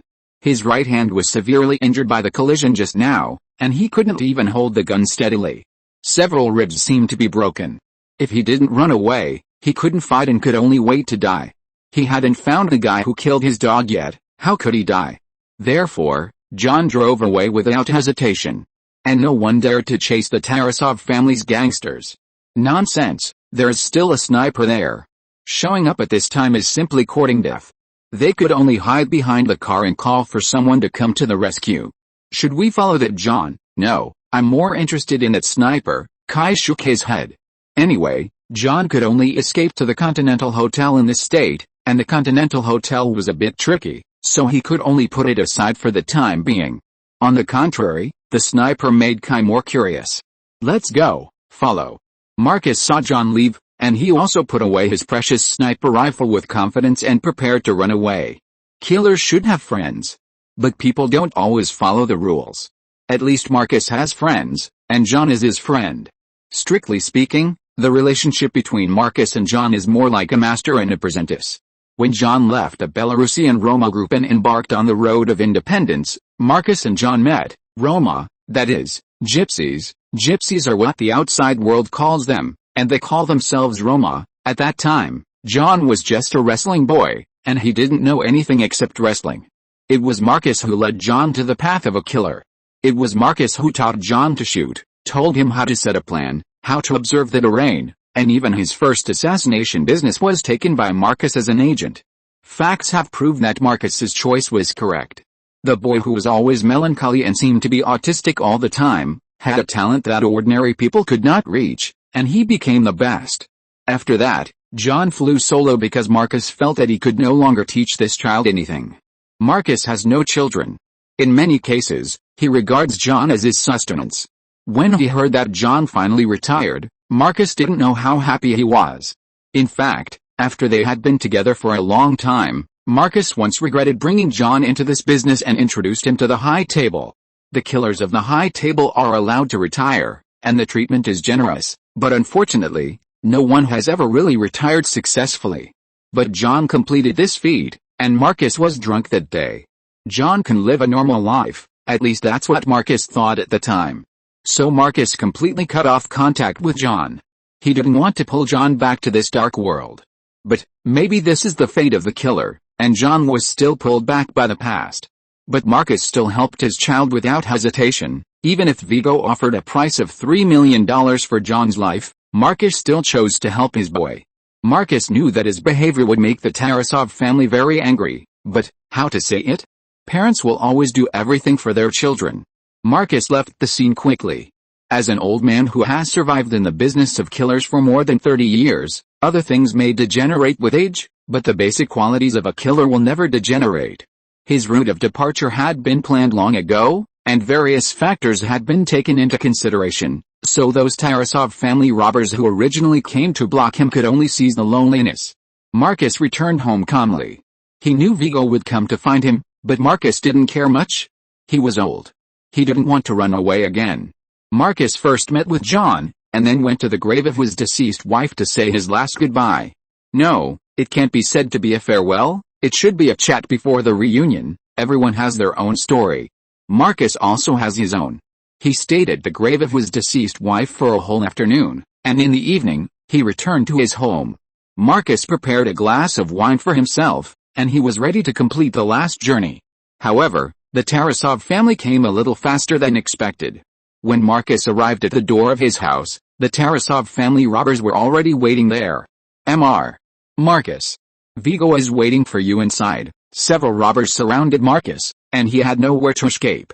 But Marcus didn't even think about escaping. He calmly entered his home, put away his brown coat, took out his wallet and keys, and put them away.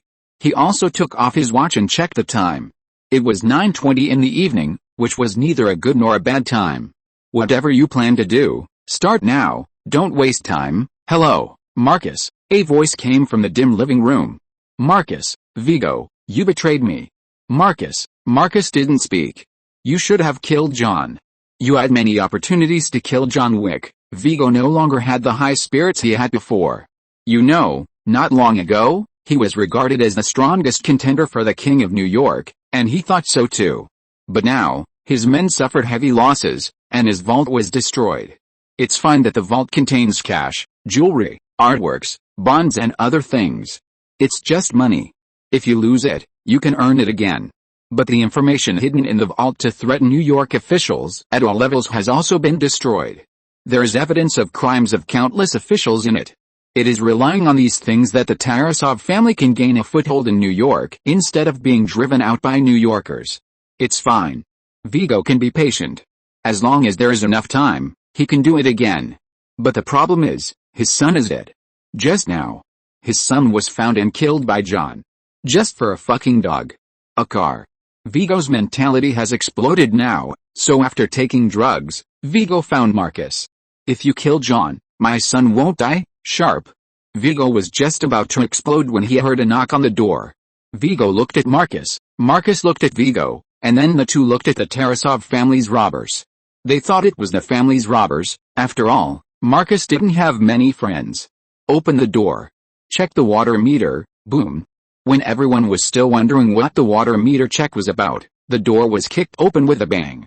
The gunman standing at the door was about to raise his gun when he heard bang, bang, bang, bang, 3 consecutive shots, and 3 teams fell to the ground and died. Don't move. NYPD. Put down your weapons, car rushed in with Frank. Vigo didn't bring many people this time, only 5 people, a killer, 3 gunmen and his deputy. The deputy was a lawyer, a scholar, and couldn't shoot, so he didn't count.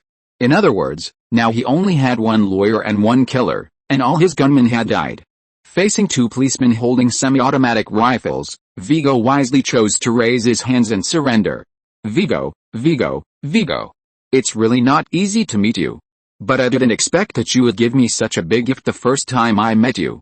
That gentleman, I just saw them holding you hostage. Are you going to call the police? Marcus was also a little confused. How could there be a police incident? However, he reacted quickly. This is the best chance to get away. Yes. I'm going to call the police. They broke into my house, held me at gunpoint, and are planning to kill me. Marcus chose to call the police in person without any killer spirit. Fuck. Vigo looked at Marcus in surprise. What the hell are you doing? Calling the police. Shut up, Vigo. How dare you threaten the victim in front of me? Do you want to die? Kai directly pointed the gun in front of Vigo. Vigo could only glare at Marcus hatefully, and then looked at Kai. Are you the police chief? Yes, Kai admitted it very readily. Then why don't you go catch the murderer who killed my son, and come here to catch me? I haven't done anything yet. Viggo was going crazy. He was so unlucky today. I didn't catch the killer, but I happened to meet you. Kai laughed and said, besides, John is just a killer at most, and he was originally a retired killer. It was your son who got him out of his own hands. Tell me, in comparison, who are we police more interested in? By the way, what's more interesting is that John has burned all the dirty stuff you used to coerce New York City officials. Now is the best time to get rid of you. Isn't it a coincidence? Viggo's face became very interesting.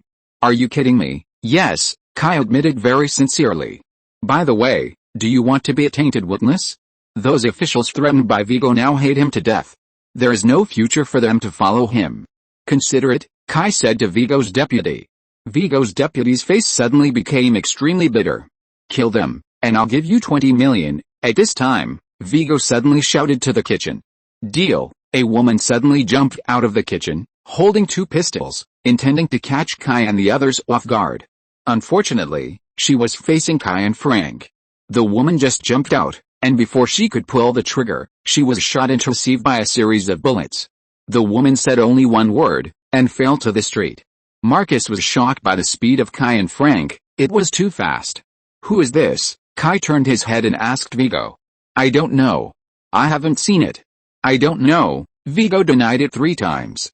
Do you think I believe it? Kai said disdainfully. By the way, for civilized law enforcement, I brought the law enforcement device, and I recorded what you said just now. Now I can accuse you of assaulting a police officer and murder. The recommendation votes are so poor. Please recommend Chapter 643, Come to the Door. The head of the Tarasov family, a Russian gangster in New York, was arrested. This news immediately made the headlines of major New York media the next morning. And this news also made New York Chief Attorney Harvey Dent fall into ecstasy. Harvey's first target is of course Kingpin, but Viggo is also very high in his arrest ranking. Now that Kingpin is missing, catching Viggo is also a major victory, because catching him means that he can completely eradicate the Russian gangsters that are ravaging New York in one fell swoop. I don't care what method you use. I want to get out. Now. Immediately, Viggo is now screaming at his lawyer. Viggo knows very well that since his vault was burned, his gang empire will face countless threats. Those officials and politicians who used to serve him now want to disintegrate his power immediately and let him die in prison unclearly. Now the only chance of survival is to leave the police station quickly and go out to take charge of the overall situation. As long as he is still outside, his deterrent power still exists, and everything is still in time. Viggo, you know, this is impossible. You have been caught by the police. No matter what we do, the police can detain you for 48 hours. Viggo's lawyer is also a big lawyer in New York. But whether they are big lawyers or not, they are all playing with the law. Although to a large extent, people like them are more likely to play with the law. No matter what, they must abide by some rules. For example, the police have the right to detain suspects for 24 hours, and the detention period can be extended to 48 hours in special circumstances. Unfortunately, Viggo is that kind of special case, and the local prosecutor readily approved the request to extend the detention time. Therefore, Viggo must stay in the police station for the next 40 hours.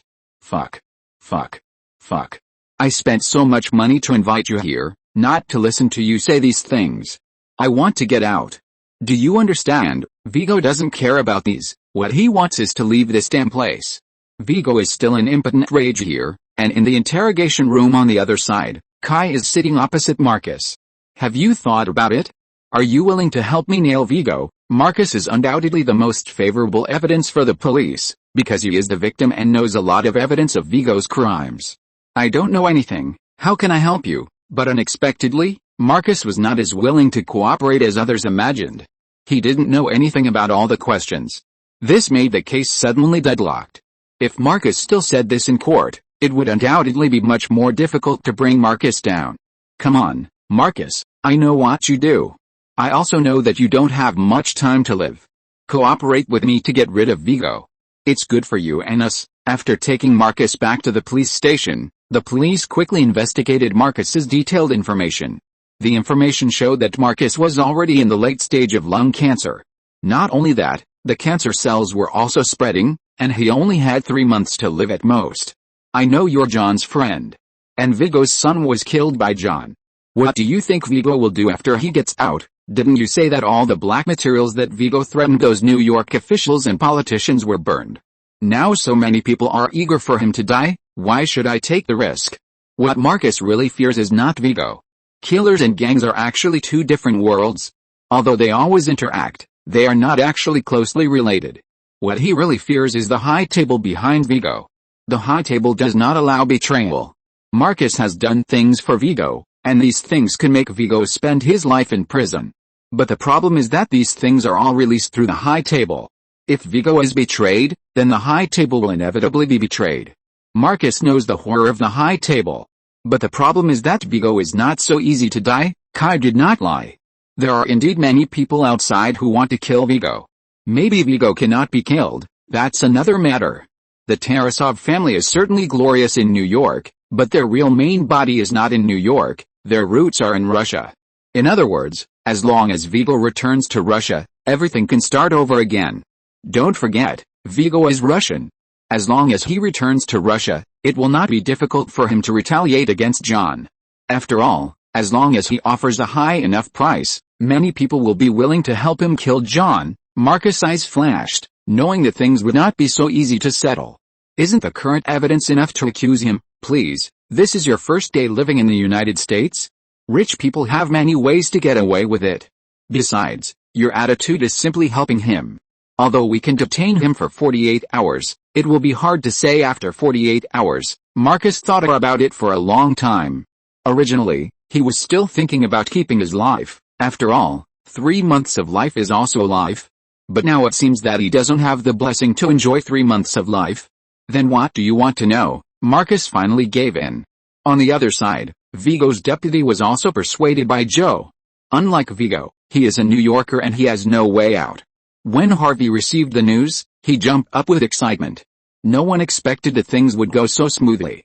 He got the latest evidence and went directly to the New York court to apply for Viggo's bail to be denied. New Jersey. John Wick poured dog food into the dog bowl at his feet. Winston. Police station? How is it possible? John finally returned to his home with injuries all over his body and a dog. He picked up this dog from a pet shelter when he passed by. He felt that he still needed a dog. This dog is very well behaved. It hardly barks, and just plays by itself in the house, and can understand many commands.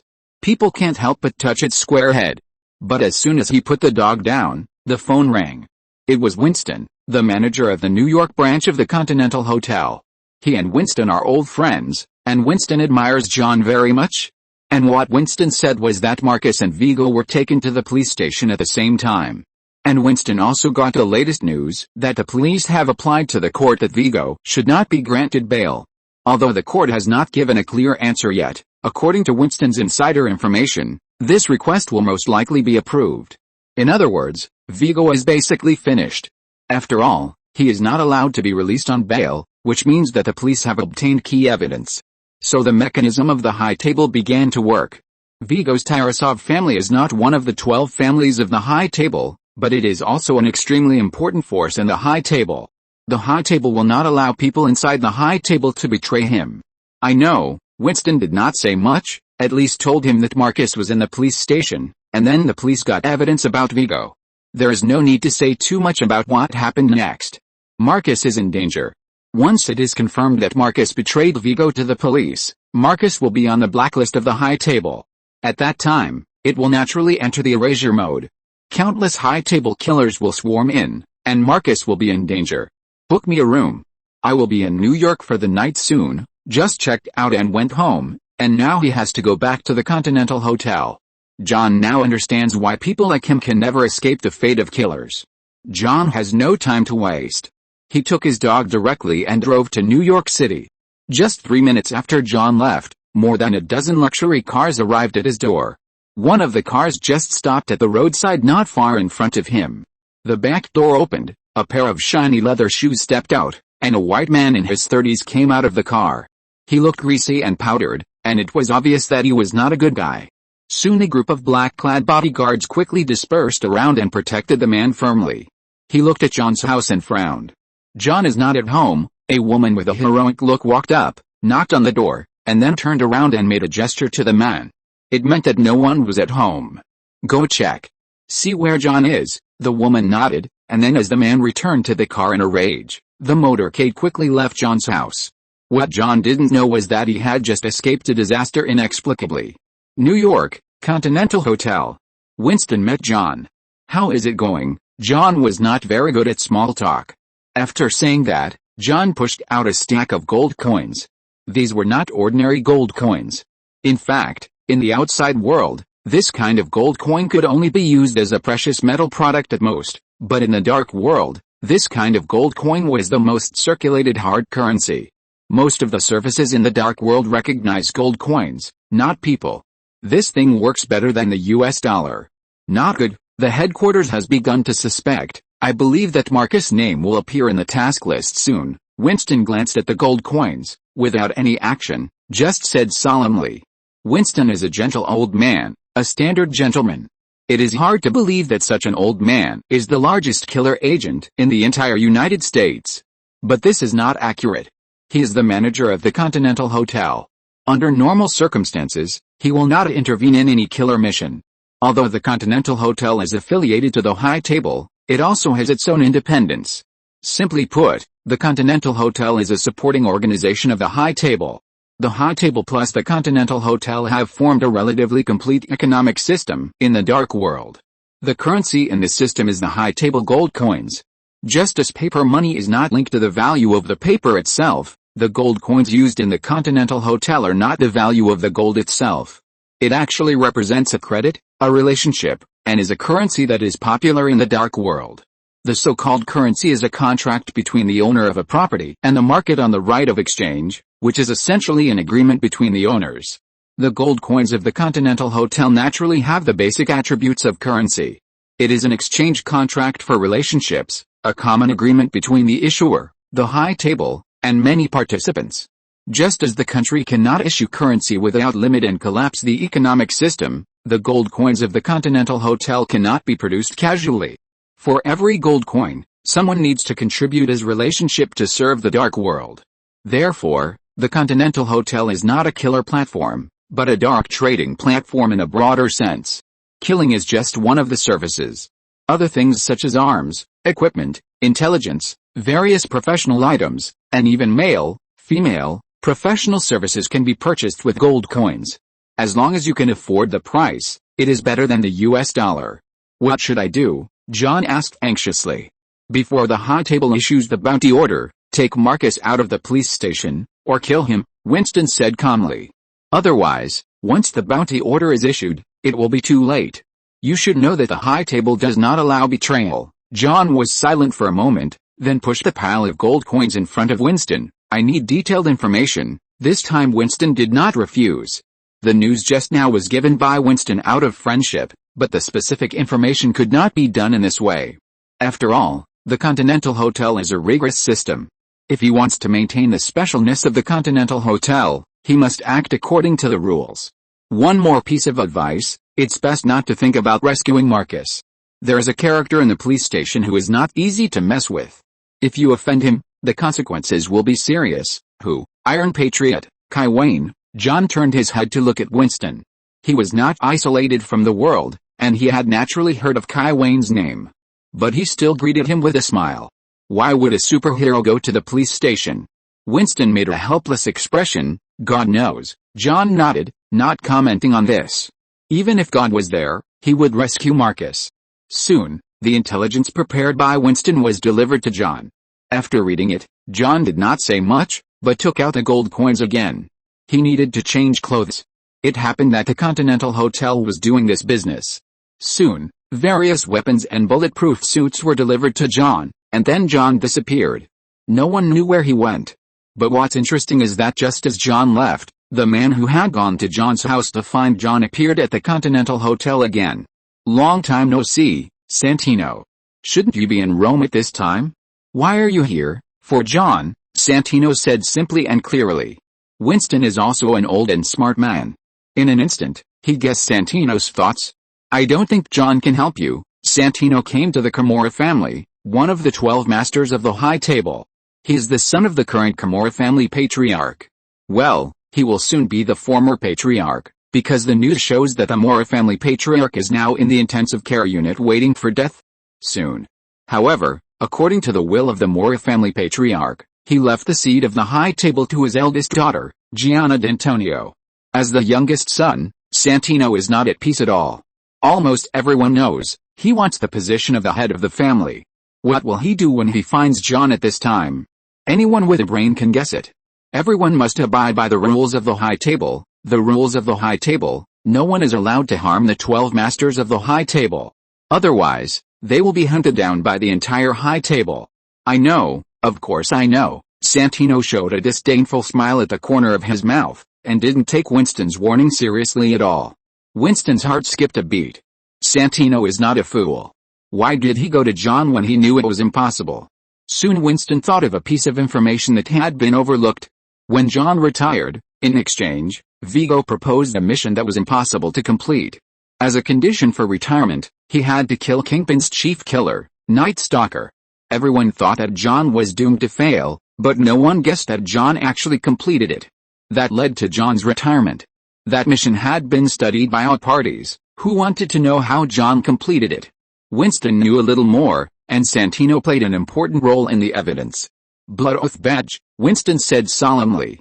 Santino smiled and did not answer directly. Where's John? Recommendation votes. Recommendation votes. Recommendation votes are so miserable. Chapter 644, Frank is arrested. I don't know, Winston said very easily. He didn't lie, he really didn't know. Santino obviously couldn't accept such an answer. He said very dissatisfiedly, Winston, you should know that you can't refuse me. I didn't refuse you, but I really don't know. Winston seemed to have no pressure on this threat. Besides, you can't order me. Don't forget, Santino, you are not one of the 12 masters. Even if you are, I only serve the entire High Table. As mentioned earlier, the Continental Hotel has its own independence. They serve the entire High Table, not any of the 12 masters. The other masters will not accept that any master can bypass them and directly manipulate the High Table, which is very easy to form a dictatorship. It is said that a gangster family would like to play politics so much. Santino obviously didn't expect that Winston would look down on him so much. In fact, it is true. In Winston's view, Santino is just a spoiled child who doesn't even know what he is doing. He actually tried to use the High Table killer to kill his sister, a candidate for the mastermind. Winston could even guess what Santino would do next. After John succeeded, he would kill John in the name of revenge for his sister, so that this matter could be resolved. How dare he think? What did he think of the other masterminds? Idiots? Winston was sure that even if Santino succeeded, the result waiting for him would be very bad. The best result would be that he would be boycotted by the other 11 masterminds on the grounds of this matter, and then the power passed down from generation to generation in the family would be divided and eroded, leaving only a nice name in the end. This was still one aspect. On the other hand, as the legitimate heir of the 12 masterminds, Santino's sister Gianna d'Antonio was not alone. She was trained as an orthodox heir and had gathered a large number of forces. Would these forces honestly accept Santino? Obviously, it was impossible. Santino did not have that prestige and strength at all. In this way, Santino could be said to have lost everything. And this was still the best situation. At least he still had a life. If things went wrong, he would die at any time. He might do it very cleanly, so that no one can catch him. But when did the High Table need evidence? This traitor who dared to assassinate the mastermind of the High Table was destined to be rejected and hated by other masterminds. If this traitor is not killed, others will follow suit. Then the 12 masterminds will have to sleep with one eye open in the future. In short, in Winston's opinion, Santino is an idiot. Since he is an idiot, why should he be afraid of him? Even if he is not killed and becomes the mastermind, he is a mastermind with no sense of existence, so there is no need to be afraid, and Winston doubts that he can really survive. Santino is very angry, really angry. He stood up and originally planned to teach Winston a lesson. But when he stood up, he found that he really couldn't do anything. As for educating Winston with force, forget it after thinking about it. Don't forget, this is the Continental Hotel, Winston's territory. So Santino turned around and left angrily. Seeing Santino's angry eyes, Winston was speechless. He didn't even dare to say a harsh word. How weak he was. The head of the Moore family saw clearly that letting such a person inherit the family was a disaster. After thinking about it, Winston decided to buy a good one for Gianna D'Antonio. Compared with Santino, Gianna D'Antonio's reputation is much greater. Many people are optimistic about her ability, and she did not disappoint, so this is a sure win deal. Why didn't Winston do it? So Winston called Gianna. It's me, Winston. Gianna, I have something to tell you. Your brother, holding a blood oath badge, is looking for John. The other party was obviously stunned for a moment, and then asked something. Well, it should be. It's just that he hasn't found John now. After a while, Winston was obviously shocked. His attitude became respectful and said, I understand. Please accept my condolences. This is really sad news. A mastermind passed away, but this also means that another new mastermind ascended the throne. Yes.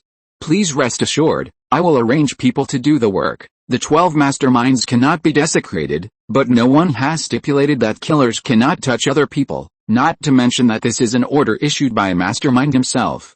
Winston had no reason to refuse. After hanging up the phone, Winston's face became very strange. He looked in the direction where Santino left, and said very apologetically, I'm so sorry, Santino. John still didn't know that Santino was looking for him everywhere. In fact, even if he knew, he didn't take it to heart. He was most nervous about Marcus now, and put the others aside. John observed for 2 days and found that the police station was heavily guarded, as if facing a great enemy. But when he thought about it, Vigo was detained here, and John understood it all at once. This was because they were afraid that Vigo's men would come to make trouble. In this regard, the people of the 15th precinct had no good solution. According to the general rules, a prisoner of Vigo's level should be sent to prison to await trial, but the problem is that Vigo's corruption of New York City is too serious. Harvey and the mayor are really afraid that Vigo will be killed or escape directly after he enters the prison. After all, the situation in New York prisons is really not good. Peggy was the best proof last time. The situation in other branches and the headquarters is similar. No one knows how many people Vigo has dragged into the water. On the contrary, the 15th branch that Kai just cleaned up is the safest, so Vigo was detained in the 15th branch. Harvey is also speeding up the judicial process, hoping to open the court as soon as possible, and starting to arrange a safe place for detention.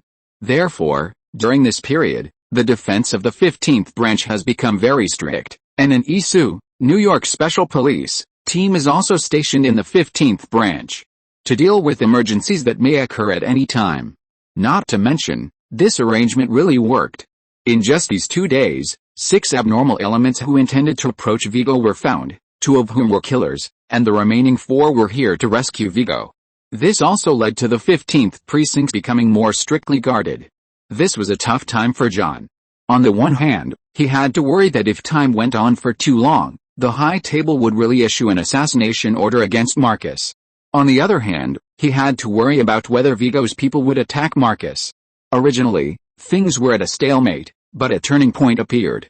WTF, Kai rushed out of the police station while operating his smartwatch. John had studied the information of the 15th precinct and naturally recognized Kai. John had also thought about kidnapping Kai before, and then using him to threaten the police to release Marcus. John was just like that in his nature.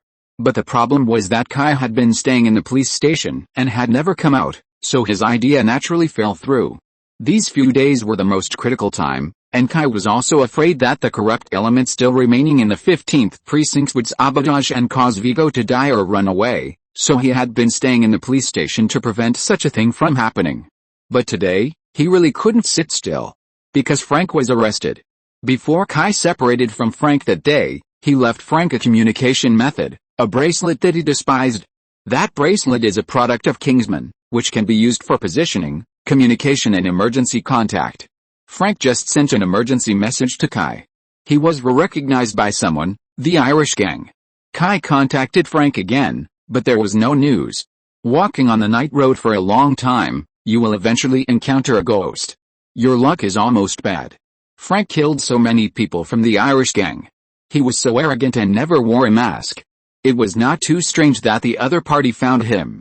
Kelly used the artificial intelligence watch to quickly find out where Frank was caught. Frank was ambushed in a park, the one in New Jersey, where his wife and children were killed. According to the surveillance of the park, this guy seemed to go to the park to commemorate his wife and children, and then he was blocked by the Irish. The only question is, how could it be such a coincidence? Ireland had indeed been active around New York before, but since the disappearance of Kingpin, Ireland has once again set foot in New York and is now grabbing territory everywhere in New York. It is not such a coincidence that he happened to be in New Jersey and happened to be active near that park. There weren't many gang members in that small park on weekdays, so how did they find Frank there? Although Kai was puzzled, he drove very fast. In about 20 minutes, he drove from Manhattan to the park in New Jersey. On the way, Kai wanted to drive his car like an airplane. He didn't know how many red lights he ran. This was also thanks to the fact that although the location of the park was in the northwest of New Jersey, it was actually very close to New York. It would take at most half an hour from Manhattan. Several patrol cars had already arrived in the park. From the mouths of these patrolmen, they learned that they had not received any news about Frank. They heard the police report that there were gunshots in the park. When they arrived, there were only a few pools of blood, but no bodies or other people. They were also surprised that there was nothing unusual in this small park, but they didn't know why some incredible cases often happened. After leaving the patrolman, Kai immediately used the tracking function of the smartwatch to find out where Frank was. It was an abandoned warehouse about 5 kilometers away from the park. Kai quickly sneaked into the warehouse and found that the defense here was actually very loose. The gangsters outside did not patrol seriously at all, as if they did not believe that anyone would run to this broken place. As soon as he entered the warehouse, he heard a dull bang from inside. A man sneered, "Punisher. Killed my brother and robbed my money. Tell me, where's the money?" No answer. "Yes, you are a tough guy. It seems that beating you is useless. Hey, bring the dog here." The man gave an order, and heard a few dog barks, and the dog's claws scratched the ground and made a squeaking sound. Kai was very strange. "Dog? What dog? Tell me," the man asked. "I won't beat you again. I will break the bones of this dog one by one, and let it die slowly in front of you." This plot. Why does it feel familiar? Now it is popular for New York gangs to deal with dogs? By the way, what did the dog do wrong? Why do the bad guys like to make trouble for the dog every time? Moreover, don't these Irish people know that dog is a taboo word in New York now? The Tarasov family killed more than 100 people just by killing a dog. Not only that, the boss's son was also killed, and even the boss himself was killed. All because of a dog. Now this Irish gang wants to kill a dog again, and it's Frank's dog. In comparison, no matter how Kai looks at it, he thinks Frank is more terrifying than John, right? If John is a killer who kills without blinking, then Frank is a terrorist who will be sweet when he gets excited. This guy probably wants all his gang members to die. Just when Kai was thinking about these messy things, the man who was obviously the leader was already very impatient and nodded to the men around the dog. A gangster raised the stick in his hand high, but did not swing it down for a while, trying to put pressure on Frank. Frank's face was covered in blood, and he struggled with his bound body. "Wait, I'll tell you." "Stop." The leader raised his hand and laughed triumphantly. "Where's my money, Frank?" West 45th Street, in the parking lot behind the Chinese supermarket, Frank was making up stories. He had never been interested in those things. At most, he would just burn them all. But these guys obviously didn't believe him. They thought no one would be indifferent to the money. Frank had no choice. No one would believe him if he told the truth, so he could only make up stories. The leader nodded with satisfaction. "You'd better not lie, or you'll lose your life." Frank stared at him and said nothing.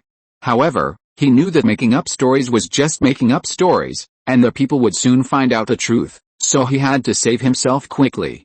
So he slowly twisted his bound hands. He was ready to remove his thumbs, so that he could get his hands out of the rope. If there weren't 2 gangsters behind him, it would be much easier for him to break free from the rope. But it wasn't a big problem. As long as he didn't have to fight a bunch of people with his bare hands at once, he wasn't afraid at all. This gangster really underestimated him. They dared to face him with a few people. Isn't this giving him a chance? Just when he was thinking about whether to use some method to distract the 2 people behind him, he suddenly looked up at the darkness. People are so interesting. When you suddenly stare at a place, People who notice you will also look in that direction inexplicably. The same is true for several people around Frank. When they saw Frank suddenly stop struggling and look away, they couldn't help but look in that direction. Pew. Pew. Pew. Pew. Pew. Just when a group of people turned their heads in tacit understanding, 5 extremely dull gunshots rang out. Then a group of people were all shot in the head, clean and neat. "What the hell are you doing?" Kai complained while walking out of the dark. "I was actually tied up by a few gangsters." "It's so embarrassing, isn't it?" Frank's face twitched. As an excellent special operations commander, being caught by a group of gangsters is indeed very, very embarrassing. Although that was because he was restless and careless after returning to the place where his wife and children were killed. But the problem is that for an excellent battlefield commander, such words are even more embarrassing. "And, when did you become so loving? You even have a dog," Kai complained while untying the rope on Frank. The dog that was previously tied by the gangsters and kept struggling is now free, and immediately ran to Frank, whimpering around Frank, shaking its head and tail. "After not seeing him for 2 days, I didn't expect Frank to change so much." Frank's dog is a bully dog, with a square head and a ferocious face. Speaking of this, Frank is even more embarrassed. That's right, he learned from John. Just when Frank was about to explain so that he would not be so embarrassed, the bully dog under his feet suddenly started barking at the darkness behind Kai. Kai and Frank immediately turned around and pointed their guns in that direction. At the same time, Kai was even more shocked. Someone followed him, and he didn't even notice it? Ta-ta. There was the sound of leather shoes stepping on the ground. A handsome man in a handsome suit walked out from the darkness. Chapter 645 Terrorist Attack. Kai Wayne, the man came out of the darkness with his hands raised. He didn't have a weapon and didn't look like he was going to fight. "John Wick," Kai and Frank shouted the man's name in unison. After all, they had just seen John fight 2 days ago, and they were both impressed by the super killer. Seeing the two pointing guns at him, John immediately shouted, "I have no ill intentions. I just want to make a deal." "Deal?" Frank turned his head to look at Kai. John Wick came here to make a deal, obviously targeting Kai. Anyway, Frank didn't think he had anything that Frank needed. "Your job." After saying that, he sat aside with his dog in his arms to treat the wound. By the way, when Frank took the dog away, John's eyes were immediately attracted. He looked at Frank and his dog with a very strange look. Hey, come back to your senses. There's no beauty there, only a big man and a dog." Kai looked over along John's eyes and found that this man must be sick. "What's so good about that thing?" "You mean a deal?" Kai put away his gun. At such a close distance, it made no difference to Kai whether he used a gun or a fist. "About Marcus," John nodded. "Then I think we have nothing to talk about." "Because it's unnecessary." Kai shook his head. "I didn't do anything to Marcus. He is free. Now he stays in the police station because he is only suitable to stay in the police station. After all, he is an important witness who testifies against Vigo. Once he leaves the police station, I believe countless people will plan to take his life." Kai did not lie. John's so-called deal did not exist at all. Kai did not want to release Marcus, but once Marcus walked out of the police station, his life could be lost at any time. Hearing Kai say that he did not imprison Marcus, John's eyes flashed. But before he could say anything, Kai immediately spoke first. "In addition, the reason why he was willing to become a tainted witness was entirely because of you, John Wick." John was stunned and looked at Kai seriously. "Kai, you won't let everything end just because you killed Vigo's son, right? That's my own business, I'll take care of it." John now understood Marcus' intentions, but he still couldn't accept that Marcus would help him in this way. Kai used an exaggerated expression, "Take care of it?" "What you mean by take care of it, is that after someone kills your dog, you take a gun and fight with people in broad daylight. You know, just because of you." Kai pointed at Frank again. "And this bastard, shooting and killing people everywhere, how much trouble has it brought to our police? If Marcus is not willing to become a tainted witness in exchange, otherwise, I should be talking to you with my gun now." Kai doesn't like to make deals with criminals, but considering that John has retired and Marcus is an old man who is about to die, Kai is really reluctant to make this deal. Marcus hopes that you can retire honestly and live the life you want, instead of rushing into these killings inexplicably. So, you should understand him." Kai waved his hand and advised John, Go far away. The reason why I don't arrest you now is entirely because of Marcus." But it doesn't mean that I will always be patient. Maybe you have retired, but don't forget that you have the blood of many people on your hands." John frowned and was not shaken by Kai's words.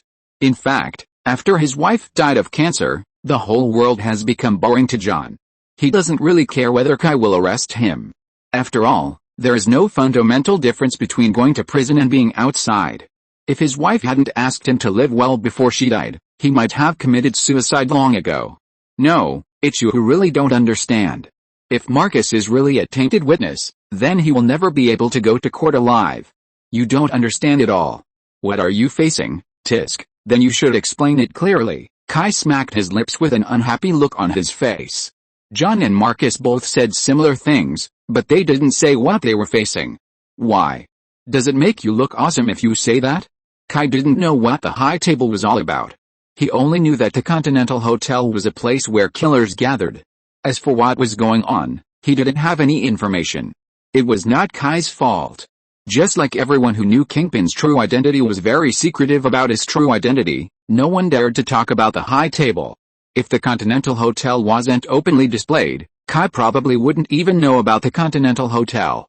Even so, Kai still couldn't figure out the true face of the Continental Hotel. These people are amazing at keeping secrets. Even more mysterious than the fucking underground party. John took a deep breath and said nothing in the end.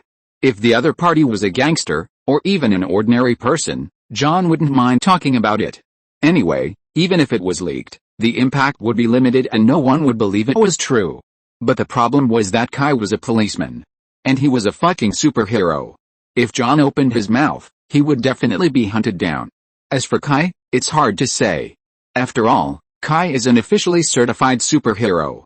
If they kill him, the US government will never let it go. The high table should not be interested in provoking the US government. In short, Marcus must leave the police station. Otherwise, his life will be in danger, John insisted. Then don't worry, I have deployed heavy troops in the police station, unless the mysterious organization you mentioned drives a tank. Kai's voice has not fallen. His cell phone rang.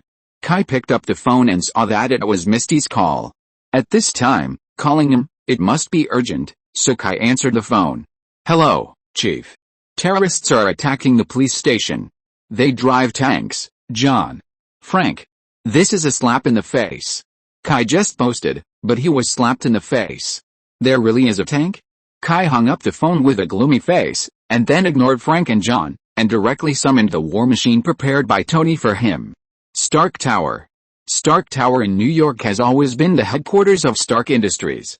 Until a few years ago, Tony felt that the original headquarters building was short and the facilities were outdated, so he passed a resolution to rebuild the headquarters building at the board of directors. Stark, which had been in operation for decades, was torn down and rebuilt. In Tony's vision, the rebuilt Stark Tower will be a landmark building in New York that is full of various high-tech, novel in design, and very representative. During the construction of this building, the headquarters of Stark Group was temporarily placed in Los Angeles, California.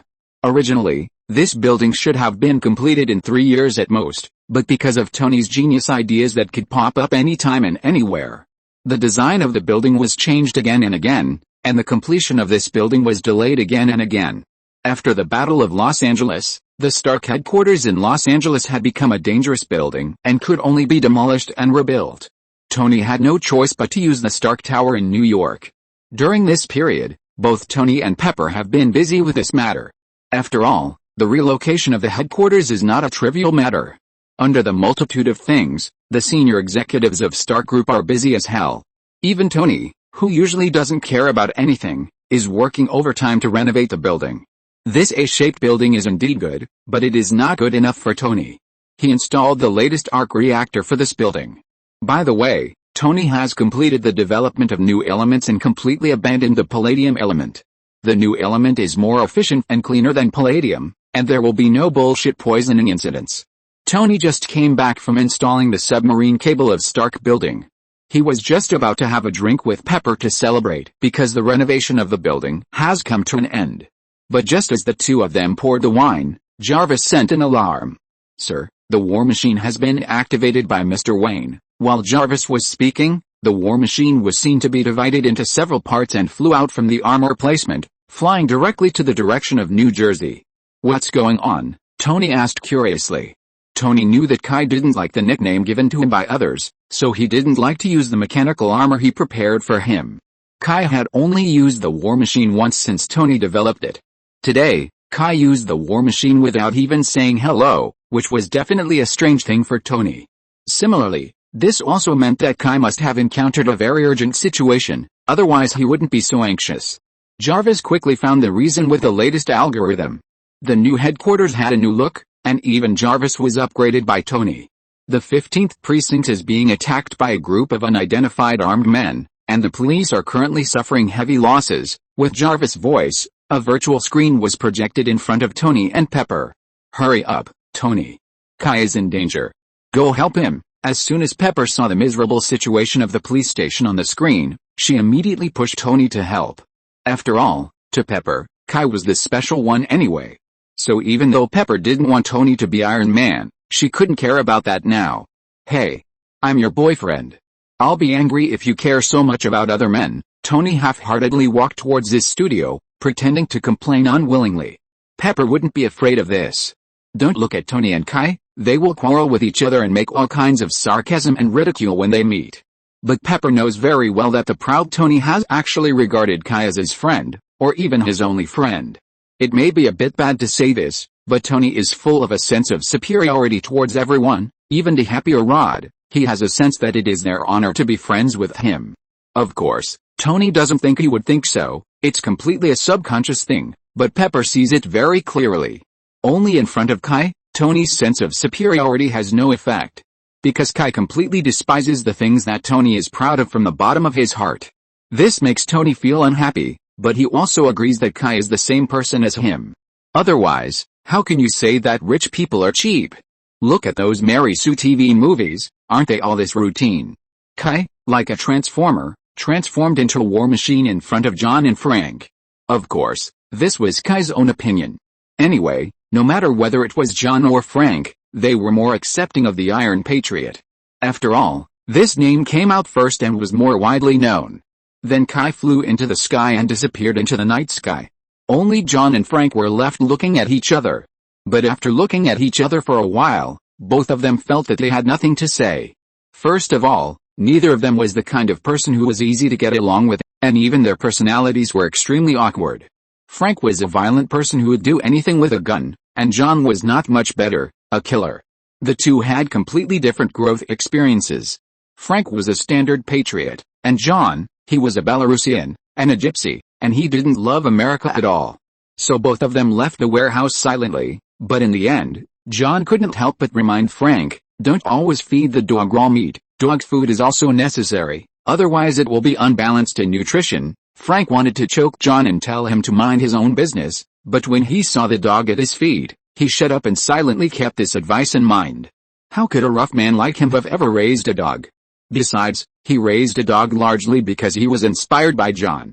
15th Precinct requests support. Request support. Fuck. The terrorists are almost killing us all. You still want us to persist? Fuck. You try. Joe led the police to resist stubbornly while yelling into the phone. The attack came too suddenly, and many policemen were stunned by the enemy without any reaction. Damn.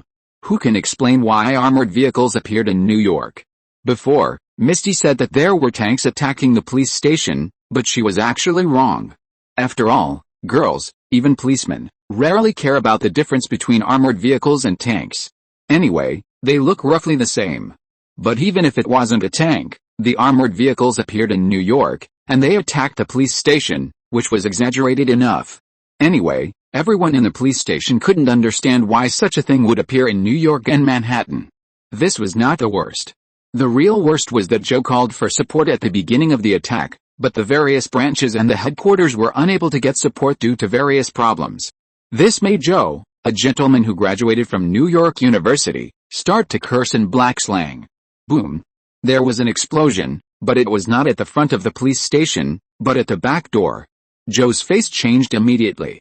If they were attacked from both sides, they would definitely be on their knees. Joe.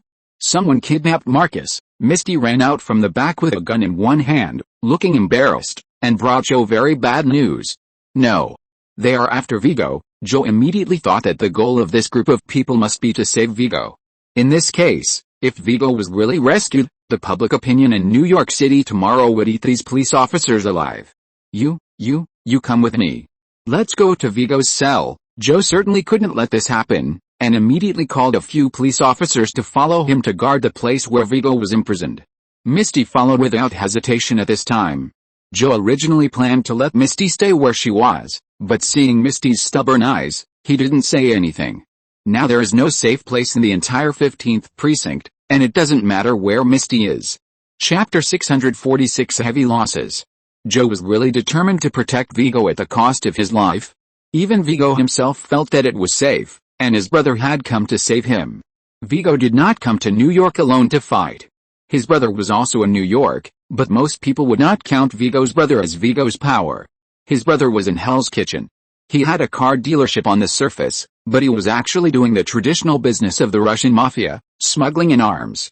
His power was not small, but unlike Vigo, his brother's business did not require too much territory, so he had never participated in the war with Kingpin, but only gave some help from the side, so not many people knew about it.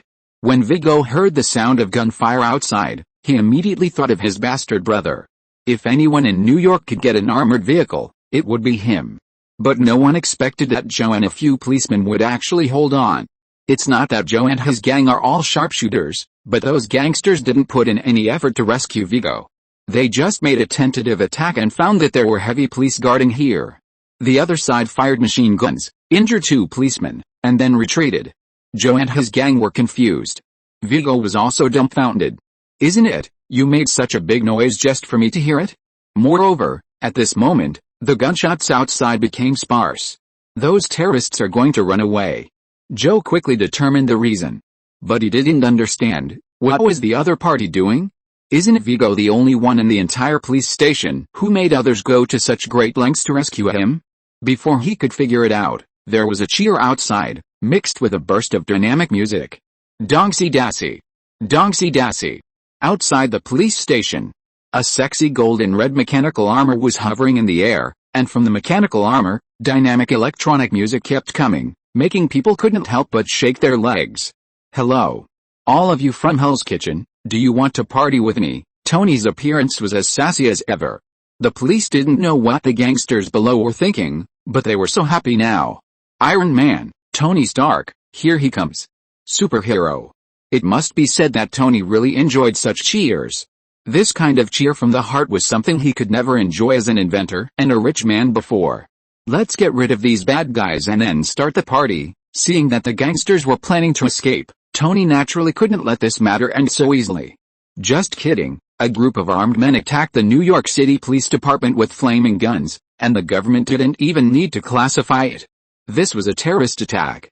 The United States at this time had not yet fallen, and the government's majesty was still very important. Unlike later, the proposal to abolish the police was openly brought up. In short, if Tony dared to let these terrorists run away today, he would be sprayed into shit tomorrow. The gangsters on the other side were not really stupid. They knew very well that it was no use fighting Iron Man with their semi-automatic and armored vehicles. So they didn't dare to fight with Iron Man at all, and just turned around and ran. As for the guys driving the armored vehicles, they were even more straightforward, jumping out of the armored vehicles and running away. Facing Iron Man, this kind of armored vehicle could not bring them any sense of security at all. It was safer to run with their legs. At least they would be more flexible in choosing their escape route. As long as they ran to a place where people gathered, Iron Man would not dare to shoot at them at will. Unfortunately, they forgot that there was another superhero. The director of the 15th precinct, War Machine, Kai Wayne. So they suffered a lot. Da-da. Puff. Puff. Puff. Countless bullets hit the flesh, and a series of dull and rapid sounds rang out. This is the sound of death. No one survived. Even if they were not hit in the vital parts by the bullets, the huge potential energy of the bullets would also make holes as big as bowls on their bodies. Not being able to die immediately means that their pain will be prolonged. They can only die slowly in wailing and despair. On the contrary, those who were shot dead at the beginning are lucky. At least they don't need to experience the pain of helplessness and despair. And this is not enough for Kai. Damn, these bastards dared to attack his police station on his territory. Micro-missiles, missiles, miniguns, Gatling guns, special cannons, magnetic fields, electromagnetic pulses, lasers. As long as there's a war machine, Kai took it out to greet these guys. The police who were originally cheering were frightened by the cruelty of their own chief and turned into quails. They could only hide in the police station and tremble at the cruel scene outside. They had been secretly slandering their own director before, saying that he was too violent and merciless. But now, they realized that they were so damn lucky. Their director was too kind to them. Tony was also shocked. He didn't even dare to approach Kai at this time.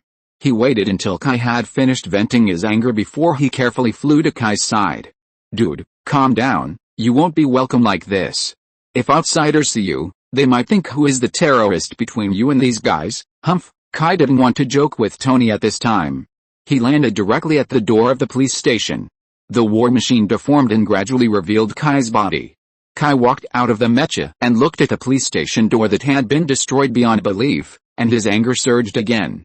Although he didn't know the specific casualties, from what Kai saw, basically all the guys he saw were injured. Most of them were in a mess, with blood and dust. Many people needed to support each other to fight, just like they had just come down from the battlefield. Kai was so angry when he saw these injured guys. He didn't know how many guys would have to go to the hospital. Where's Joe? Kai was nervous when he didn't see his deputy. Joe was a good man and a good deputy. Kai didn't want anything to happen to this old guy. I'm here. I'm here. Fortunately, Joe ran out alive and well. Of course, Joe was not intact. His arm was wrapped in bandages. The bandages should have been wrapped randomly and were wrapped in a mess. A lot of blood had seeped out of the bandages. Chief, Joe didn't dare to look at his chief. There was no way. They were embarrassed. The police station with heavy troops was breached in a few minutes, and the important witness they were guarding was kidnapped. This kind of record made Joe, a man with a strong sense of responsibility, a little unsure how to explain the current situation to his chief. Kai saw what Joe wanted to say, but now was not the time to say it. Kai was of course angry. His own nest was almost destroyed, but to be honest, this time it was not embarrassing. Others have already developed semi-automatic rockets and armored vehicles. It's not shameful that his police station was breached. You know, the police officers only used Glock. What's really important now is the casualties of the guys. Kai really doesn't want to cover his guys with a national flag tomorrow. Don't say anything about the extra ones. I believe the ambulance will be back soon. You count the losses. As for the others, humph, I'll find them and slowly count them. Similar to what Joe thought, Kai also thought that it was Vigo's remnants who did it. Now Vigo is in his hands. Kai still doesn't believe that he can't find the bastards who caused the trouble. As long as he finds them. By the way, Hannibal seems to have not been active for a long time. It's time for Hannibal to come to New York to make a name for himself. Kai is not afraid that others will guess the connection between him and Hannibal. Anyway, in this world, any supervillain or superhero will come to New York to show up.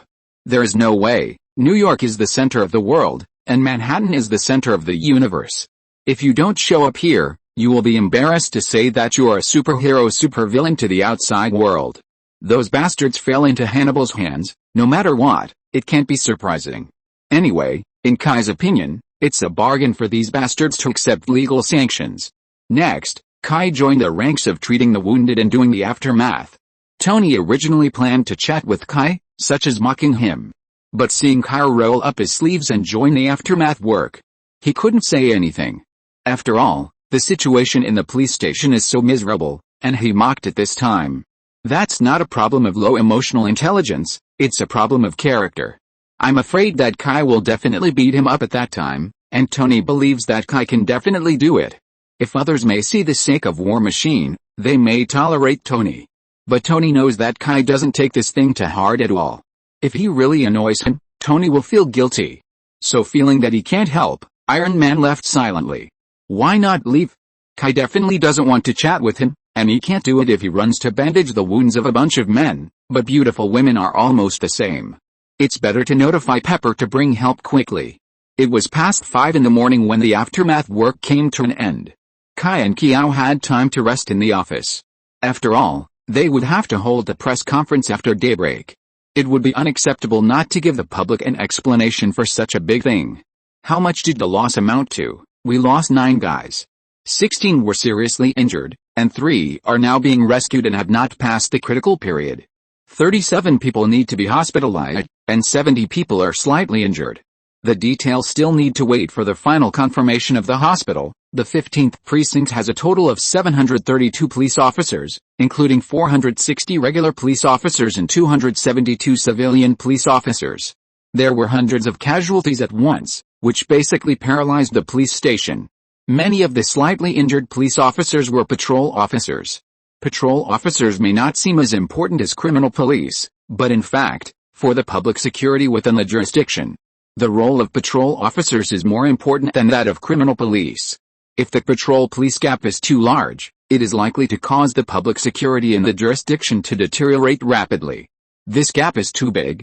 Bang! Kai was so angry that he punched the desk and almost broke it. Fortunately, he kept his sanity and didn't act too exaggerated in front of Kiao. I will tell the Foundation about the sacrificed guys. The same goes for the injured brothers. Anyway, I will do my best to deal with the aftermath. In addition, I will apply to the headquarters for some emergency personnel. What you need to do is to provide psychological counseling for the other guys and don't let the morale of the guys be affected.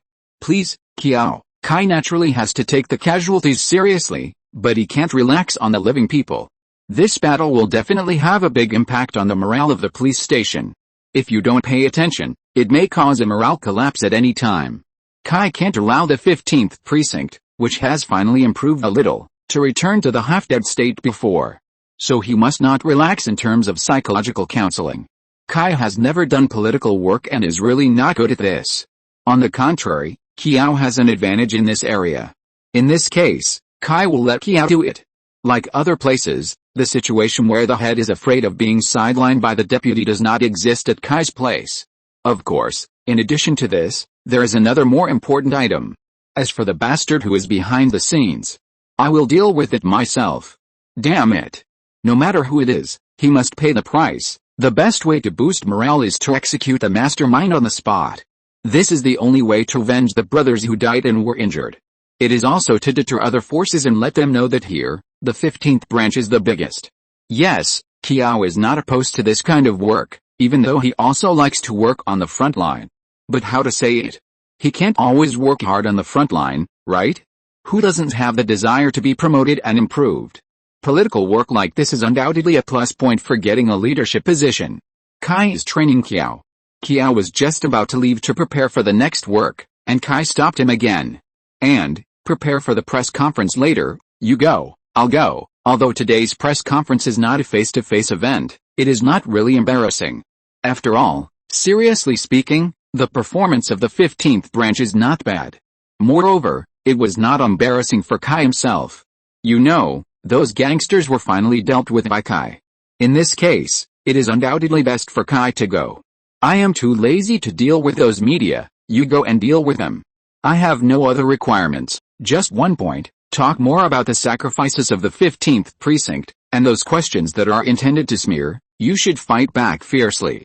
Don't embarrass the 15th precinct. I will support you from behind. You can do whatever you want. After saying that, Kai stood up and left the office on his own. Kiao opened his mouth behind him, wanting to say something, but finally shut up. Kai was obviously going to Vigo's trouble. Bang! Vigo hit the wall of the interrogation room. He felt his back was going to break. But before he could scream, Kai grabbed his neck and hit him hard against the wall. Who is it? Vigo was almost out of breath after being hit. His head was buzzing. But he still heard Kai's voice. I don't know. I've been locked up all the time. I don't know anything. Are you kidding? If he admits this, then he will be a widow with a dead son, and there will be no hope at all. Bang! Kai's reaction was even simpler. He punched Vigo in the stomach. He knocked out all his dinner from yesterday. Ugh! Kai then grabbed Vigo's head and smashed it hard against the metal table in the interrogation room. Bang!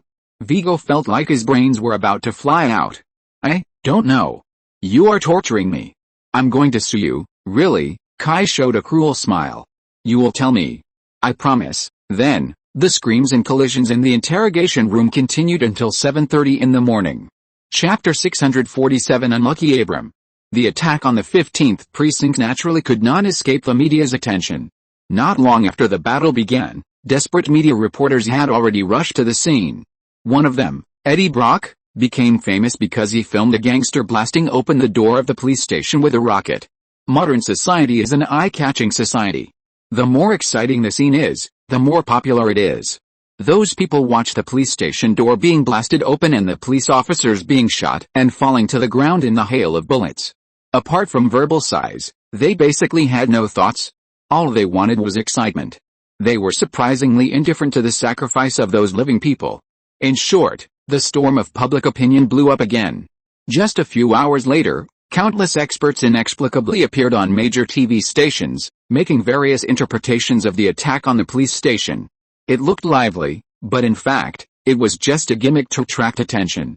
This is also the reason why Kai doesn't like to deal with the media. These people don't care about the facts at all, let alone the police officers who died in the attack. They only talk about social oppression and the police system. Kai can ignore the pressure of public opinion to a certain extent, because Kai has made an agreement with many media that those media will not trouble him for no reason. But the New York Police Department cannot ignore the power of the media. They must explain what happened last night. Joe is pushed to the front. In fact, the senior officials of the General Administration still have some complaints about Kai's unwillingness to attend the press conference. They also thought that they could use Kai's identity as a superhero to attract firepower, but Joe's excellent performance still made those senior officials relieved. It can be seen that Joe is very good at dealing with the media. He is neither humble nor arrogant. His words are concise and powerful. His emotions are stable throughout the whole process, which makes many media who are looking for trouble return disappointed. Joe is George Stacy. It seems that I directly simplified George to Joe. It is a big mistake. I will explain it here. In addition, there is another point that disappointed the media, that is, the director of the 15th Precinct, Kai Wayne, did not appear from beginning to end. Even if the media reporters kept asking George, hoping to know Kai's whereabouts, they were blocked by George by saying that he was handling a case. So what is Kai doing now? Fuck. Abram smashed the phone in his hand fiercely. Not satisfied yet, he smashed the old dial phone into pieces before stopping. Maybe it was because he had been the boss for too long and neglected to exercise. Maybe it was because the news he just received was too exciting, causing Abram to be out of breath now. Sitting opposite his desk was his trusted subordinate, Alex Zwark. As Abram's right-hand man, he rarely saw his boss lose his temper like this. Although his boss Abram has always been famous for being neurotic in the underworld, as a confidant, Alex can tell when his boss is crazy and when he's really panicking. Now, his boss is really panicking. Boss, what's wrong? After the terrorist attack in the 15th Precinct, not only reporters and media were concerned, but the gangsters were also very concerned. After all, they all knew that the police had suffered such a big loss. So they would definitely find a place to fight. At this time, if anyone jumped out of the hothead, he would definitely be beaten up by all the police in New York. Of course, Abram was more concerned than other gangsters, because the trigger of this attack was most likely his dead brother Vigo. This made Abram order his subordinates to clear the scene and deal with all illegal things as soon as he learned about the attack. He also started to pack up his assets and planned to run away at any time. There was no way.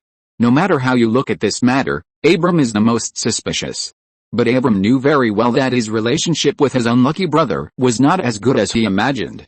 Otherwise, he would not have run from Russia to New York alone to conquer the world, and he would not have stayed in Hell's Kitchen when Vigo was doing well in New York. In short, he felt that he was wronged, and he couldn't wash it off. Because, that batch of arms was really his own. That's right, rockets, semi-automatic, and armored vehicles were all provided by Abram. There's really no way to wash it off. But he really didn't know that the bastards were planning to attack the 15th Precinct. He was just selling the high table for a face. Who knew it would be so serious? Prepare to run away. What can Abram do? He can only run away, go to Russia first, and then see how the incident develops. It won't be that serious, right? Alex said a little surprised. It's easy to say to run away, but in fact, it is equivalent to abandoning the foundation they have built for half a lifetime. Smuggling in arms are very dependent on the network of relationships, but at the same time, the competition is also very cruel, and the market will not wait for them. As long as they dare to run away, there will be new players to replace them. At that time, even if they come back, they can only start all over again. Abram, serious? You make it sound so easy, this time it's fatal. When did that psychopath get so close to Vigo? Go prepare, take money and a few brothers, we will take our own route and go directly to Moscow. Abram didn't intend to resist at all. Yesterday's incident was so big that the New York police must come out to do something. Resisting at this time is definitely courting death. Alex pursed his lips and finally prepared to go down to convey the order. He also understood that even if they didn't do it, outsiders would not believe it. At least the police would never believe it. But before he could get up, gunshots rang out outside. Fuck, it's too late. Abram's face turned pale. The police didn't even bother to wait for a few hours and came directly to the door. Bang! The door of the office was pushed open, and a younger brother shouted at the top of his voice, "Boss, the police are here. They just shot in. These gangs will have some dealings with the police. Generally speaking, they are not really afraid of the police. Because the police have to follow procedures. For example, their car dealership, although it is a smuggling business, it is a legal business on the surface. If the police want to come in, they can, but they can get a search warrant. As long as they have money and find a lawyer, they can cause a lot of trouble for the police. Like this, without warning, without a search warrant, they just shot in directly. Who the hell has seen it? No wonder the younger brother was scared to death. Abram's face became even uglier. Damn. They don't even care about the rules. This shows that the police have gone crazy. This is a serious matter. As the boss, Abram is naturally more knowledgeable than his younger brother. He knows very well that the reason why the police dared to do this is that the attack on the police station has made the New York police completely angry. They want revenge. As for the rules?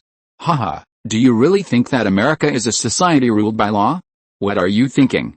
In this case, the rules are useless. The entire New York judicial system will not stand up and speak for these gangs at this time.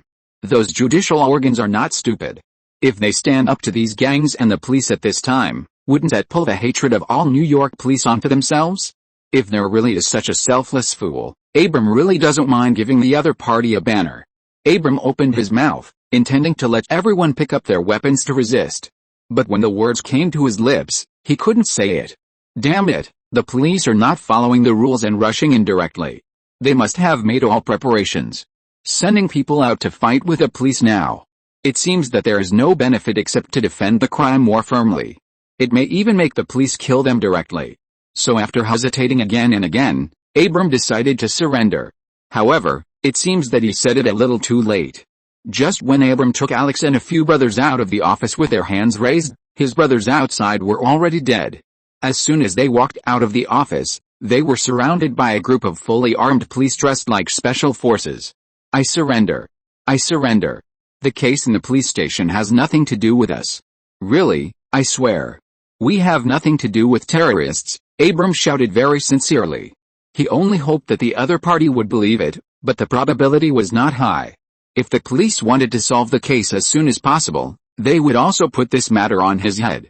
Abram believed that if he were a policeman, he would also put this matter on his head. He had a motive. Vigo was his own brother. He also had the conditions. He had weapons, manpower, and courage. Just as Abram was secretly complaining, the surrounding police separated and Kai came out wearing a police combat vest and a combat helmet. Kai pulled down his mask and looked at Abram. It seems that you are very conscious and know why we are looking for you. Abram looked at the face he had seen in newspapers and on TV and smiled bitterly. Last night's scene was so big that it was hard for me not to know. However, I really didn't expect that you police would come so quickly. Abram did not expect it. Logically, the police should still be worrying about the aftermath at this time. But you told him to meet Kai. Is Kai the kind of person who doesn't fight back when he suffers a loss? Of course not. After beating Vigo so hard that he couldn't bear it and finally could only confess that the attack was most likely done by Abram, he immediately summoned the remaining police in the police station. He didn't waste any words and asked the police directly whether they wanted revenge. Is there any need to ask? Which police can tolerate such a thing? Many police officers stood up immediately. Kai was also resolute and decisive. He called the headquarters directly, and then led people to break into the equipment warehouse of the headquarters ESU, and equip the police of the 15th precinct with his special police equipment inside, and then rushed into Abram's lair without saying a word. In fact, Kai didn't need to be so troublesome. He could put on the war machine and deal with these Russians by himself.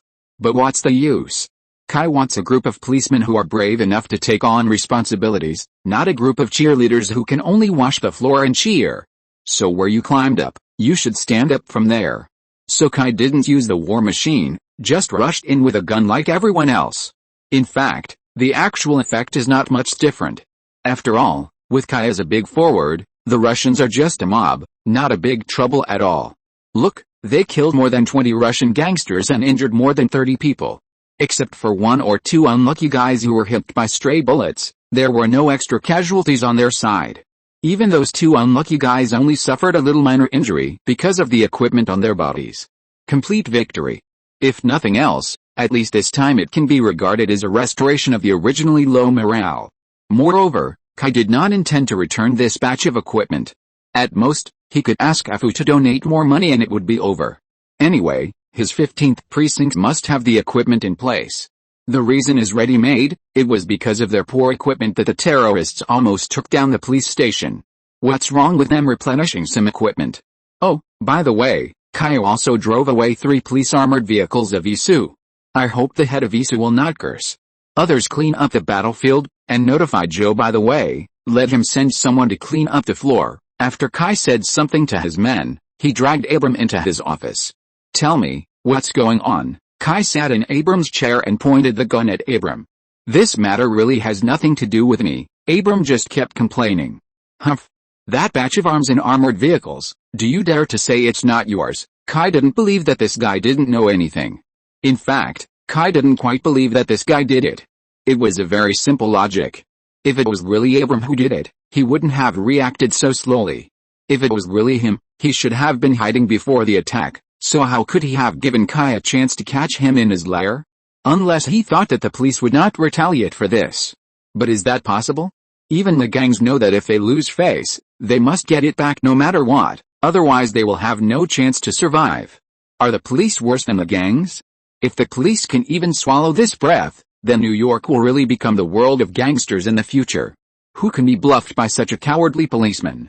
Abram really had no words to say. This batch of goods really belonged to him. That batch of goods is really mine, but those people are not my people.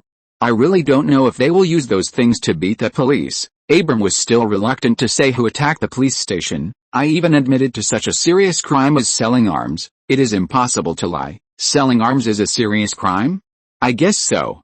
But for a wealthy gangster like Abram, this kind of thing is really hard to say. Going to jail is certain, but how many years is uncertain. There are many ways to get out of jail. So admitting to selling arms is indeed a self-explosion, but that's all. Name. Give me the name. Kai pulled out a pistol and put it on the table. I don't know, Abram said with a bitter face. How could Kai let him go? And Kai, who was angry, didn't have much patience. So Kai picked up the pistol and shot Abram in the thigh. Bang! Ah! Abram's scream was extremely miserable. Of course, he did it on purpose. After all, he was a big boss.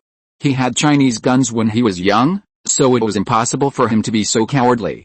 He just wanted to attract other people's attention so that Kai would be cautious. Abram's plan was successful. Soon a policeman kicked open the door and rushed in. Unfortunately, it was only half successful. Seeing someone coming in, Kai waved his hand. Get out. The criminal just grabbed the gun and planned to escape. I controlled him. Those policemen were all from the 15th precinct. It used to be a concentration camp for corrupt policemen, and they had seen all kinds of tricks. The routine of suspects grabbing guns and intending to escape was too common. So a group of people turned around and went out, closing the door. Abram was shocked. Damn, are the police so corrupt now? In fact, it was not Abram's fault. How could he know that these policemen wearing SWAT equipment were all from the 15th precinct? Name. You don't have many chances. I will start with your limbs, and the last shot will be your head. You still have 4 chances, Santino. Santino. It's Santino? Abram knew the situation very well. He could see that Kai was not lying, and he would really do this. This guy clearly didn't care about his life or death, so he wouldn't be stupid enough to carry it. Nothing is more important than life. The high table is scary, but the problem is that Santino can't represent the high table now. So between his own life and Santino, he wisely chose his own life. If you're listening to this novel on a channel other than Fanfic World, it means they downloaded and uploaded it without effort. We cordially invite you to visit our channel, Mundo Fanfic Novelis. There you'll find the original version of this story, and you can explore many other novels of various genres. We're waiting for you to immerse yourself in a world of incredible novels. Chapter 648 Self-Righteous. Santino? When did this new character appear? Kai had no impression of this Santino. As the police chief who had the most contact with gangs in New York, Kai knew the names of almost all the gangs in New York City, but Kai had no impression of this Santino. Who is this? He sounds like a Latin American. Could he be a member of the Latin Kings? The Latin Kings were founded in Humboldt Park, Chicago, Illinois in 1954. It is the largest and most organized Hispanic street gang in the United States, and is known as the most brutal gang in Chicago. Initially, the Latin Kings were seen as a Latino progressive movement to help immigrant families overcome racial discrimination, but slowly, it gradually evolved into a criminal gang with influence in most of the United States. Extortion, robbery, drug trafficking, murder. Today's Latin Kings have established more than 160 branches in 31 states and 158 cities across the United States. Unlike other gangs, the Latin Kings have a unique operating model. They integrate strict discipline, strong revolutionary desires and self-created religious ideas into daily gang friendships, thus successfully attracting a group of children who live in slums and have lost hope in life. Even in New York, the Latin Kings are very powerful. However, compared to those extreme gangs, the Latin Kings, which are composed of Hispanics, are relatively peaceful. Of course, this is relative, and they are not much better in reality, but the Latin Kings do not show any signs of becoming terrorists. No. Santino is not a member of the Latin Kings, Abram said with a strange expression. For the 12 heads of the high table, loose, young and tasteless gangs like the Latin Kings are objects of their contempt, and it is impossible to have any relationship with them. The Latin Kings are composed of some marginalized people in society, and the Camorra family.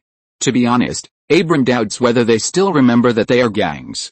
The people of this family always like to dress themselves up like the upper class, even like aristocrats.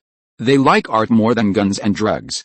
In short, this is a family that Abram thinks likes to pretend. Among them, Santino is the best. He is like a second-generation aristocrat. Willful, irritable, ambitious but lacks the corresponding means. Who is he? He came to Italy, and is the second son of a gangster family. When Abram provided Santino's information, he tried his best to avoid talking about confidential information such as the high table. However, he still roughly explained Santino's situation. He found me and wanted to buy a batch of arms from me at a price that was hard to refuse. I didn't want to deal with him at first, but I thought that I had a lot of business dealings with his family, so I sold it to him to give him face.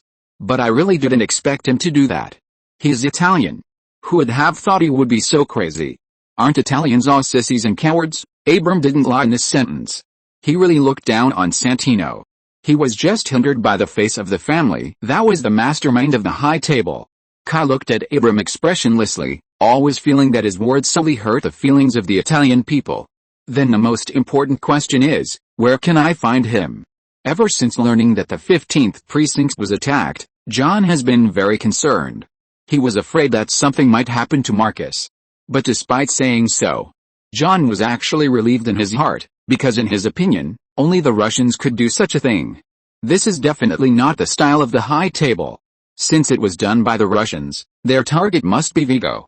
In John's opinion, the risk that Marcus will encounter is much smaller. Although the Russians are likely to kill Marcus along the way, John believes in Marcus's ability. It should be no problem to save his life. So after Kai left, he immediately felt the vicinity of the 15th precinct to see if there was a chance to rescue Marcus. But as the details of the attack were revealed, John was dumbfounded. What's going on? What the hell are the Russians doing? The real Vigo is still being held in the police station, but Marcus was arrested. Are these Russians doing things so nonsensically? Just when John was in a mess, his cell phone was dialed. This is his secret number. Very few people know this number. So far, only 2 people know it. Winston and Marcus. John answered the phone immediately. He was afraid that it was Marcus who called. But he was disappointed. It was Winston. John, trouble. John didn't say anything, waiting quietly for the next words. I think I know who took Marcus away. Who? Santino? Santino? John didn't expect to hear this name. To be honest, he almost forgot Santino. The last time they met was 3 years ago. He originally thought that he would not hear this name for a long time. Why did he arrest Marcus? John certainly remembered the agreement with Santino, but he just didn't think about that for a while. So he didn't understand why Santino would arrest Marcus. Winston was actually also confused.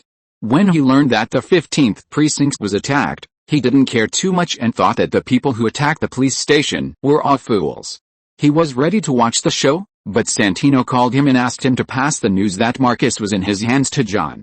Winston was going crazy. He knew that Santino wanted to find John and let John be used as a knife to deal with his sister, but he never thought that Santino would find John in this way and attack the police station directly. Damn, is this the logic of a normal person? There are many ways to find John, why use this most thankless method? The police just haven't figured out what role the High Table played in this matter, but it doesn't mean that the police will never know. You have to know that this is the United States. Attacking the police is already terrorism. The FBI, the Department of Homeland Security, the National Security Agency, etc., these agencies will go crazy to find the real culprit. This is no longer a matter for a law enforcement department, but it is related to the entire United States. It has only been a short time since 9/11, and the United States is now absolutely merciless to terrorism. In other words, Santino, that idiot, actually provoked the entire US government. No matter how awesome the High Table is, it is impossible to confront an entire country. Normally, the High Table would do some small things and kill a few people, and the US government would just ignore it. But what the hell, if the High Table was related to terrorism, the High Table would be wiped out all over the world in a minute. You have to know that the core territories of the 12 families of the High Table's 12 masters are all scattered in NATO countries.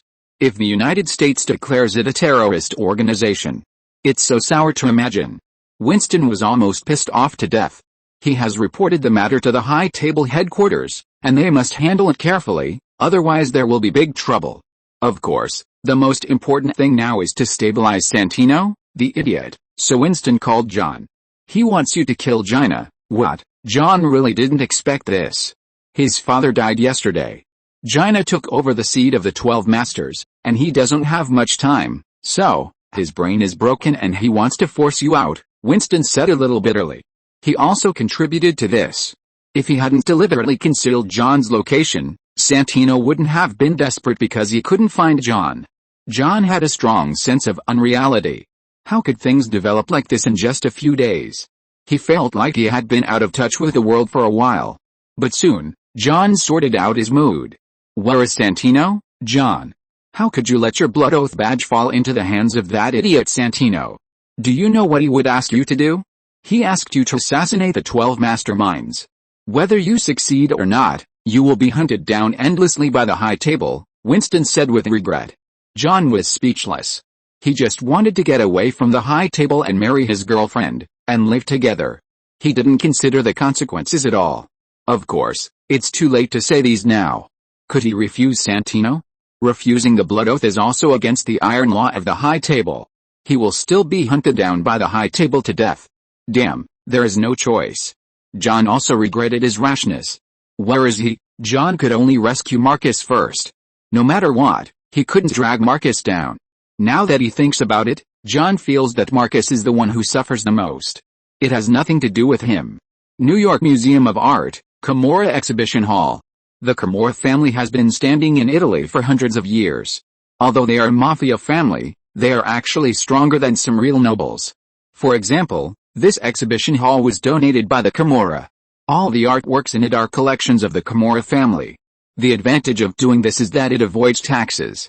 In Western countries, artworks used for exhibitions are not taxed. Although they are donated, the ownership of these artworks still belongs to the Camorra family.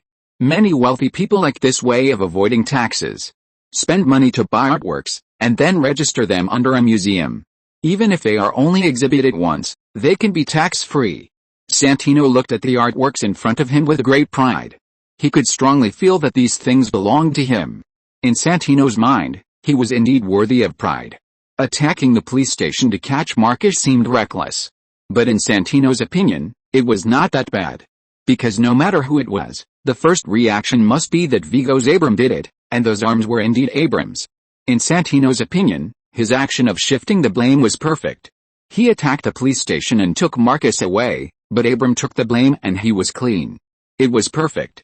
But little did he know that his actions, in the eyes of those who really cared, were as clumsy as the tricks of a 3-year-old child.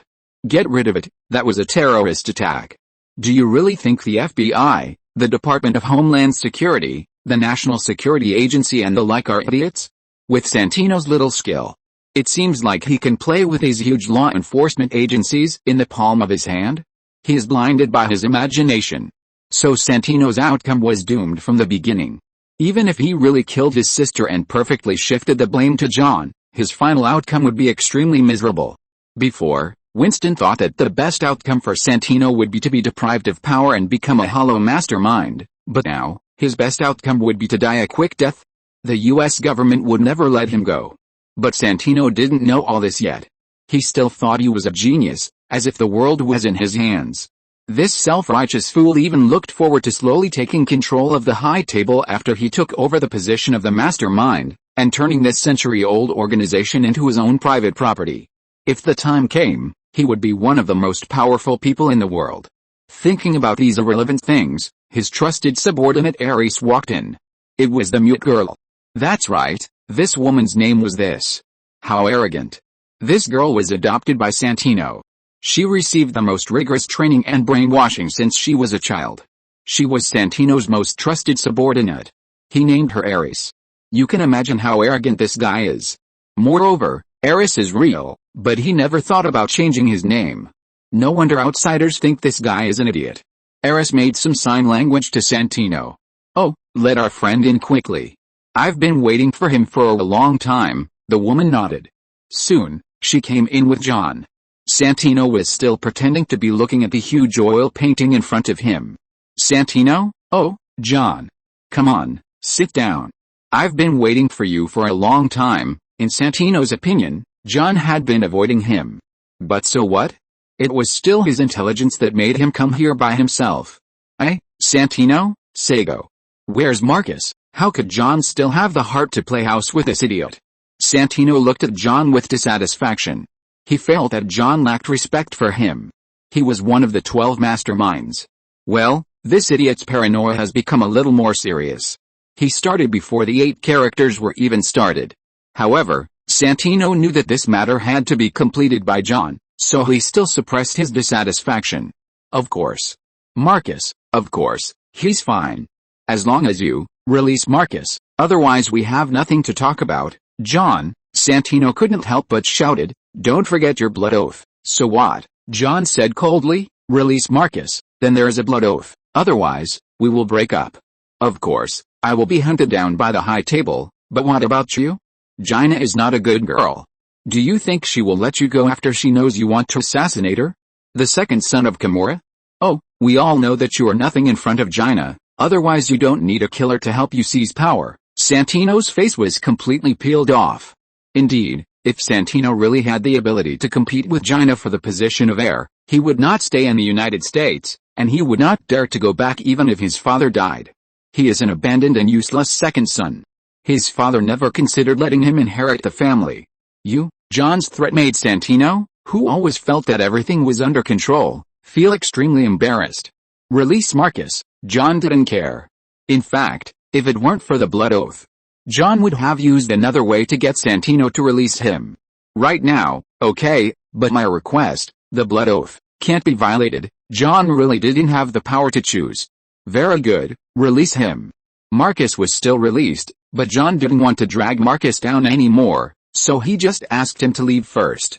Although Marcus felt it was inappropriate, his current condition was not very good.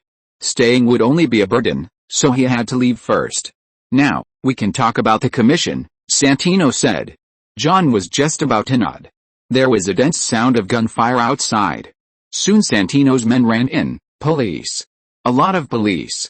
They shot and killed directly. John was stunned, and then looked at Santino. He found that he didn't seem to need to fulfill any blood oath. After all, the owner of the blood oath seemed to be dying. Santino's face turned pale. He was not really stupid, but he was a little confused about the situation and thought too highly of himself. But he knew very well what the crime of attacking the police station was. Now that the police station has found him so quickly, why is there any need to talk about it? It's you? John, you betrayed me. John quickly waved his hands. I didn't, don't say anything. Chapter 649, Surprise. But no matter how stupid Santino was, he knew that now was not the time to talk about this. He knew what he had done. Once he was caught by the police, let alone inheriting the family business, it would be his sister and his sister-in-law who would not kill him to silence him. But the question was, would his sister really be sister-in-law? Of course not.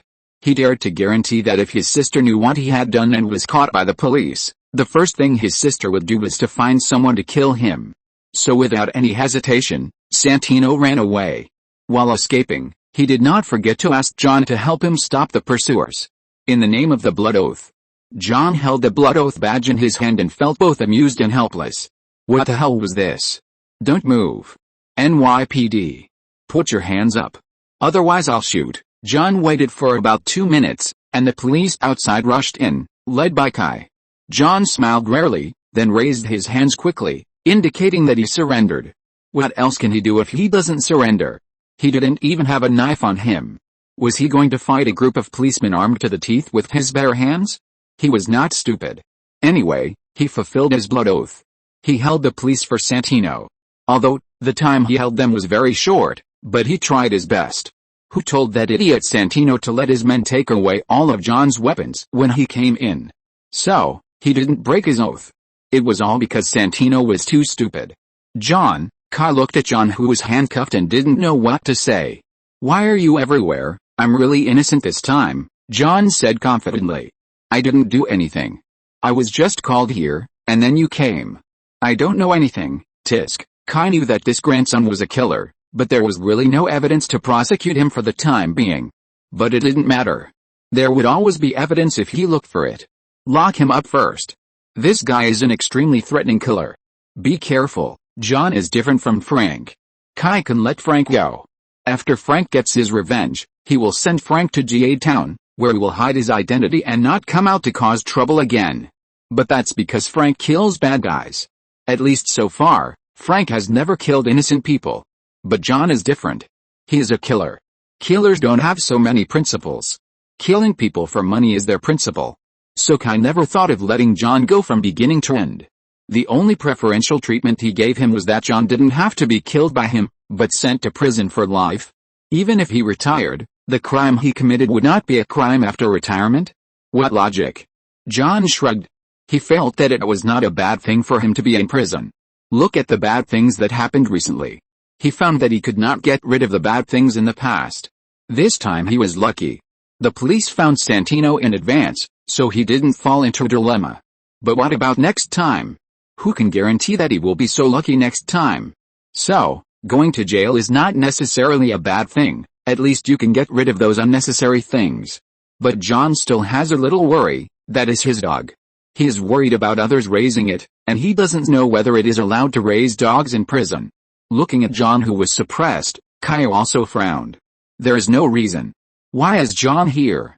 In addition to knowing that John is a killer, Kai also knows that he works for a mysterious organization, and the Continental Hotel is the base of that mysterious organization. Santino is related to that mysterious organization? Forget it, catch that kid first. Santino ran desperately. His men and confidant Ares followed him. The Camorra Exhibition Hall does not refer to a single building. On the contrary, the Camorra Exhibition Hall is very large, and there are several exhibition halls. It is a building completely independent of the New York Museum of Art, so it has an independent underground parking lot. At the same time, there is a special secret passage on the lower level of the parking lot. This secret passage was converted from an abandoned subway passage. It is connected in all directions and is very convenient for escape. He used this secret passage to escape the police's search. But this is not the end. On the contrary, it is the beginning of trouble. He was panicking, but he had to stay calm. He was thinking of a way. And he had to think of a way, otherwise, he would die miserably. Damn, how did he think of attacking the police station in the first place? What a mistake. But at this moment, countless gunshots suddenly rang out around.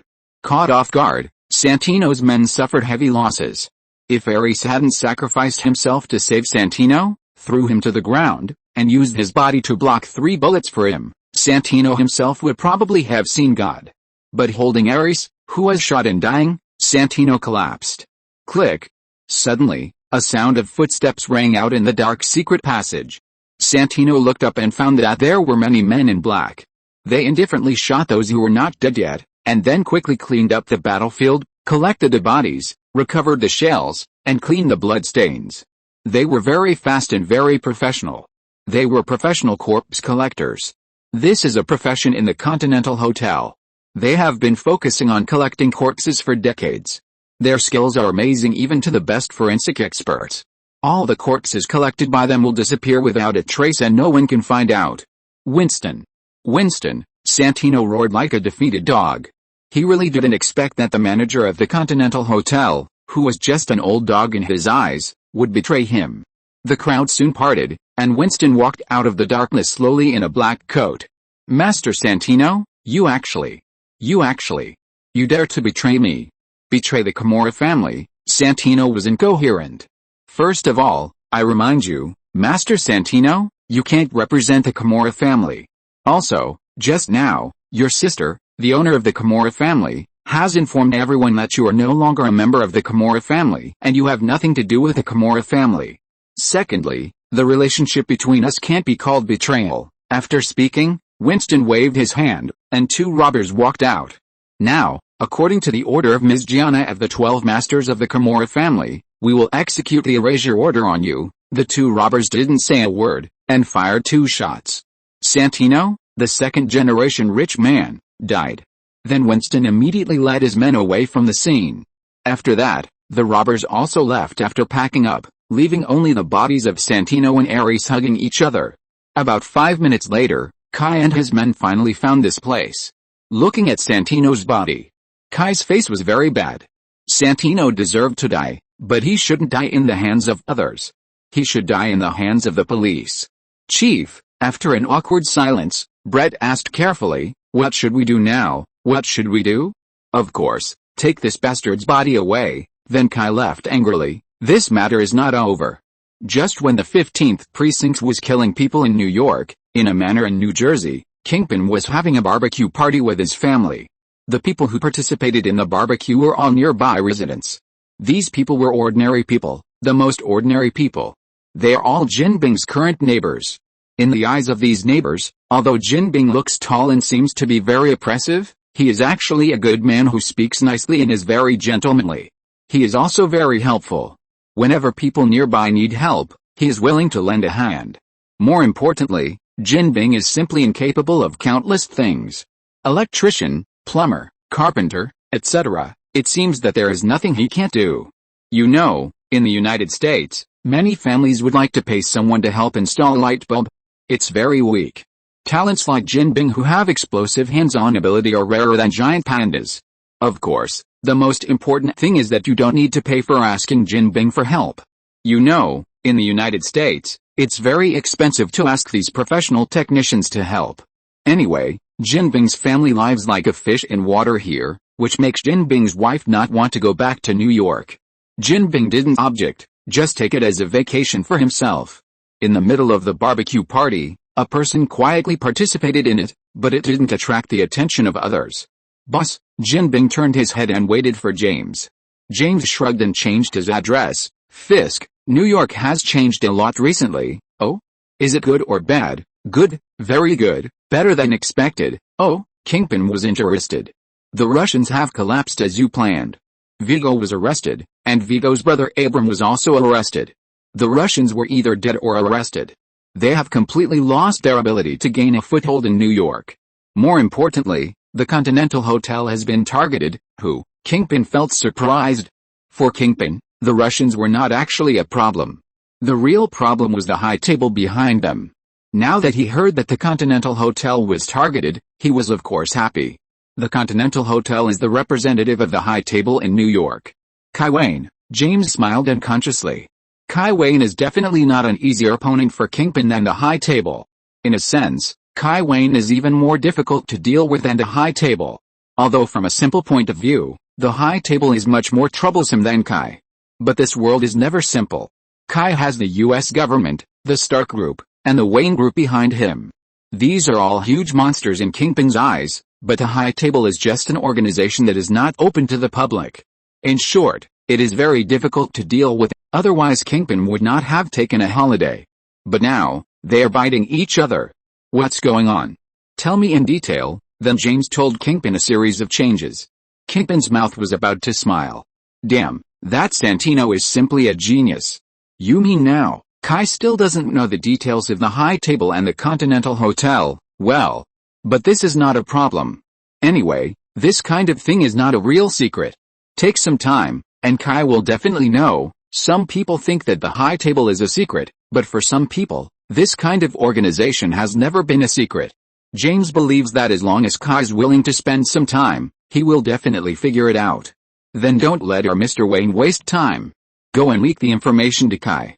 I really want to see what Mr. Wayne will do after knowing all this, Kingpin said with a smile. Then he picked up a piece of grilled steak and put it on James' plate. Kai returned to the police station with a sour face, and the police officers who were originally planning to cheer had to restrain their excitement. When Kai slammed the door of the office, the long-suppressed cheers immediately resounded throughout the police station. There was no way. The 15th precinct was really awesome today. This was almost the most proud day for the 15th precinct since its establishment. They broke into the headquarters directly, grabbed the best equipment from the ESA armory, and then rushed into Hell's Kitchen. Under the noses of all the gangs in Hell's Kitchen, they directly knocked down the Russians and arrested their boss, then turned around and rushed into the New York Museum of Art and arrested the mastermind of the attack. Although Santino died, he died at the hands of others. But all the police officers subconsciously ignored this fact. When you are happy like this, don't mention such unhappy things. Anyway, the feeling of being reckless today is just too cool. They had obviously done something so excessive that they went to the headquarters to steal equipment, and they stole the equipment of the most elite SWAT in New York, and then without any search warrant, they directly broke into the gang's lair, and then they went even further, directly crossed the district and broke into the New York Museum. That place is not the jurisdiction of the 15th precinct. And without any authorization. But what was the result? No one came to trouble them. Everyone took it for granted. Although this was a blatant violation, it was great. Is there anything more face-saving than this? I believe that after this matter spreads, all the gangs in New York will know the name of the 15th precinct, know how powerful they are, and know how difficult they are to mess with. For a time, the morale of the police officers in the entire police station was bursting. George looked at the cheering crowd and felt relieved. Just now, the director and the chief prosecutor both called him, and the content of the call made George feel like he was dreaming. The tone of the director and the chief prosecutor was unspeakably gentle. They even told George to make up for the report they lost. What report? Of course it was the report of the authorization of the action.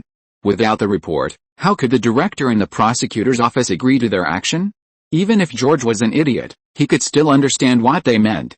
The higher-ups wanted George to fill the last loophole of this action, so that no one would find fault with it. Make the actions of the 15th precinct reasonable and legal. Of course, more importantly, the 15th precinct did a great job. It was a terrorist attack, but it was solved in less than 24 hours. How proud. Before, the FBI, DHS, Department of Homeland Security, and NSA, National Security Agency, were all eager to take over this case. Of course, others had reasons and grounds to take over, and the New York Police Department naturally had nothing to complain about. But, before these agencies really took over, the New York Police Department solved the matter themselves. What is this? It's a shining achievement. Doesn't this just show the ability of the New York police? In this case, let alone Kai just acting privately to rob the headquarters equipment, even if Kai robbed the mayor's wife, they would still support him. Chapter 650, Call the Police. Things have developed to this point, and for most people, they are already very satisfied. After all, the mastermind has been caught. As for the deep reasons why the mastermind launched the terrorist attack, that is not the business of the New York police. After all, the meat has been eaten, so at least leave some soup for others. The next thing will be taken over by the FBI and other agencies. As for whether they can find out anything, that is not the New York police's concern. But for Kai, this matter is obviously not so easy to get over. He is still unhappy that someone killed people to silence them. But it was such a coincidence that Kai found KK the next day and wanted to inquire about the news. Unexpectedly, he really found out something. Although he spent $300,000 on informants, he still learned that the person who silenced Santino that day came to the Continental Hotel. As for more things, KK was unwilling to disclose. According to KK, even if Kai gave him more money, he would not give more information, because he had money but no life to spend. Kai didn't believe it at first, and really beat KK, but this guy actually insisted on not saying anything. There was nothing he could do, so Kai naturally wouldn't ask again. But Kai is cheating. So he used magic to hypnotize him, and KK threw away everything in one go. Thus, the dark world of Continental Hotel plus High Table unfolded in front of Kai. However, Kai, who was eager to know the truth, did not continue to ask.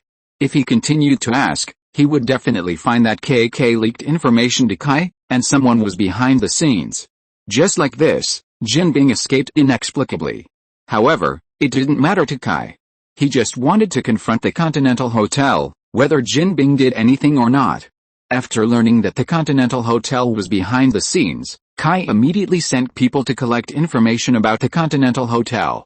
In fact, this matter has been done since Kai found out that John hid in the Continental Hotel. It's just that it has to be done in more detail now. While Kai was preparing for the Continental Hotel, Frank was not idle either. He did promise Kai that he would not come out to make trouble for the time being, but he always had a doubt in his heart, that is, how he was caught that day. He didn't have any doubts about the fact that he was caught that day, because he was indeed distracted that day, and when he came back to his senses and looked up, he found dozens of guns pointed at him. It would be strange if he wasn't caught. He had nothing to hide about it. The scene touched his heart and he recalled the past. Facing the place where his wife and children died tragically, this man with a will of steel could not remain vigilant. He just wondered how he was found. Frank was not bragging. He knew very well how good his entire reconnaissance ability was. In a complex environment like the city, as long as he didn't want to be found, it would be very, very difficult to find him. But this gang found him so easily. He went to the park on impulse that day. Even Kai didn't know he would go to the park. Well, Frank did doubt Kai. Don't think that Kai saved Frank, so Frank will definitely trust him 100%. The most obvious thing can explain everything, that is, Kai still doesn't know the address of any of Frank's safe houses. But suspicion is suspicion, but Frank still ruled out Kai. The reason is simple, motive. If Kai did this, where did the motive come from? Without motive, what's the point? Since it's not Kai, who is it? This puzzled Frank. However, Frank is not a real detective, so he will not use his weak investigation ability to solve this problem. What he is really good at is his hands-on ability. Just go find those who arrested him. There were dozens of people who arrested him that day, but there were not so many people in the warehouse. Those people in the warehouse were all dead. Kai did not kill many people. Except for a few people who tortured Frank in the warehouse, Kai did not touch the people outside. Those people were all killed by John. Even the collection of bodies was done by the professional service of the Continental Hotel that John hired with the gold coins. But there were indeed fish that slipped through the net. So Frank found those guys. This time Frank learned his lesson. He did not make a big scene, but quietly entered the village and shot. He found those gang members one by one. As a result, Kai really had no reaction. Even if Frank took the initiative to report to Kai, he killed people, and killed gangsters. Kai just asked calmly, "Are there any bodies left, any witnesses, and any traces left?" After getting a negative answer, Kai gave a very calm "Oh, I killed someone, big man." Frank was confused. But Kai hung up the phone directly. He was too lazy to explain to him. They were just gang members. Even if Frank didn't do anything, they could kill themselves. There are really too many gang members who disappear inexplicably every year. Does Kai have to care about them? These scums deserve to die. At this time, Frank probably understood Kai's style. In the eyes of many white leftists, he was undoubtedly a scum, but the problem was that Frank was not a white leftist. He liked it. As long as there are no witnesses, no blood, and no corpses, then the world will be peaceful. Got it? This is not difficult, just a little troublesome. Then the people in the Irish gang disappeared one after another. The rest of the people were not fools. They could naturally guess that Frank was hunting them again. So they showed their magical powers to save their lives. But it was useless. People still disappeared one after another. Finally, one guy couldn't stand it, and he chose to call the police.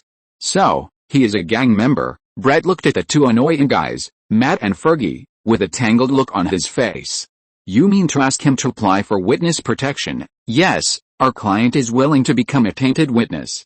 He is willing to confess all the criminal information of the Irish gang and is willing to testify against all the relevant persons.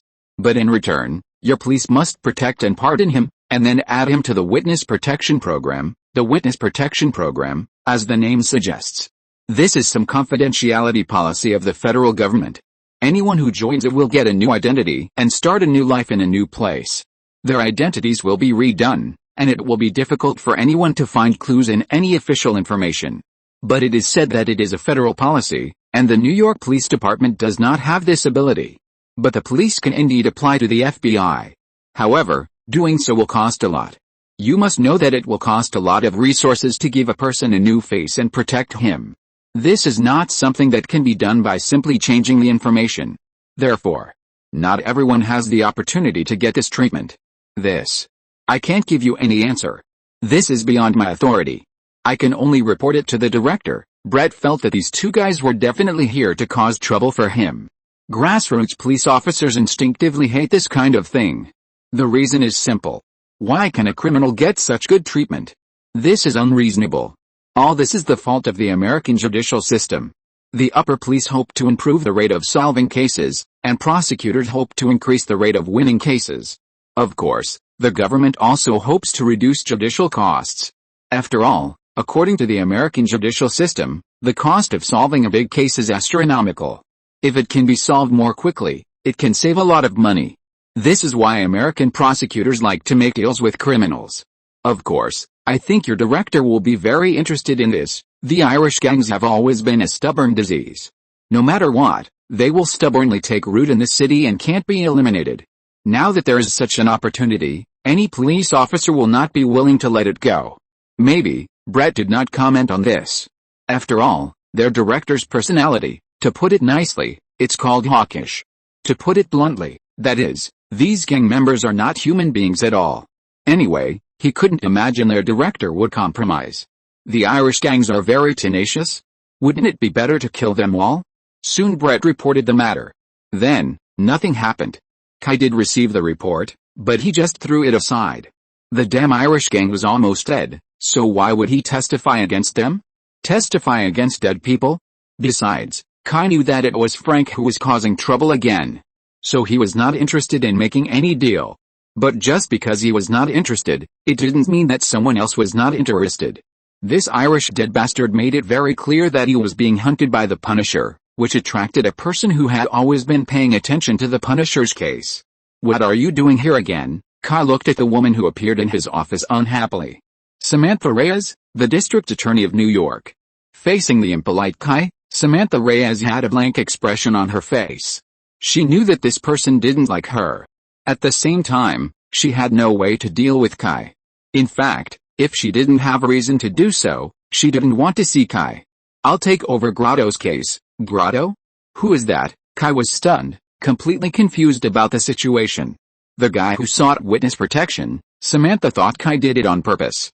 Oh, Kai was not that bored. He really forgot the name of the Irish gangster because he didn't pay attention to Brett's file at all. Kai flipped through the file sent before and saw the Grotto information. Tisk. It's because of the Punisher again. Kai raised his head and looked at Samantha with interest. Can you tell me why you have to chase the Punisher? I really want to know your motive for doing this. Samantha's eyes turned cold, but her face did not change at all. I also want to know why you are so permissive of the Punisher, because the Punisher kills scum. Scum is dead. It's dead. It's that simple, Kai said bluntly. Anyway, he has always been this style. It's not difficult to check. But he is a criminal. Those people are also human beings. Only the law can punish them. Samantha said righteously. Kai looked at Samantha in front of him and smiled. It seems to be a personal grudge. What do you mean? Samantha's heart skipped a beat, and she couldn't even keep her composure on her face. What do you mean? Haha, come on. How many prosecutors who can climb to your position are idiots?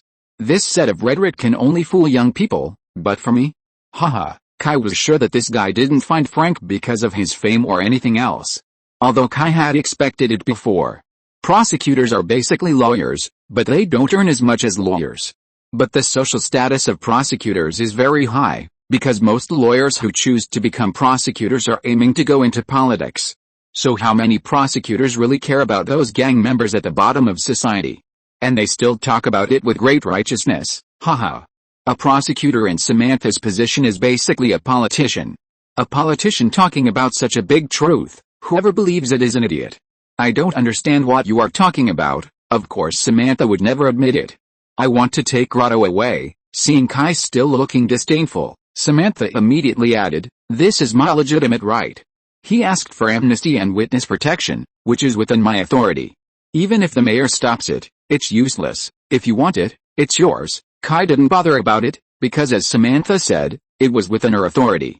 However, I need to back up anything he confesses, and my people will participate in the interrogation, okay? Goodbye. Samantha didn't expect Kai to be so straightforward. Although Samantha didn't want to agree to these conditions, this is the best result. Watching Samantha fleeing from here, Kai squinted his eyes and thought for a while. He picked up the phone. He needed to check some things. Matt cares about Grotto's matter very much. He thinks Grotto is truly repentant. In Matt's opinion, defeating a villain is far less important than making a villain look back. What's more, this matter involves the Punisher. Although Matt and the Punisher are both vigilantes, their three views are extremely opposite. He thinks the Punisher is wrong. He can't punish a person on behalf of the law. No one is above the law. This kind of person is very cute. That's why Kai will help him. Maybe Kai doesn't like or even agree with Matt, but he will definitely respect him. A saint. This kind of person may be annoying, but society must have it. They are the bottom line of society. Without this kind of person, this society would be full of hostility. Of course, this is also why Kai only provides help and has never thought of teaming up with Matt. The three views are not in harmony. It's okay to cooperate in normal times, but being teammates? It's still a farewell. Look, Matt's illness has relapsed. He's extremely dissatisfied with Kai's behavior of ignoring Grotto's life, and he probably guessed Kai's thoughts. Isn't it just that all the Irish gangs are dead, and Grotto has no value at all? So he doesn't bother to care about Grotto's life or death. But this is wrong. Matt wants to find Kai to argue. But before he can find Kai, Samantha appears, and she wants to take Grotto away. Matt and Fergie will follow up, of course. This is their client, they must be responsible for him. So Kai escaped the lecture. People like Matt are annoying, understand? He lectures you, can you say he is wrong? Yes, absolutely right. It's annoying because he is too damn right. You are embarrassed to hide him. It's very troublesome. End of this chapter. Thank you very much for reaching the end. Don't forget to like. Looking for more exclusive content and immediate access? Subscribe to our Patreon. Remember, every like, subscription, or donation encourages us to continue. Thanks to everyone. See you in the next video.